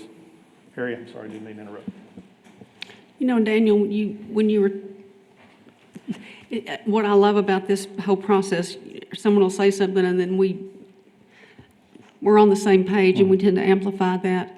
And going back through a lot of the weaknesses in these different departments that the staff has, that they've noticed and put into really great description can be solved. Not just, I mean, money doesn't solve everything. I wish it did. But they know what they need. But like the crime will go down if we have more officers on the street. A lot of inefficiencies occur when you have burnout and overused anxiety. And believe it or not, when even the equipment will suffer. I had that in my company. We were all burned out. And that's when a wreck occurs. You know, a lot of different things. I agree with you that we need to celebrate and take care of who got us here. You know, without the staff, we can't have a city. Without the citizens, we cease to exist. Yes, sir. Yes, ma'am. But I do believe, and I said this, I think the first day that we did this, we have the opportunity to be the most consequential staff and city council in the last 20 years.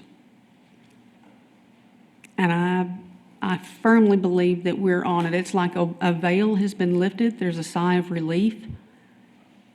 And Tommy, I believe you nailed it, that we have this unique opportunity, and we're not going to screw it up. We're not. You know? We're not. Y'all got us here, and we're going to help, we're going to empower you and put San Angelo back on the map. All right, let's get to it. Mary, thank you, man. Appreciate that. And I know, Harry, you had some comments. But I've been waiting patiently. If you know me, that's probably not a very good word, so. But what I'd like to say is, Mr. Hebert can wordsmith very well. What he said was absolutely correct. We've got to invest in our employees. Let them do what they do best. But we heard it last Tuesday and Wednesday from almost everybody that made presentations. We need to look at best practices, priorities, procedures. Almost everybody said the same thing. So let's let them do that. And Tommy said it well, and that is maybe that person that's been over in the corner this whole time is a person that wants to jump in there and lead that type of thing. One other thing that I think we need to not lose sight of, and I know we don't have unlimited resources, but we need to continue to look at what our assets are outside of the people, what our assets are in the town, and make sure that we are investing in those assets or allowing some of our public partners to come in and invest in that, because when we do that, I think we'll increase our sales tax. Anyway, thank you. I'm a little bit of the pushback. We also need to speak for our constituents. And so part of that is property taxes. It was said a couple times today, well, it's only 3.5% increase.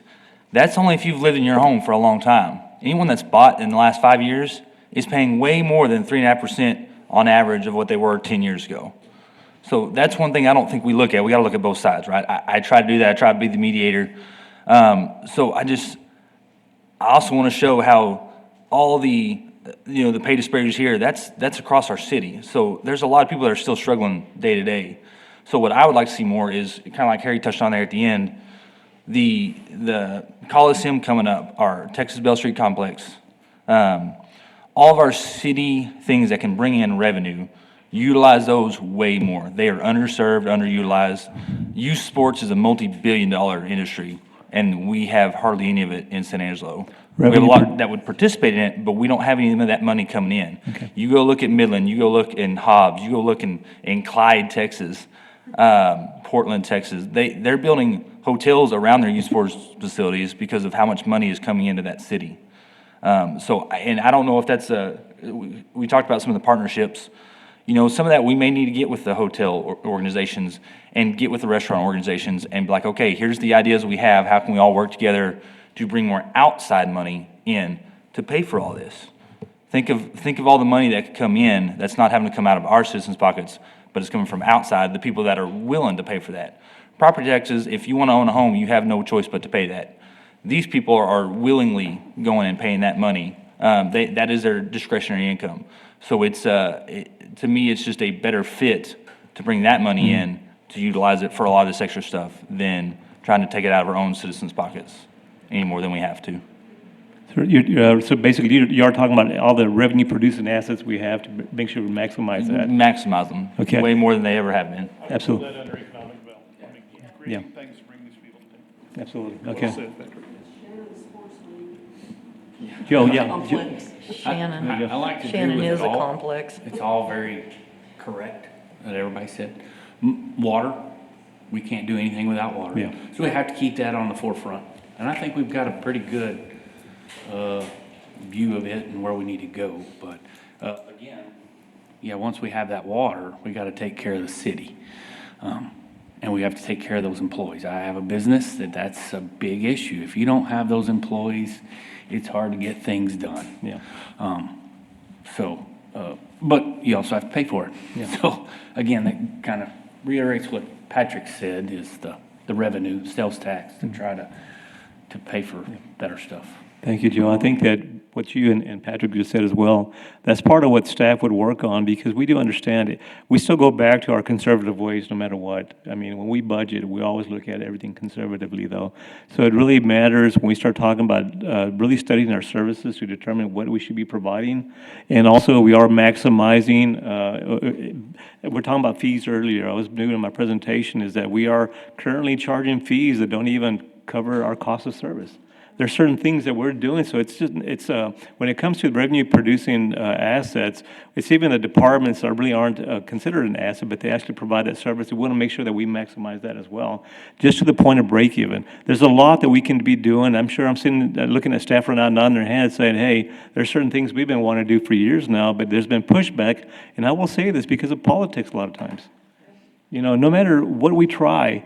If we are trying to balance out and just charge for the services that we're supposed to be charging, for instance, there's always pushback, and because people don't want to pay more than what they have to. So we have to be mindful that a lot of what we would love to recommend, and we will recommend implementation on, is going to be very well thought out, and it is going to be fair. It's going to be a break even. It's going to be something that allows us to free up some of those monies in the general fund to be able to cover some of the things that we should be covering, which is employee pay and others, doing more infrastructure. There's so much we can do. But I agree with everything that's being said right now, and to unleash staff to really start working on it and come up with those ideas, that'd be wonderful. That'd be excellent. Any other thoughts? This document's not complete. It's the key things that we can come up with today. But should something come and happen as a surprise or an initiative that a priority we need to take care of, it's still in there. I don't want anybody watching at home going, those are the only things we're focused on. No, it's a much bigger vision than that. But these are the ones we've identified today as being something we need to address, and great input as far as economic development and bringing people in. With that, I don't know if you want to go in these in detail right now. We don't need to. I mean, at this point, really, the foundation is what we're looking for. And I think that I've heard enough from all the council members that actually express what I was hoping to hear, to be honest with you. And I think at this point, even that, we can develop goals for each of the things that you've mentioned up there and break it down into short-term or long-term. That's not a problem for staff to do that. But we needed your input just to kind of hear from you what's important to you, what's important to your constituents. And I think that we've gotten just what you see right now is a good start. And if something pops to mind, quite frankly, tomorrow or tonight, you're thinking about something, I definitely want to make sure that we address this. Let me know about that. Send it to us, and we can make sure that staff addresses it, and we develop a plan for that as well. Yes, ma'am. Is it premature, since we're excited and hopeful, to ask for a public revisiting of accomplishments in a few months? Absolutely. Or on a schedule that we can designate? I don't know if quarterly might be too soon, but 6 months, I don't know. Yeah, that'd be totally fine, absolutely. Basically, I talk about KPIs, right? How do you measure your success? And absolutely, we can come back and say, this is what we've developed. And I think, if anything, we're going to need your support anyway for some of the things that we implement. But I have absolutely no issue with that. I think, if anything, that's accountability. Everybody's looking at me. You went for the mic.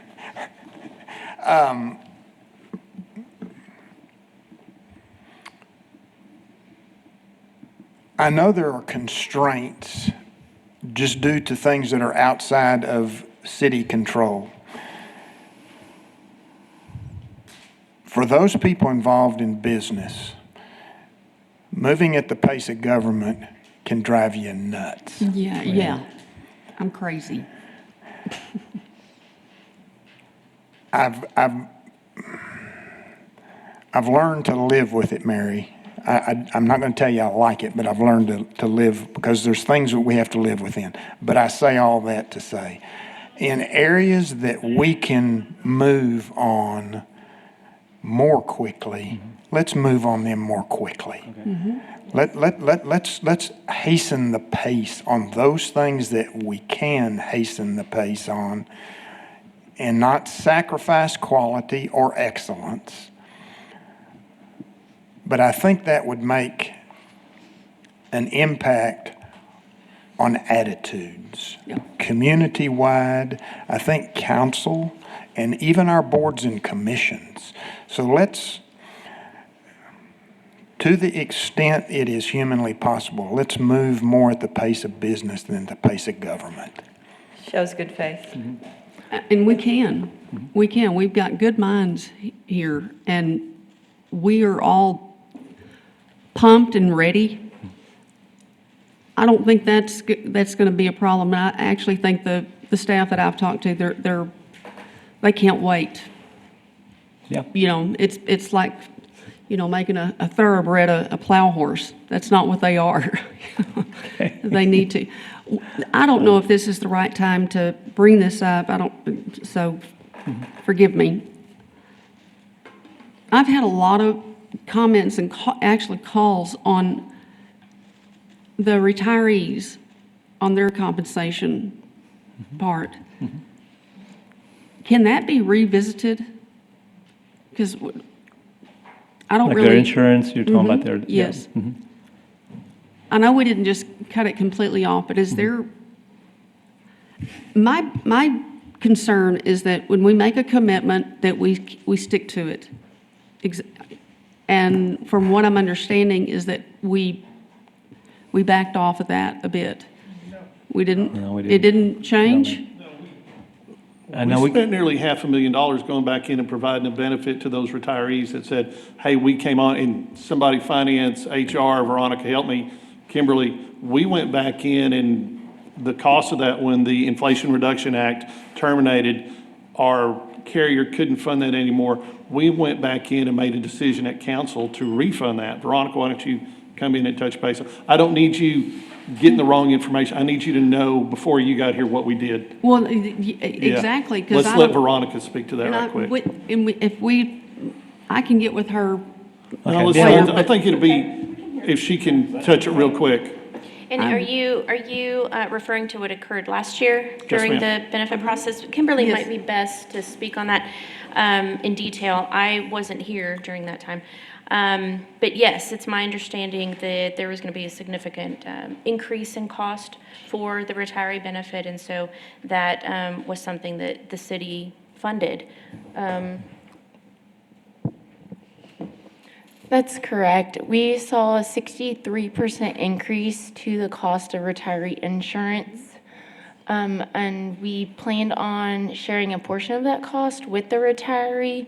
Unfortunately, due to some legislation and some laws that we were unaware of and our consultant at that time was unaware of, we were not able to make that transition for the retiree to contribute to some of that increase. So the city did take on the full cost of that. We do have a plan in place for that retiree contribution and possibly their plan to change in the upcoming year.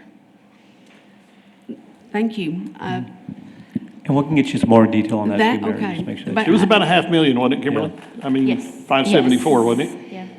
We'd be happy to, Yeah. have additional discussions with you, kind of walk you through that process. And we're actually coming up to open enrollment again. And so we do have a different consultant now. They're going to be going out to bid for every benefit service. And that includes for employees and retirees, whether it's pre or post 65. So you'll be hearing some more information on that. Well, I'm proud of y'all for doing that. That's goes back to that perception of some people, and when I don't know, I don't know what I don't know. Sure, yeah. On things. And Mary, but you know now that you can absolutely come up to us, and we'll sit there for as long as we need to, just to make sure we go through the details with you. That's great, And Daniel. No, absolutely, yeah. I just, when they were, golly. Okay. I got caught flat-footed because I didn't know the answer. And so anyway, thank you for allowing me that, what is now a stupid question.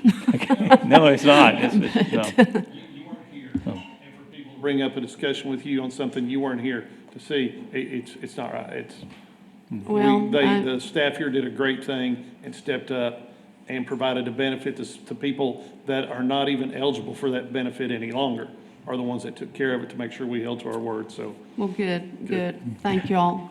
With that said, I know that what we have up there, actually, what I'd included in my goals, what I presented earlier, covers a lot of this, actually covers all of it. But we will, Tommy, as you mentioned, look at, especially there's a lot of low-hanging fruit, there always is, you can start looking at and move at the speed of business. At times we get bogged down by regulatory things, that we know that we'll face. But the things that we can move faster on, we want to be able to move faster on as well. That's good. But again, I think that we have the feedback we need at this point to kind of move forward. And I do understand that as far as some of the goals that we've talked about, sure, why not come back half year and say, hey, this is what we've done, this is what we worked on, and we just do a quick follow-up to let you know this is what we're. Absolutely. Yes, absolutely. You start out, you set a policy that sounds great, and then if you don't follow through, that was just wasted time. So Agree. I love that. It's a scheduled monitoring, if you will, Sounds good. And the citizens will appreciate that, and it's a good accountability tracker. Okay, with that then, I think we're good. We do have lunch right now, and we have the Animal Task Force coming in here at 12:30 to do their, again, go over the recommendations again, so we have a little bit deeper discussion and kind of give some feedback from council direction moving forward. With that, let's take a break for lunch.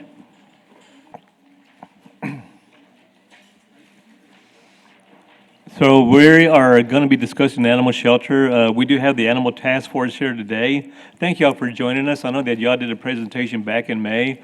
It was a really good presentation. I thought really great recommendations as well.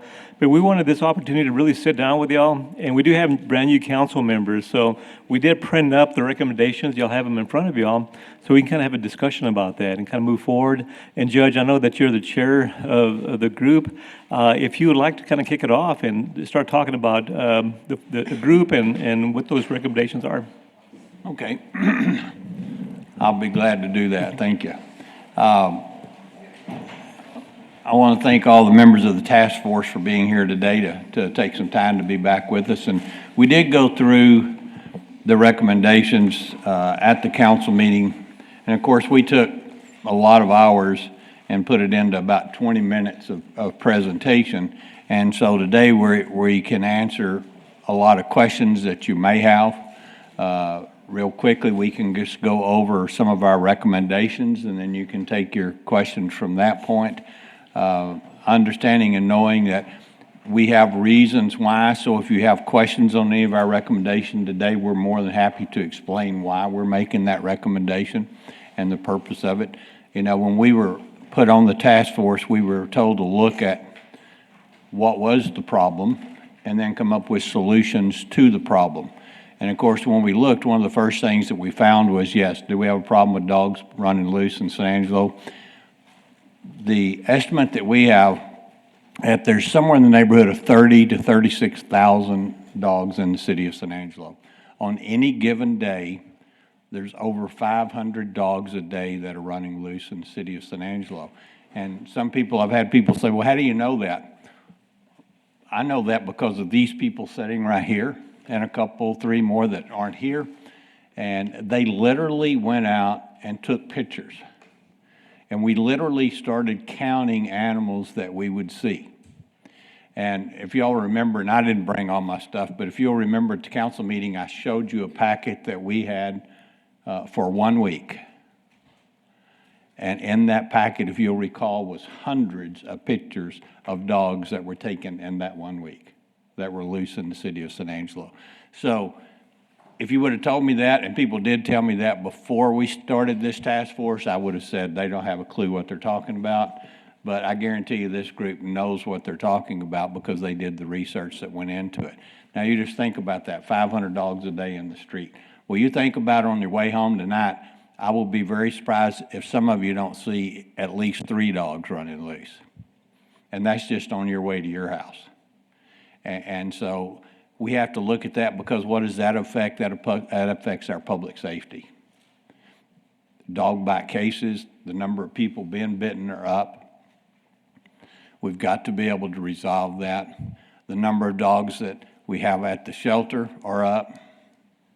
We've got to be able to resolve that. With all these strays and everything going on, then there are some recommendations that goes along with that. And one of the first things we looked at was the city ordinances. Now, we're not recommending you bring in any other city ordinances because we've got city ordinances for just about covers everything. Now, we have recommended some minor changes to some of the city ordinances, but no major and not any new city ordinances. Because the whole purpose of city ordinances is to enforce the laws that you have, and those laws, along with the laws of the state of Texas, basically in the Texas Health and Safety Code, those are the laws that regulate animals in the state of Texas and in the city of San Angelo. And what we need to do is enforce those laws. That's what has to be done, is those laws have to be enforced. So then what is the issue there? Well, now we don't have enough animal control officers to do this. I mean, we're basically working with 2 at this period of time. We have 4 on the books. We have a supervisor. We have recommended that you go to 8. Now, we know because of your budget and your restraints that you have that right now probably isn't time to just add 4 more people and then 4 more trucks. But if we do this right, we don't have to do that. One of the things we talk about is shift work. You see the dogs in the morning when you're going to work, taking your kids to school. You see them on your way home and after 5 o'clock, and that's when most people see them. So during the day, we don't really have all that much sightings and need for that. So there's no reason we can't go to shift work 7 o'clock in the morning till 8 o'clock at night, something like that. And that would use 2 people, which would also use 1 truck. So we're not asking you to go spend hundreds of dollars, hundreds of thousands of dollars just to buy new equipment at this time, but we can do that as it is needed and necessary. As a retired employee of the city, I became very good at looking at how do we take this budget and make it work. And that's what we got to do with animal shelter too, is we've got to take what budget you have and make it work. So if we do that and we increase the number of animal control officers out there on the street, then we will be able to start bringing those numbers down, bringing them into the shelter. And then what do we do with them at the shelter? You know, we have to make sure that all these animals are spayed or neutered. We have to make sure that happens. Right now, the number of animals that are in the shelter versus number of puppies versus actual dogs, we have to make sure that's under control. How do we do that? Spay or neuter. How are we going to get the money to spay or neuter? Well, you have currently a budget that is going into adoptions and stuff. That money can come back into the city fund, and the city do their own adoptions, which they've done for years in the past. That will open it up to not only the shelter itself doing the adoptions, but other agencies in the community to help and assist with that. If the city charges fees for adoption, then those fees can go to help towards paying for the cost of the adoption. Also, spay or neuter is included in that. No animal leaves that shelter ever without being spay or neuter. Once we start that, we believe that it'll take somewhere in the neighborhood of 5 years for us really to make a big dent in this. But we have to remember the numbers. 500 dogs today in 10 years is hundreds of thousands of dogs. And so when we begin to spay and neuter and take care of that problem, then we start solving that problem. How do we do that? We have to develop a spay or neuter program. We talked about there are grants, there are things out here that the city can apply for in order to get money to do that. I know the city's received some money in grants before. We can do that. We've also talked to a lot of people about donations towards just doing spay or neuter. I believe it's very feasible to think that you could do spay or neuter funding off of some donations and easily collect $30,000, $40,000 a year that would help you with that program.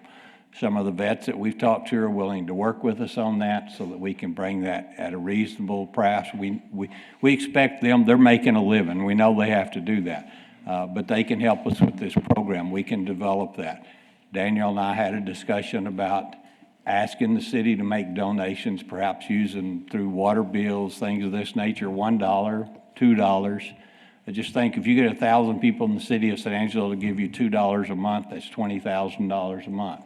That's $200,000 a year you can use for spay or neuter. It's a donation program. It's a volunteer program. We believe you can get funding through this and the grants that go along with that. When we talk about the adoption, if you do this and you charge the fee, then you won't have an additional charge for that because there may be a need for additional personnel. That would have to be evaluated by the city itself. And then y'all make that determination, but that could be done by the contract that you have at this time that you're paying some $70,000 for. That could be put back into the city budget to be used for that. So there are ways. Remember, we started off our program at the city council meeting by saying it's common sense. And what we've recommended is common sense, and how we fund it is common sense. You know, I don't think it's that big of a mountain for us to climb if we use the common sense base. And I don't expect you to come up with $1 million tomorrow to solve this problem. I don't think anybody on the committee does either. But there's a lot of ways that you can start making these steps that aren't going to cost you that much money in order for you to do. So if we take care of the spay or neuter program, we start adopting out the animals. No animal leaves that's not spay or neuter. We open intakes on the weekends because we have the personnel to do that. We have later times to do intakes, so we're doing intakes 7 days a week. We're getting animals off the street, not only during the day, but early in the morning and also late in the afternoon. We're using and rotating equipment that we have. That solves some of our problems.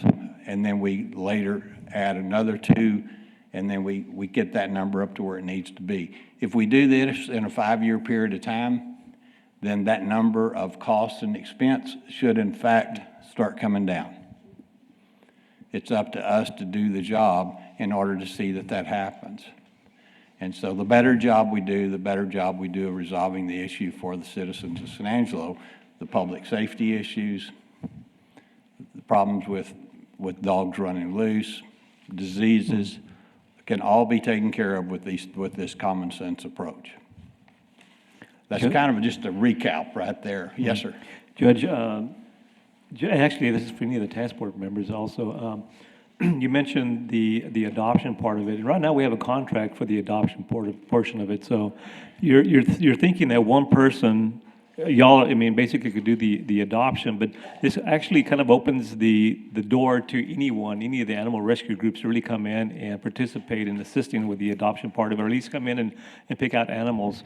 Because the big concern, of course, would be right now we contract that, and we have another group, which is PAWS, is actually doing the adoption part of it.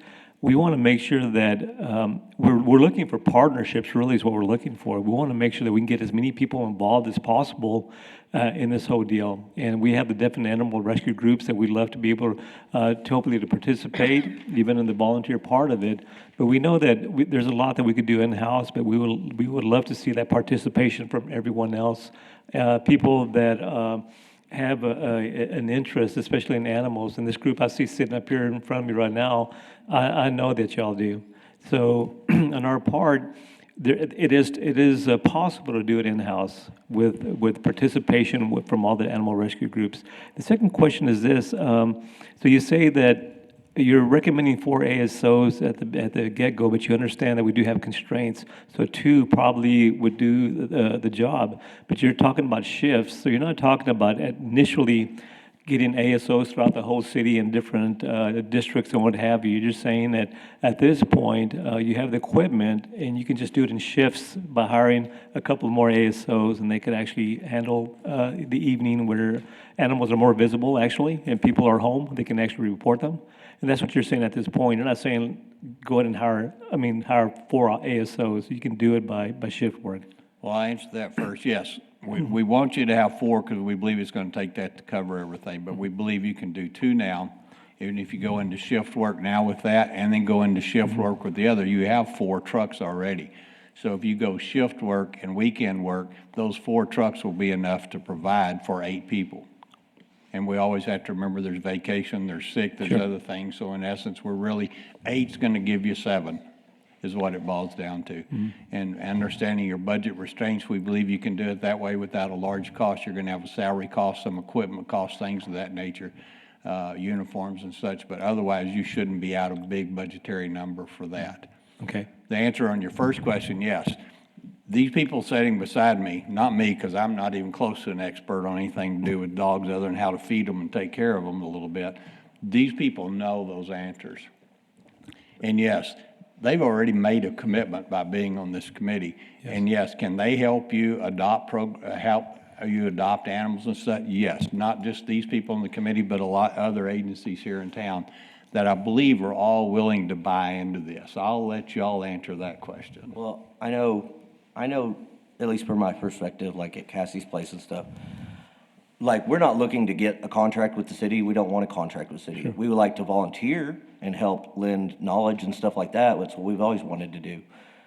If there wasn't a contract for any vendor for the city, I would hope and assume that the current vendor that decides doing adoptions for the city, that business would be as usual for them, that they would still pull just as they are now, because they're more focused on shelter saving lives is their mission, and that's a good goal to have.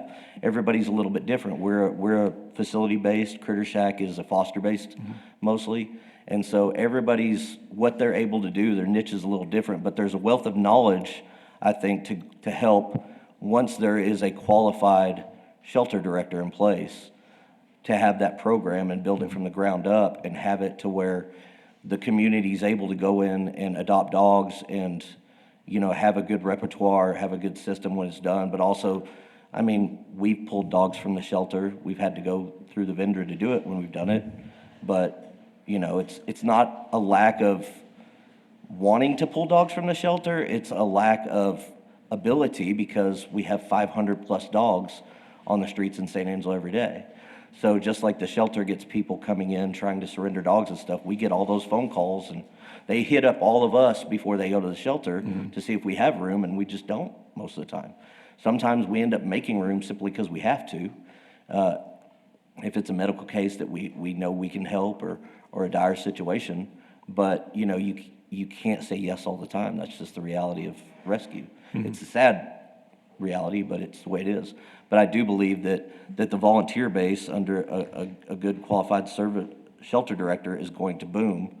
And you'll have these groups, rescue affiliated, people from our rescue, and all of them that are gonna come back, and they're gonna be walking these dogs, and they're gonna be trying to help and stuff like that. And the things that they did before, where they went in and they raised money and got Kuranda beds for all the kennels and stuff like that. The rescue is like the community in San Angelo is wanting in those doors to help how they can. And they're getting to some ways, but right now it's being kind of, only through this passage type thing. Okay. Very good. I do want to say, though, that on our end, we really are looking for an opportunity to work with the community as a whole, because this is an issue that affects the whole community. It'll take the whole community really to come together and help make this thing really work for us. I know that we implemented the open intake. Y'all are still recommending leaving it open intake no matter what. It just stays that way, because the biggest gripe that we've heard is where more dogs are being euthanized at this point. What's your response to that as far as When you close intake, that leaves the dogs in the street. And so their lives matter too. And if you go back to the presentation with the German Shepherd that was beaten, shot, if that dog had been at least taken to the shelter, it would have had a chance. Rather than leaving the dog in the street to attack people, attack other dogs, attack people's cats, attack people's children. But intake has to remain open. And it may end up being more euthanasia, which is difficult, and nobody wants to talk about that. But it's better to euthanize a dog than to leave it out in the street dying or attacking someone. Well, and I wanted to say, everybody points out that the euthanasia number has gone up, but the number of animals that have gone through has gone up proportionally. So adoptions and redemptions and animals transported and pulled into rescue have gone up way more than the euthanasia rate. So for every, I heard somebody talking about they've, euthanized 100-something animals in the last 2-3 months or whatever. Well, there's 300 to 400 animals that have been saved that never would have even gone through that shelter. So, it's a balanced thing. Yes, you are having euthanasia go up, but proportionally, you're also saving more lives. Animals that never would have even touched the foot of that shelter, never would have had a chance to get adopted, or their owners possibly find them and redeem them and get them back home safe. So the system is set up the way it's set up for a reason, and it works, but the focus needs to be driven away from just the negative of it. Okay. When we talk about volunteers can be used to help find fosters or help find other organizations. Like if you have a purebred dog, there are purebred rescues. And so a volunteer can be designated as that person who finds those, because I do it day in, day out. And so one person can do that as a volunteer. Absolutely. And they're always willing to help people. Council members, I'm sorry, I know that I'm kind of asking a lot of questions right here, but y'all have any questions for them? I know that you made a recommendation that we have ordinances in place that, quite frankly, they can just be amended and make some changes to the ordinances that'll make it stronger for what y'all are recommending. And I know that y'all have a list of those ordinances that you would like for us to consider as well, for City Council to consider. We definitely would like to take a look at those moving forward and see what we can actually do as far as an implementation. But again, on our end, we're just trying to do everything we possibly can to kind of kick it off with the ordinances. Those are the kind of the quick changes that we can make if on our end. But when it goes back to the recommendations that would cost the city initially money, ASOs, hiring ASOs, Is there another area that y'all recommend that we address that would cost the city money? I just want to make sure that we get that on the table because we're talking about budgets right now. There you go. Yes. Okay. Okay. Can I Okay. get everybody's name here, starting with you on the end? My name is Christopher McGuffin. My name is Sharon Hoffman. I'm Mary Golder. Heather Hegwood.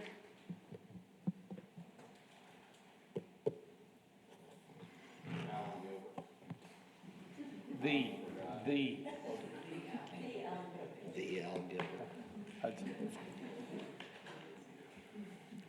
Okay, I'm sorry. Go ahead. That's fine.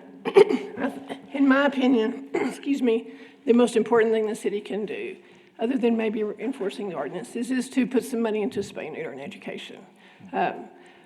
We have partnered with Cassie's Place and have been doing low-cost, low-cost spay neuter for since 2015. And that's the money that is probably the most wisely spent money that you can do. It's not cheap, but it is the most worthwhile, and it's the most that will make a difference in the long run. If you want figures, we can help you with that. If you want vets pricing, we can help you with that, and we're willing to help with that. We actually came to the city several years ago with some proposals. So we're happy to help with spay neuter, ideas, voucher programs, funding, and in my opinion, that is the most important thing y'all can consider. Okay. And that goes along with education as well. What do you think, and I know you said you could help us with some figures at this point, but what would you think would be a sufficient amount of money? I know that's just a kind of a guess game right now, but what do you think would be sufficient for a spay neuter program for a city our size? When we started our voucher program about 4 years ago, it started very slowly because nobody knew what we were doing. We sold 30 the first few months, 30 vouchers. Last month, we sold 210. And if we had enough money, we could sell 500 a month. Wow. About 500. So you would say, I mean, that would be a safe number to say about 500 a month? 500 a or- month would be a wonderful number to strive for, yes. Oh, per price, we do it differently than PAWS. We have negotiated with the veterinarians for a very fair price. And we chip in the rest of the fee. We sell the voucher for a portion of what the vet charges us, and our cost is about $49 per animal. Okay. That's what we pay. We split that cost. That includes the voucher, for a cat, let's say a cat, our voucher is $45. We pay the vet $75, and we provide the vaccines. So for $85, you're getting a cat that's spayed or neutered, vaccinated, and gets a pain shot. Dogs are more. So we pay the difference, and it's almost $50 an animal. Okay. So are you also paying the vaccine from the veterinarian? We are paying for the vaccine because we can get it a lot cheaper than they can. And we think it's very important to include the vaccines as well as pain meds, especially for females. Where's the difference coming from? Where does y'all's funding come from?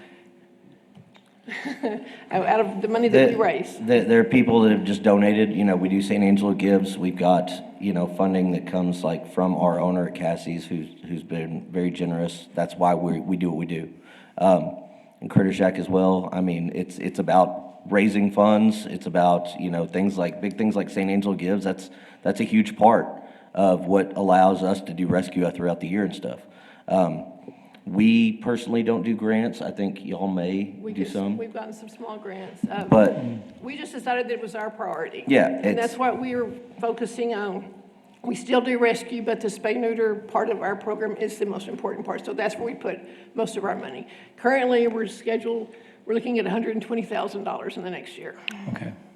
For our costs together. Yeah, because I was going to say that at $49 an animal, as far as what you mentioned a while ago, for the 500, you're looking at about over $24,000 per month in order to make that program work. So It's expensive, but it has just exploded. People, after they found out what we were doing, they line up, we sell it once a month, and they're lined up around the building. Is there any criteria on who is available for those vouchers? We do not turn anyone away. We We did a study and encouraging the city to help us several years ago.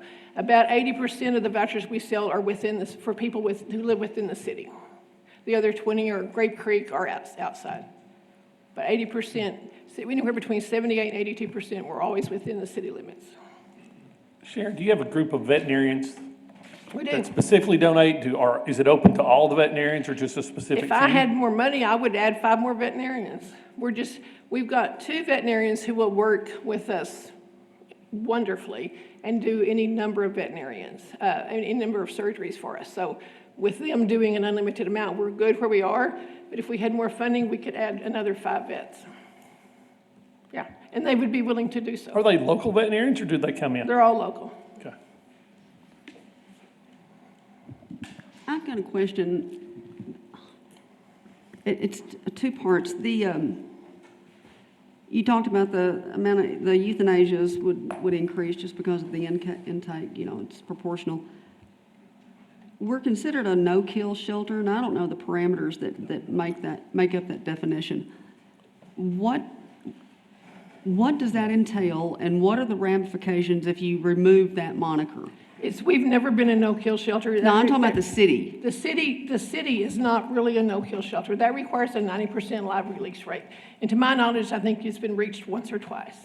And you said a 90% live release rate. Live releases? I That, hard to what understand. that means is the doors have been closed and animals have not been allowed to come into the shelter because those animals may need to be euthanized. But the animals that are in the shelter, they can find homes for, or they can transport them out, and that counts as a live release. They transfer them to another facility, for example, Canada, and that counts as a live release. Okay. So, but the dogs that the doors are closed to, every stray dog on the street doesn't count. And that's a part of Best Friends Animal Society program that the shelter and PAWS have been involved with. But the shelter's no longer involved in that with Best Friends, right? I hope not.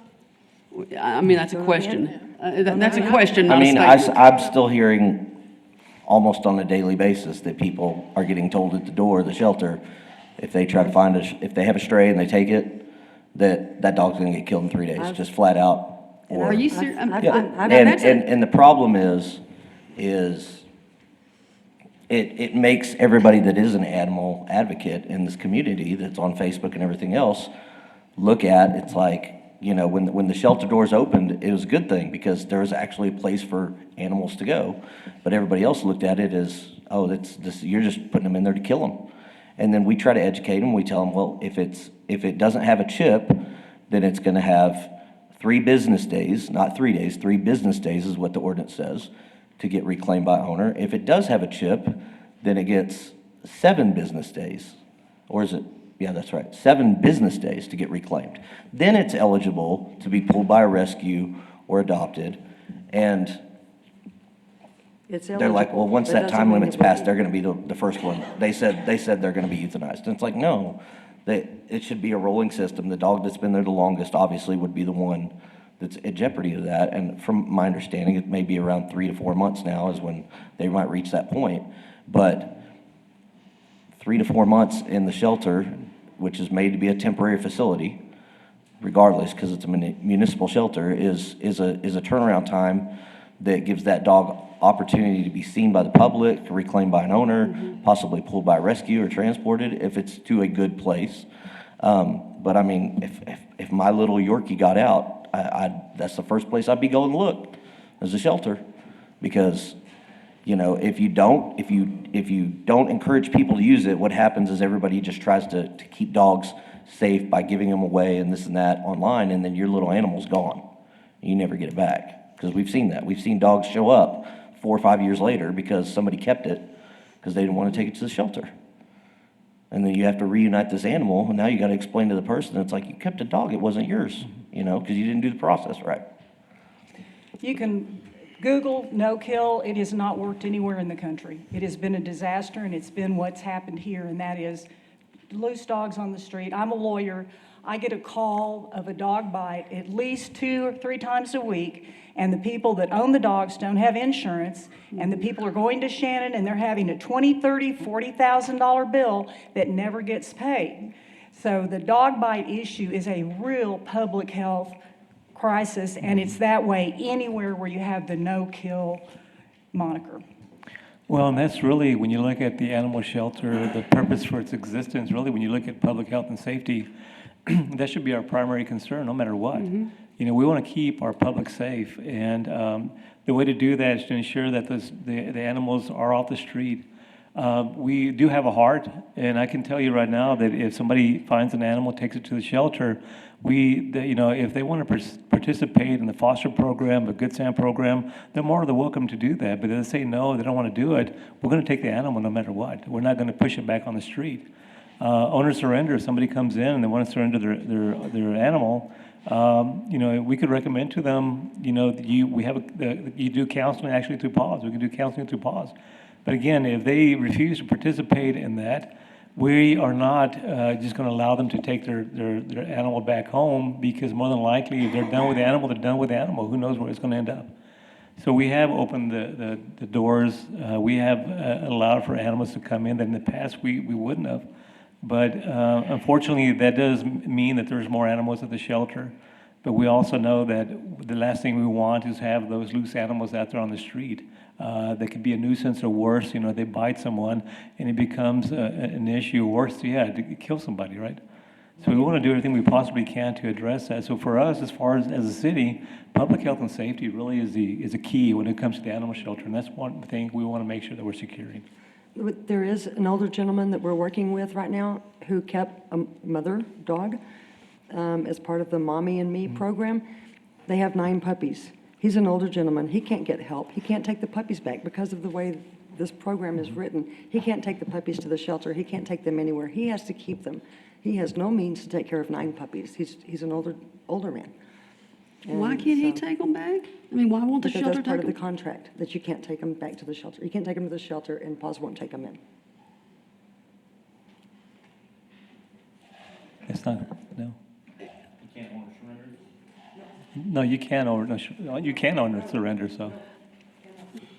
I'm seeing my staff back there I saying know, that. when I'm looking at y'all, I can see the staff. I'm not trying to call them out or Yeah. anything. We but have that contract There is a that the people 100, sign. there's a 180-degree difference Right. in what y'all are saying Right. and what I'm seeing the staff indicate. And I'm not saying anybody is lying, Well- but there is a gigantic disconnect. Sorry. What does the contract say if they were? Yeah. That they can't, if they keep a dog under the programs through PAWS, they cannot owner surrender the dogs, they cannot take them, if they adopt a dog, they cannot take the dog back to PAWS and cannot take We're it to talking the about shelter. PAWS, we're talking about the animal shelter, though. Yeah. We're talking right, about our right, but animal They can't take shelter. it to the animal shelter. If they adopt a dog and it doesn't work out, they don't take it back. And then this guy has 9 puppies that he can't take care of and didn't want in the first place. Okay. And he was just trying to do a good thing. Did he ask to take all 9 puppies? No, Mama had 9 puppies. Okay, so those were his to begin with? No, it was a dog he. The mom was pregnant when he It was a got dog it, a dog that was on the street that showed up at his house and had 9 puppies. Okay. So it may have been that he was referred to them as the vendor and that program, and that's how he ended up under contract with them. Okay. It's like if somebody finds a dog and they end up going to Critter Shack and say, hey, I'll foster this dog, you know, they can't just give the dog away or something. At that point, they're bound, like it's a Critter Shack dog. They're working towards getting an adoption for it or whatever. Now, Critter Shack, if something like that happened and the person's like, hey, I just can't do it anymore, they're gonna just go get the dog and find another foster and take care of it. But this, when you get into a situation of a mom that's pregnant or has puppies and a whole bunch of them like that, you get into, I mean, they're providing food, they're providing resources or whatever. So they're looking at eventually getting an adoption for that. But if the adoption doesn't come because we're overwhelmed with animals in St. Angelo, then that ends up creating those kind of stagnant situations. Let me try something a little bit different right now. So all of y'all have a copy of the recommendations? not. Oh, you didn't get a copy of it? Let me see here. Thank you. Yeah, she is. She's got one. Oh, she did. I just got it, yeah, thank you. So, and I've left a copy of the recommendations up there as well for each one of you to have a copy. What I like to do is, because y'all are here, y'all put a lot of work into these recommendations. I like to go through each one of them just individually and say, okay, this is what we feel needs to happen to tackle the issue, the problem. Yes, ma'am. Just like to ask a quick question. Since we're discussing the urgency of spay-neuter programs and the issues of trying to navigate various social programs or whatnot, the issue of puppies and uncontrolled breeding, do any of you by any chance have current information on the population of our shelter, percentage of babies to adult animals? I'd be curious. We got that from, Kim had it. Kim had it. This week. According to her, it's 37% of the population is puppies. Wow. 37% of puppies. Is that under 6 months, under 3 months? She has the dates on them. Yeah, hold on one second. I think it's under 6 months. Under 6 months. Now, that's Pam's numbers that she received, that she got from. I know when we went out to tour, it was very difficult to tell because the kennels that had puppies would have a litter of puppies, maybe 2 to half a dozen in them, and those kennels had no ID cards on them saying how many there were, what litter they were for, anything like that. So, and they were being kept in separate areas and like the quarantine room and stuff like that. But puppies in general should, shouldn't be in there very, very, very long, They should be the top priority to get adopted or get pulled out by rescues if possible. Or perhaps prevent him from being born in the first place. Yeah. Sure. The shelter is no place for puppies. Parvo is endemic out there. Upper respiratory infection in kittens, ringworm. There's all kinds of things that happen out there that are just very difficult to get rid of. Not letting those puppies be born in the shelter would be preferable. Puppies are kittens, in my opinion. Okay, with that, what I was saying is, I know that we have the recommendations from all of you, and really, again, a lot of thought and work went into it. I want to get just a little bit more specific into each one of them. So when I mentioned the one that y'all recommend, like community safety, revise the city ordinances for clarity and effectiveness, including updates to definition and removal of outdated language. Y'all have a copy of that, and that's something that, quite frankly, that we would like to see, of course, so we can kind of go through it thoroughly and say, hey, these are some of the changes that we're recommending as well. And quite frankly, I know that I can tell you I'll have them all right there too. There's quite a few of them, is that correct? Yes, there's quite a number of them. There was, I know, one of the ones I wanted to mention was, and it's an ordinance right now, is that we're supposed to have a city tag. All animals are supposed to be registered with a city tag.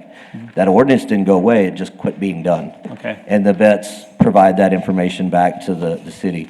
Now, that's a way to generate revenue right there. That's city tags that have to be issued, but also it's an opportunity to create a database where every dog in the city is tagged again through the city, so they have a centralized database that they could have online, and then if every animal's required to be microchipped, you could easily just add their microchip information to that tag. So now you've created a database that could be looked up by police, fire, animal shelter, any of those things if a stray dog comes in, so they don't have to go online and look through the national databases. They could check first to see if we have it locally registered. Okay. And if that microchip number is listed with the city. Okay. So, Daniel, let me ask a question. How many animals, after they've been in the shelter and they leave the shelter or leave paws, don't have a chip in them? Paws, they're going to have a chip because they're being adopted. If you're talking about an owner redemption through the shelter, they don't have to do anything. The city shelter, from my understanding, can issue them a citation if they want to, but it's. So you're saying they're not chipped before they leave, you're saying they have a If voucher to if go I get lost chipped? my dog and it's not chipped and I go to pick it up from the shelter, I have to pay the fee to get it out, but I'm not aware if the shelter is going to require me to chip it or not. 'cause Morgan, it's- do they require a chip? I need some clarification on this. Can I tell a story? So, Okay. want Morgan to answer this question. Morgan Chegwin, Interim Director of Neighborhood and Family Services. All return-to-owner pets are given a microchip before leaving the facility. If an owner refuses a microchip and they live in city limits, they receive a citation for failure to microchip. The only exceptions would be an owner coming to redeem their pet that actually resides outside city limits. We encourage it, but it's not required. Or a dog that is being redeemed out of bite quarantine and the bite was particularly bad and to a person. For those, we would make it part of their spay-neuter follow-up, that they've got to get that done at that time. So, and that's less than a dozen a month that are leaving by those means. So hundreds of dogs a month are leaving, a year are leaving redeemed by their owners with a microchip. It is the minority, the vast minority are leaving with no chip, no tag, no ID, and they are followed up with either through the court system with a citation or through the spay-neuter follow-up, which is also a citation. So on that, if they're getting chipped, which is a modification to an animal, which is their own piece of property, why aren't we requiring them to be spay-neutered before they leave if that is a modification to somebody's property? Yeah, the That is a legal modification is question, not, yeah. but you don't do a spay and neuter on the shelter premises. No, but we used to, By it shelter used to be staff. that Yeah, by shelter they had to be staff. done, it had to be done before the owner could redeem the animal. At the vet's office. The animal was not released at the shelter. If you wanted your dog back and it wasn't spayed or neutered, it was go directly to the vet, and they had several vets, and you would go to the vet and pick it up there. So there was no question that it was done. It was never given back to the owner to have to do the spay neuter. It Right, was so do our two required. vets, I mean, how would we get dogs to there? I get your point, but to get them from the shelter to the vet for the redemption, I think I have been told before that when you do voucher programs, things like that, a lot of times people don't ever redeem the voucher. They never come back in. I have gotten phone calls from people personally that they don't have the money to pay the fines or the fees to go get their dog. So this is one of the most complicated issues that just, it's a global problem, it's a national problem, it's only ours. I think the way that the judicial system is set up about is you can, if I'm not mistaken, you can get cited for your dog not being spayed and neutered. Basically, it comes down to you can just go in and pay the fine, but you don't have to actively fix the situation. I guess I can answer that. Step in, Alan. Has that changed? Because I was gonna tell, I had my dog, and it's been years ago. She got picked up. I had found her at the facility. To get her back, she had to be spayed, neutered. So I said, well, I want my vet to do it. It got shipped to my vet. I went and paid my vet, and then I got her. She got a tag. It was before microchips, but I couldn't get her back without her doing Used that. to, but before, and I don't know when it stopped being this way, but I can tell you, when I was actively out there from 2009 to 2013, that animal went in a city vehicle to the vet. It never any other way. It always, even when we took it as a rescue, we didn't take it to our vet. It was delivered by the city to the vet, and we would go and pick it up. And I don't know when that changed, but it did change. And it wasn't necessarily the same day. I mean, they had to wait till the vet had an appointment available. But yes, we picked them up from the veterinarian after their surgery. And that is the way it used to be. The city did take it, and that's what we're recommending now, is that, because once they go back to the owners, then you have no control over what happens to it. Well, I see there's some steps and some policy there. The initial reason I had Morgan come up was to validate whether pets left there that were not chipped. And I heard that scenario exactly as it is. We do chip everything. There's very few instances where they don't. What I was getting at was that it was implied that we don't know if they ever get chipped when they leave the shelter. And I think we do. I think we do make an effort there. No, sorry, that was a misunderstanding on my part. It does sound It was like that's huge being done. misunderstanding on mine. Does the city register all those chips? Yeah, I was going to add that clarifying point that whether it's an adoption through Contra Valley Paws or an owner redemption with the city, those two different agencies register that pet's microchip to the new owner.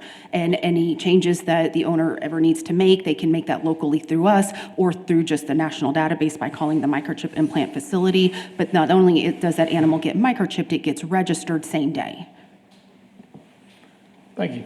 And the answer on judicially is that if we get it in court, the judges can look at that. And I can say that many a time, if you went and got it spayed or neutered, got it taken care of, brought it back in, I was very apt to let you go or place you on a deferred disposition that if you get it done, it automatically ends up as a dismissal. If you don't agree to do that, then we can fine you. That's all. We can't order you to go do that unless you agree on a deferred disposition or something like that. So judicially, we don't have the authority just to make them do it, but we can use that as part of the sentencing phase of whether they have or whether they haven't done that. Okay, cool. Thank you, Judge. Alan, we'll go back, Daniel, we'll go back to your questions on suggestions. Yeah, again, just for a clarification, again, you mentioned that first item that was a concern to you in the ordinance or the amendment that you would like to see was that part as far as the tagging. Any others in particular that you felt, if you want to just kind of cover those and see what we on our end need to be working on? Well, I don't think there were really any huge changes to the Yeah. ordinances, but we did recommend that spay-neuter be at 6 months rather than 4 months, because that was what the vets recommended as health-wise for the animal. Okay. We also did recommend on that hold on. Yeah, there should be breeder permits for those people who are breeding dogs, and there hasn't been one sold in 2 years. Okay. And so we did recommend upping the price of that and active enforcement, because you can look on Facebook all day long and people that are selling puppies who obviously Yeah. don't have breeder's permit. And so, Okay. you just go- Nobody's listed, but everybody's go- got one. Yeah, yeah. Just I go don't mean knock that on the bad, door. but I'm just saying, Yeah. there are difficulties. We make rules for a population, not an individual, and it's so hard to enforce some of these things Right. in those situations. I didn't mean for that to be a pun, but I'm just saying. No, but There are those- things that are difficult to do. It's easy to say, but it's very difficult to implement. We'll have to take those But opportunities. they're on Facebook and they'll talk to you. Oh, yeah, my puppies are at X address. It's like, okay, knock. Here's your citation. I have two I will, questions. I wanted to add, just real quick, I think the reason that all this started, a lot of it, is because, like what you're saying, the people online, well, I don't care, whatever. You know, in 2015 and stuff is when the no-kill movement hit, and everybody, we're gonna start spay microchip, and that's gonna get it, and so shelters started modifying their behavior, and slowly intakes went down, but spay-neuter didn't necessarily go up, because the general population, I mean, you could talk to people now, you could probably talk to somebody that doesn't know their dog has to be microchipped or spay-neutered. People within the community of animal rescue and stuff like that, they're very aware and they're encouraged by it. But so you've had almost a decade now of where a policy was put in place that's supposed to counteract the euthanasia, and so shelters start closing intake, so euthanasia goes down, but the population on the streets went up. I mean, I think we can all agree, 7-8 years ago, it was random that you saw a dog running around in San Angelo. Sure, certainly not in packs, like on Sherwood Way or in Southland or anywhere just about. I mean, there were some places, yes, but it's like those were the ones where all the rescues were out there fighting to get this dog because there's a stray dog over on 32nd Street and everybody's setting out traps and food and everything. Now that's all over town every day. And so as the intake closed, it started with going from county to city and this and that and everything. It's made it to where we have more dogs because euthanasia is not happening, because there was 5,000 to 8,000 dogs being euthanized a year, or animals here at our own shelter. And then it just kind of stopped. And so you shut the doors, the animals aren't coming through, they're still out there, they're still breeding, and they're just growing and growing and growing. And then we shut off all the surrounding areas, so they go from us to being dumped out in all those areas, but we're not helping those areas anymore. They don't have a place to even bring them in. And so it's just caused a problem that just keeps escalating. So opening the shelter, that was the first real positive thing that I think has happened in a long time. One other change was about definition of an owner, because now the definition of an owner is if you have a dog for 3 days, it's yours. You got to spay neuter it, you got to vaccinate it, you got to chip it, you got to do all those things theoretically that are required under the ordinances. We're recommending that be stretched to 10 days because that lets a finder make some effort to place that dog, either through breed rescue, or them keep the dog themselves or whatever, but let's go 10 days rather than 3 days. That encourages people to make efforts to find the owner or to place the dog. Okay, very good. I know, Karen, you had a question a little while ago. What's the definition of a breeder in our ordinances? Because we're a farming and ranching community. Everyone here understands showing an animal through 4-H. Those animals are special to those kids and to those families. They're a very specific breed. They are shown in narrow categories. They aren't just, I had a cute goat, and so I bred it to my neighbor's cute goat. Can somebody speak to that? I don't know the answer. I have the definition here. So an 4-H owner is- 4-H of an is- unaltered dog or cat that sells, trades, or gives away the offspring of an unaltered dog or cat. It's the definition for an animal breeder. It doesn't have to be a purebred. It can be, you know, the Border Collie and the Lhasa accidentally. So does this breeder thing only pertain to dogs and cats? Okay, it's not goats and all that. Okay, good. No, Now, it's Karen unaltered. threw us off with a cute goat, so it's not. Is that- okay. I can't hear. And we looked at the breeder's permits that were issued. There were none issued in 2024. There were 10 issued in 2023, and those were primarily pit mixes. There was only one that appeared to be an AKC breeder, a dog that was going to be registered. And not that that's one way or the other, but these are dogs that at least somebody was paying the breeder fee. But the breeder, you have to re-up annually. And if you look at Nextdoor, Facebook, you know, there are people selling lots of dogs out there. They're selling them still in parking lots. Okay, well, thank you for that. I know, so you covered, we're at the owner definition. What's the next one on there? You have another one on there that you'd like to cover on the ordinance part of it? Those probably the big ones? No. Okay. Potbelly pigs don't need rabies vaccines. We took potbelly pigs out. Did you? Okay. Yeah, in fairness. Okay. So the next one you have on recommendations under community safety is strengthen enforcement of existing city and state laws concerning dangerous animals, strays, intake procedures, and spay-neuter requirements. We've talked about the spay-neuter part of it as well, I mean, so far. Do you want to elaborate a little bit more on item B?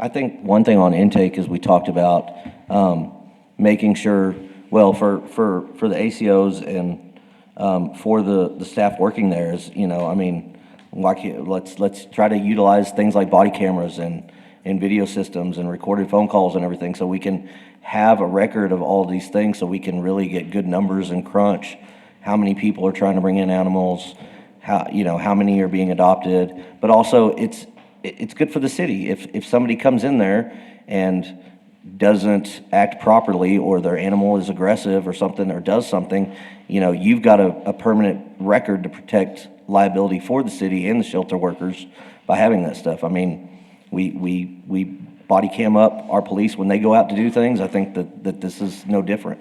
You know, I think it encourages good behavior by the citizen, but it also encourages good behavior by the employee as well. Mm-hmm. Okay.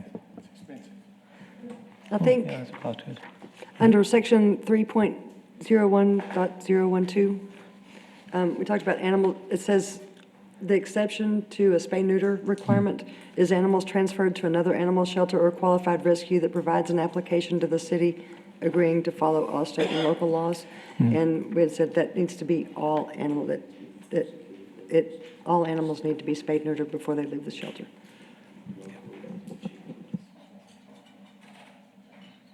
Okay.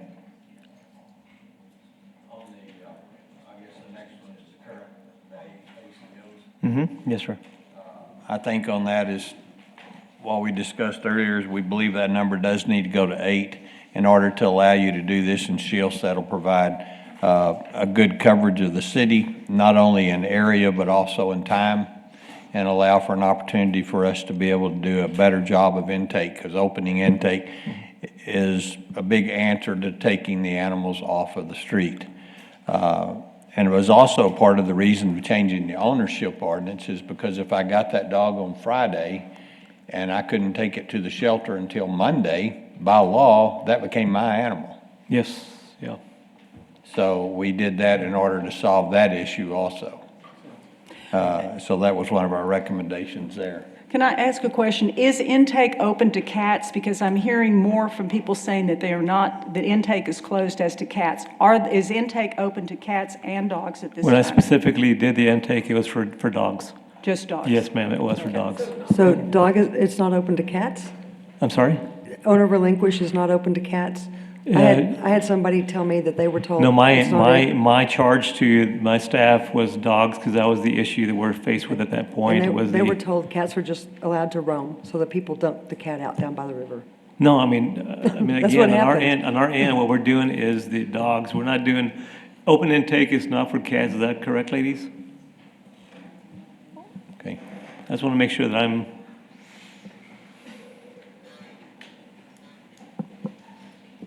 Well,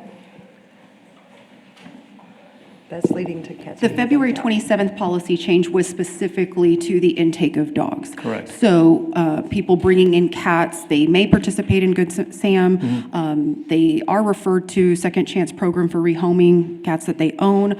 But there's no open intake for cats under the current policy. We do take in a good many cats, but we do encourage participation in Good Sam and do refer to Second Chance for owned cats. I think cats pose a public health problem just as much as dogs do, an overpopulation of cats. And we have that here, if you read next door, which people talk about are cats in their yard, stray cats in their neighborhood, people feeding stray cats. I don't understand why cats are not a public health issue as well as dogs. again, initially, what we were addressing were the dog bites and the risk associated with that, because that was what was coming back as far as a lot of the reports, was the fear of the loose animals, loose dogs that could attack or were attacking, and that's why we took immediate action, or I took immediate action to make sure that I opened intake specifically for dogs. Now, for cats, that's something that on our end, the city council members, we take a look at and say, hey, yes, that's what we want to do as well. But initially, it was just the dog population, so, okay.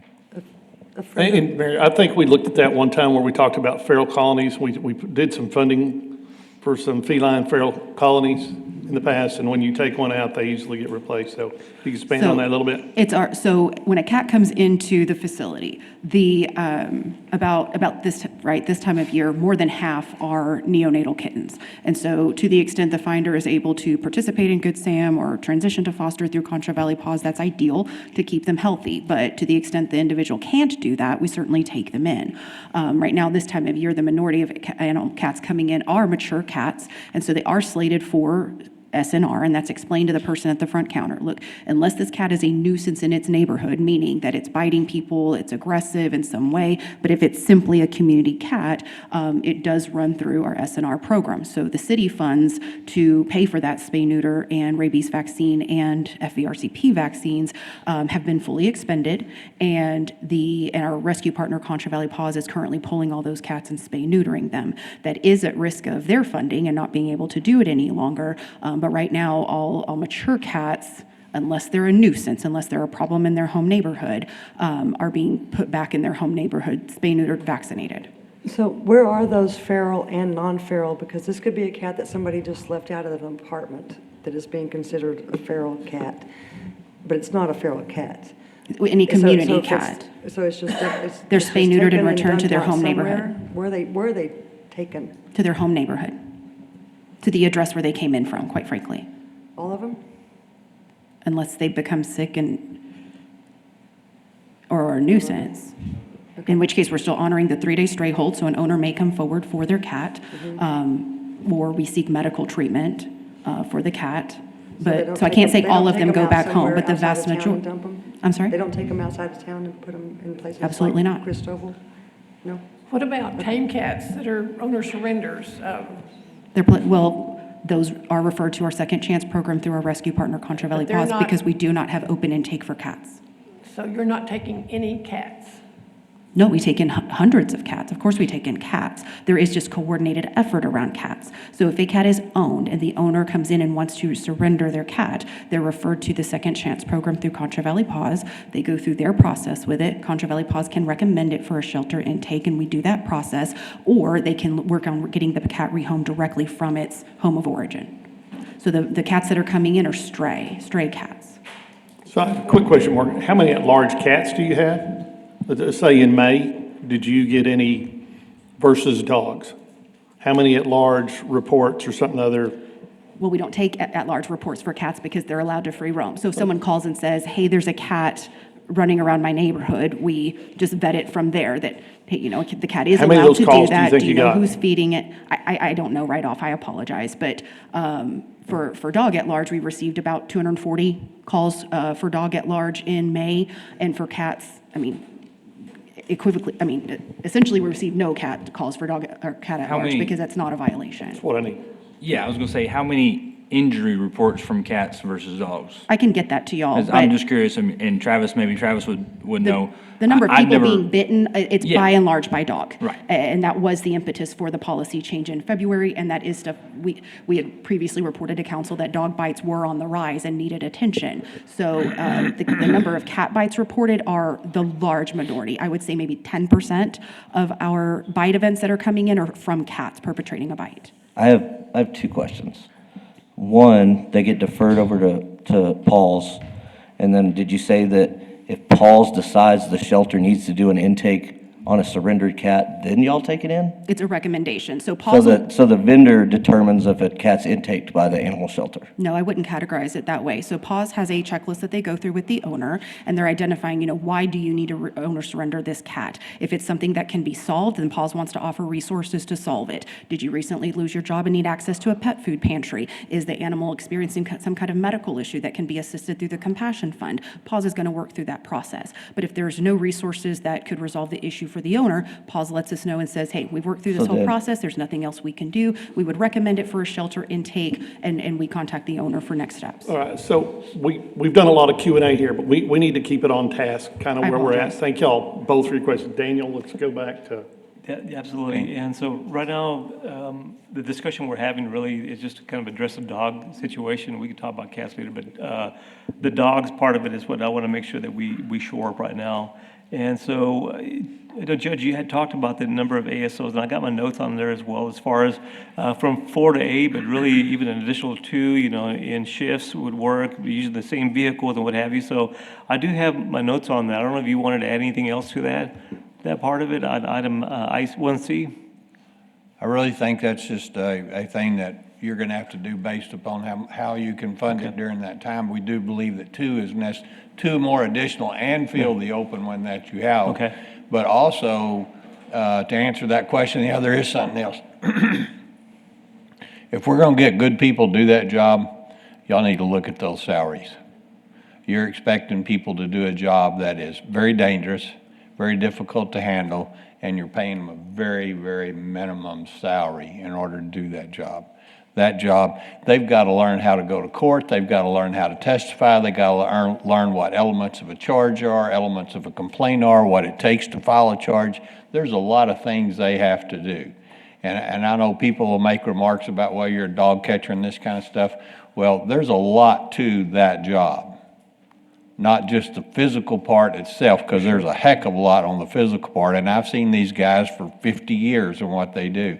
But they've also got to be intelligent enough and smart enough that in a lot of ways, they are acting in the same capacity as a police officer. They're out there taking that call. They've got to learn how to de-escalate. We've got to learn how to do these things. We've got to go back to educating them. Adam and I both agreed that between the police department and the court, they and the city attorney's office, we can train these people to do their jobs a lot better. But we've got to have the person with the ability to be able to do that. So you need to take a long look at the salaries that you have for those people and get them a decent salary so that we can obtain applications from people that will fit into those positions that can handle your neighborhood problems. And Judge, as you mentioned, it's not just a neighborhood problem, it's also showing up in court.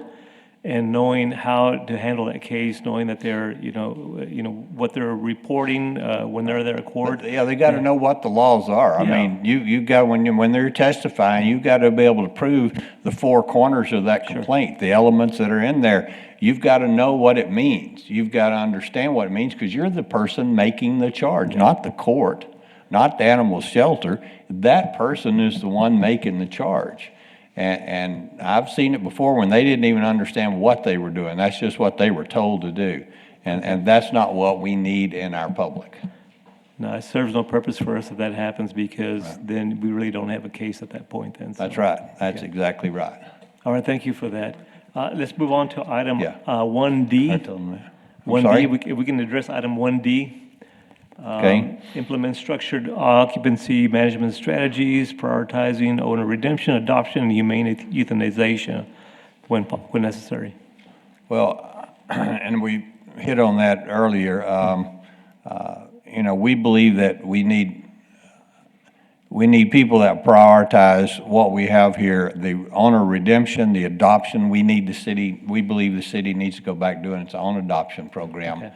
We believe that will allow you to better handle this, will open the door for many other agencies to do more adoptions than just there at the city, providing the intakes, as we said before, making sure that we have that. We all know, and none of us like to put an animal down, but is it more humane to put an animal down or watch him get run over by a truck on the road Or and starve. lay on the side of the road? Or starve out there in the cold. Or starving in the cold, the things that can happen. And none of us want to none of us want to euthanize any of these animals. But we can't continue to have 500 dogs a day running around in the city of San Angelo. And we can give them an opportunity to come into our shelter, be adopted through there, be adopted through the other agencies that there are in the city. And if they don't, at least they have a place to stay and they're getting fed and taken care of until that time. Absolutely. So, yes, that's what we ask you to look at that. Animal welfare, spay and neuter. Spay and neuter is the answer. We can talk about picking them up all day long, and we've got to do that. But until we spay or neuter and cut down the number of dogs we have out there in the public that are out running loose, we're not going to solve the problem until we can solve that. And the way you solve that is spay or neuter. We need to throw in here, because Mary Golder for years was involved in education, and we need to get into our schools and we need to educate them about spay or neuter programs, about handling and how you take care of an animal, this kind of stuff. We need to be able to educate our public. We need to use whatever means necessary, the city's website, this kind of stuff. We need to educate the public that you find a dog, take it to the pound. This happens. We need all these things to be reiterated now over and over to the public, that it's there for that purpose and why we're going to do these things. So education has to become a very big part of that. Okay. Mary, I'm sorry, Mary, you're about to say something a little while ago. So. Yes, can I address why the city should take back the adoption process? Sure. It was very successful for years. And you have Breed Rescue working with when you get a qualified shelter director, they're going to have the opportunity to work with other rescues. The person that knows an animal best is the person that's responsible for the day-to-day care.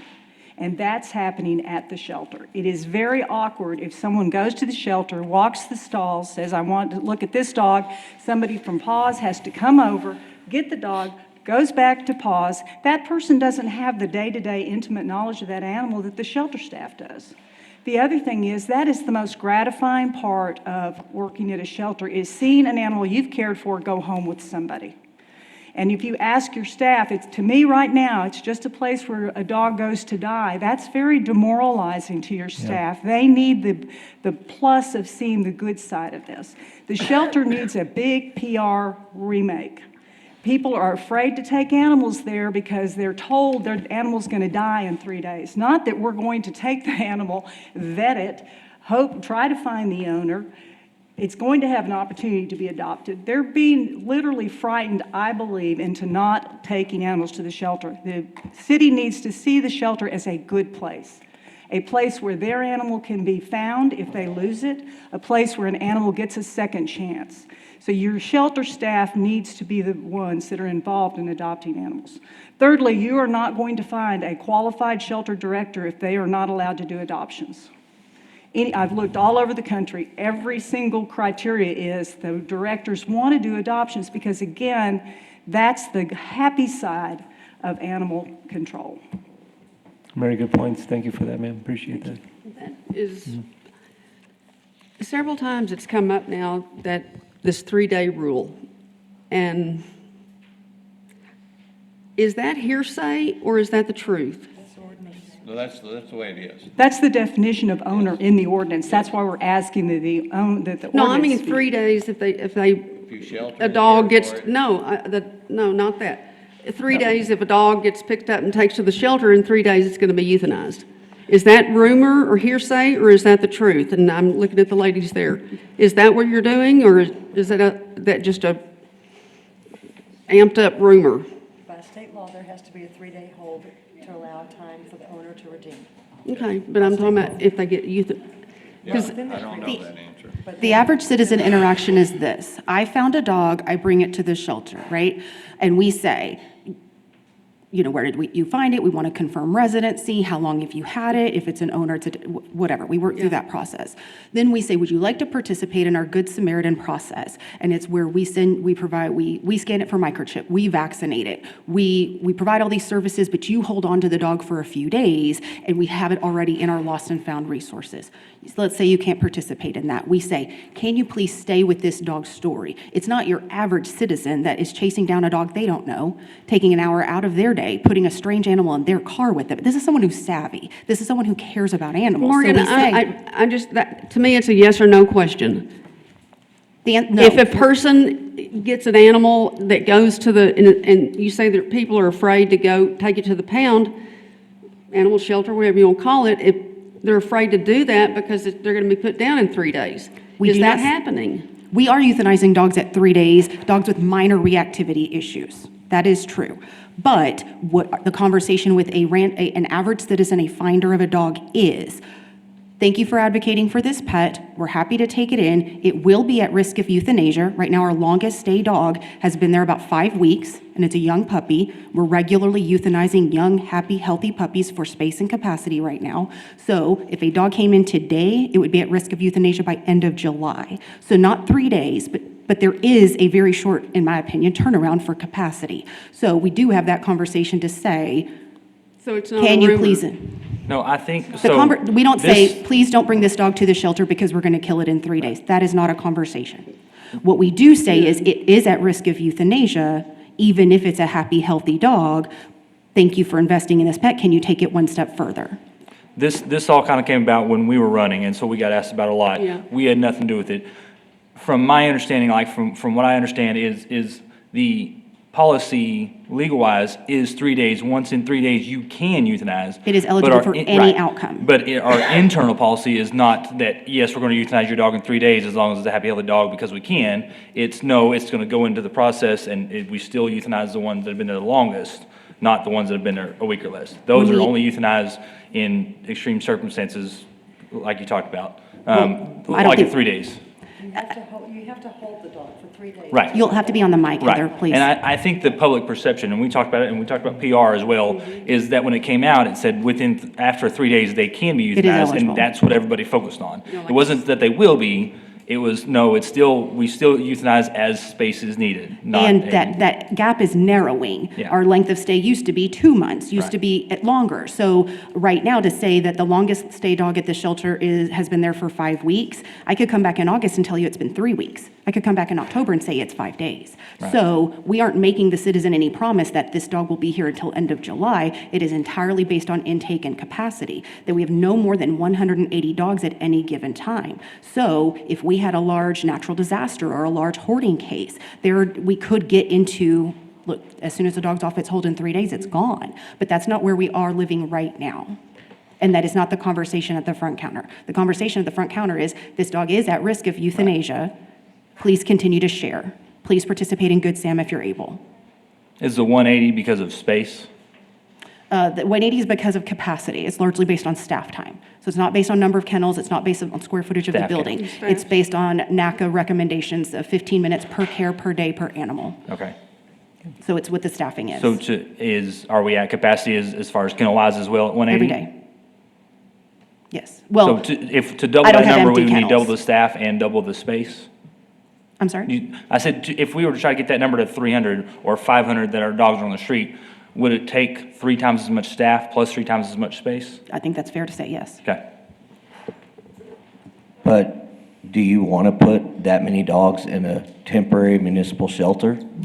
Obviously, we don't want that, but there's so many things that we have to look at, right? We're Yeah. not directors of places. We have public safety, we have that to fix. So to help get them off the street, spay and neuter is going to take a while. Like all these recommendations, it's going to take years. So our immediate fix, how can we get there? And it sounds like she would need more staff and more space to get more dogs off the street and not have to euthanize within 5 weeks or 2 weeks or whatever it ends up being. Sure. There'd be a cost connected to it, absolutely, Patrick.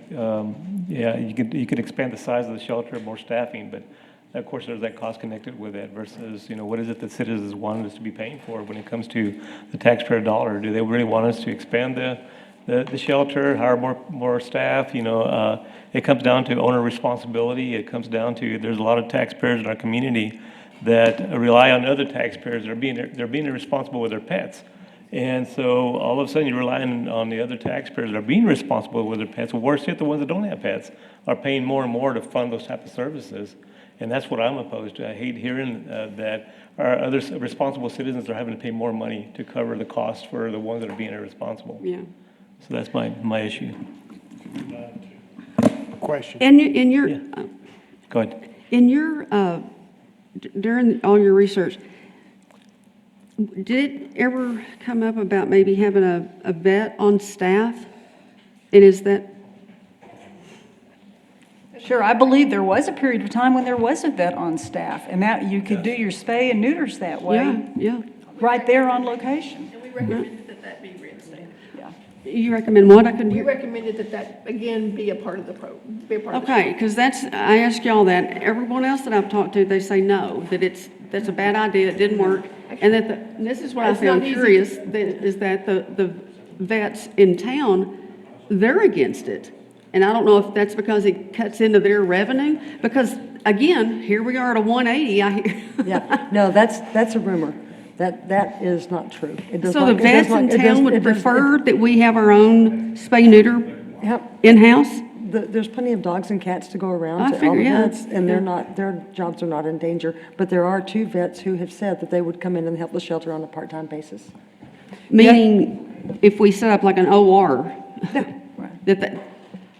And the other thing is, right now, to get a spay surgery, you're waiting 2 weeks. I just set one for 3 puppies. And at least 2 weeks till I can get an appointment. So it's not like people are standing there at vets saying, I don't have enough to do. Everybody's really busy. Okay. Can I ask a random quick question on that? I'm sorry, I believe it was Sharon, right? I think you were talking earlier about the voucher systems.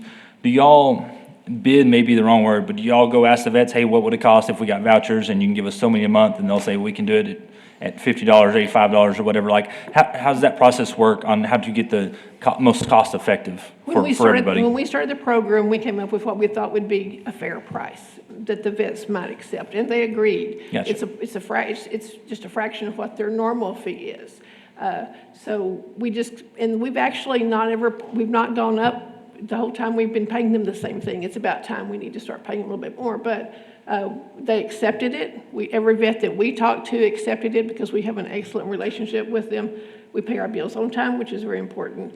The shelter used to have their own OR suite, okay? They had a whole OR suite at the shelter.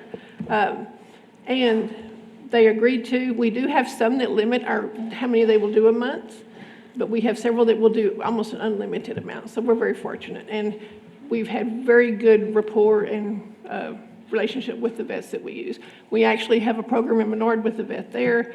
The vet in Cristobal is part of our program here, and we could add more if we had more money. Tommy, you had a question a little while ago. Mary, you mentioned the public health standpoint of bites, both dogs and cats.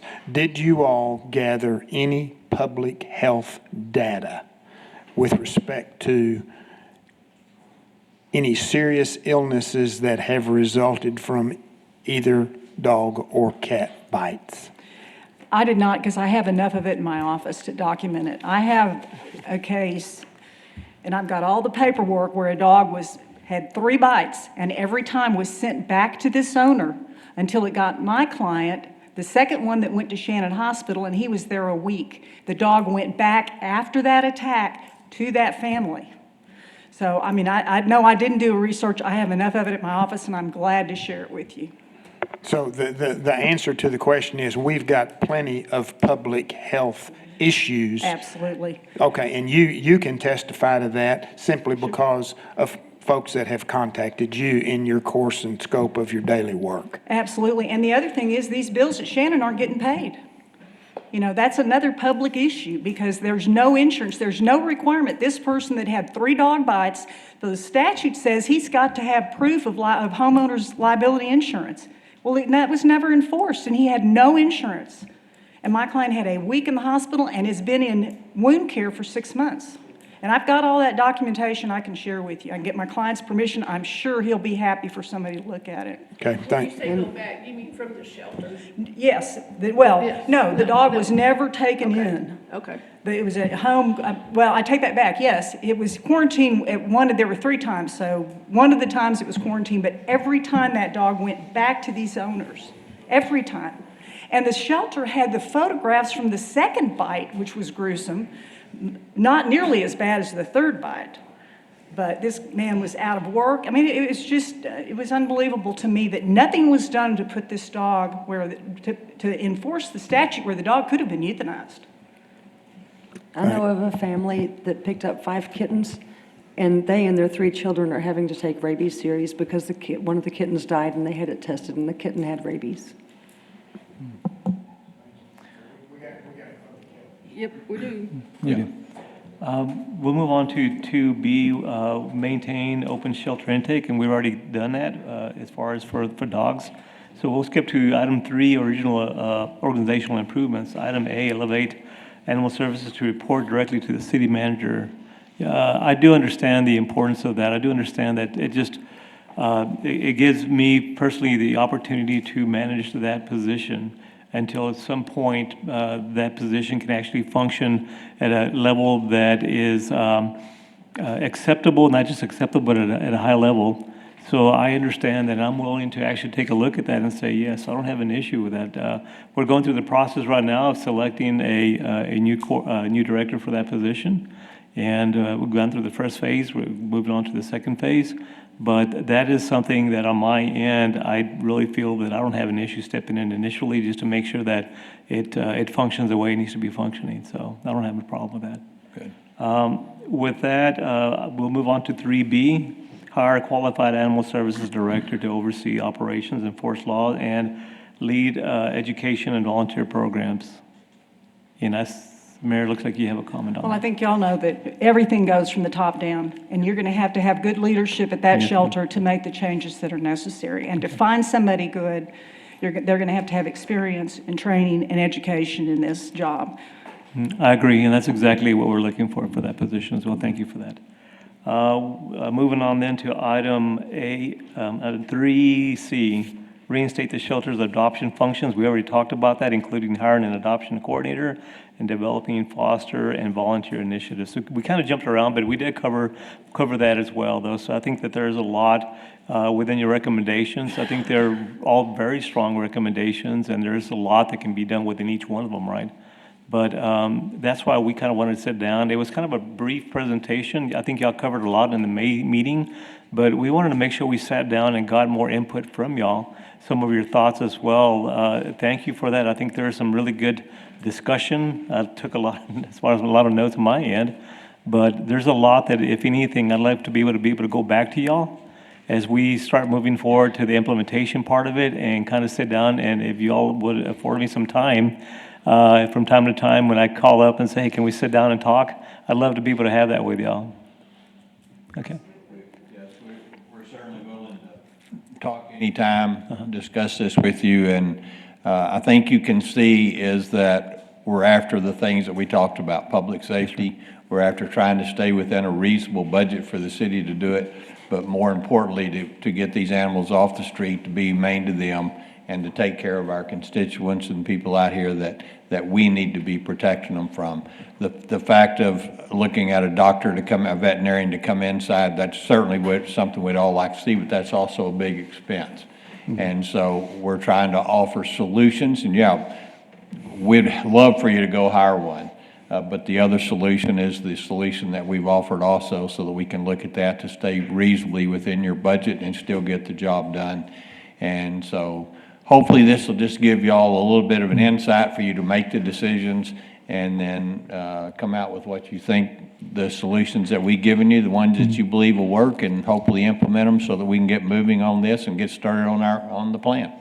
Thank y'all so much. And I want to thank all of y'all as far as the task force. I know this wasn't easy for y'all. Y'all went through PIRs. Y'all went through so many different things, just to come. This is all thoroughly voluntarily on your part. And yet you had to go and jump through hoops and go through some of the things the staff has to go through as well. And it can be a pain, but y'all weathered it and came through it and gave us recommendations. So thank y'all so much for that. I sure do appreciate that. And I think I'll speak on behalf of council here with Daniel.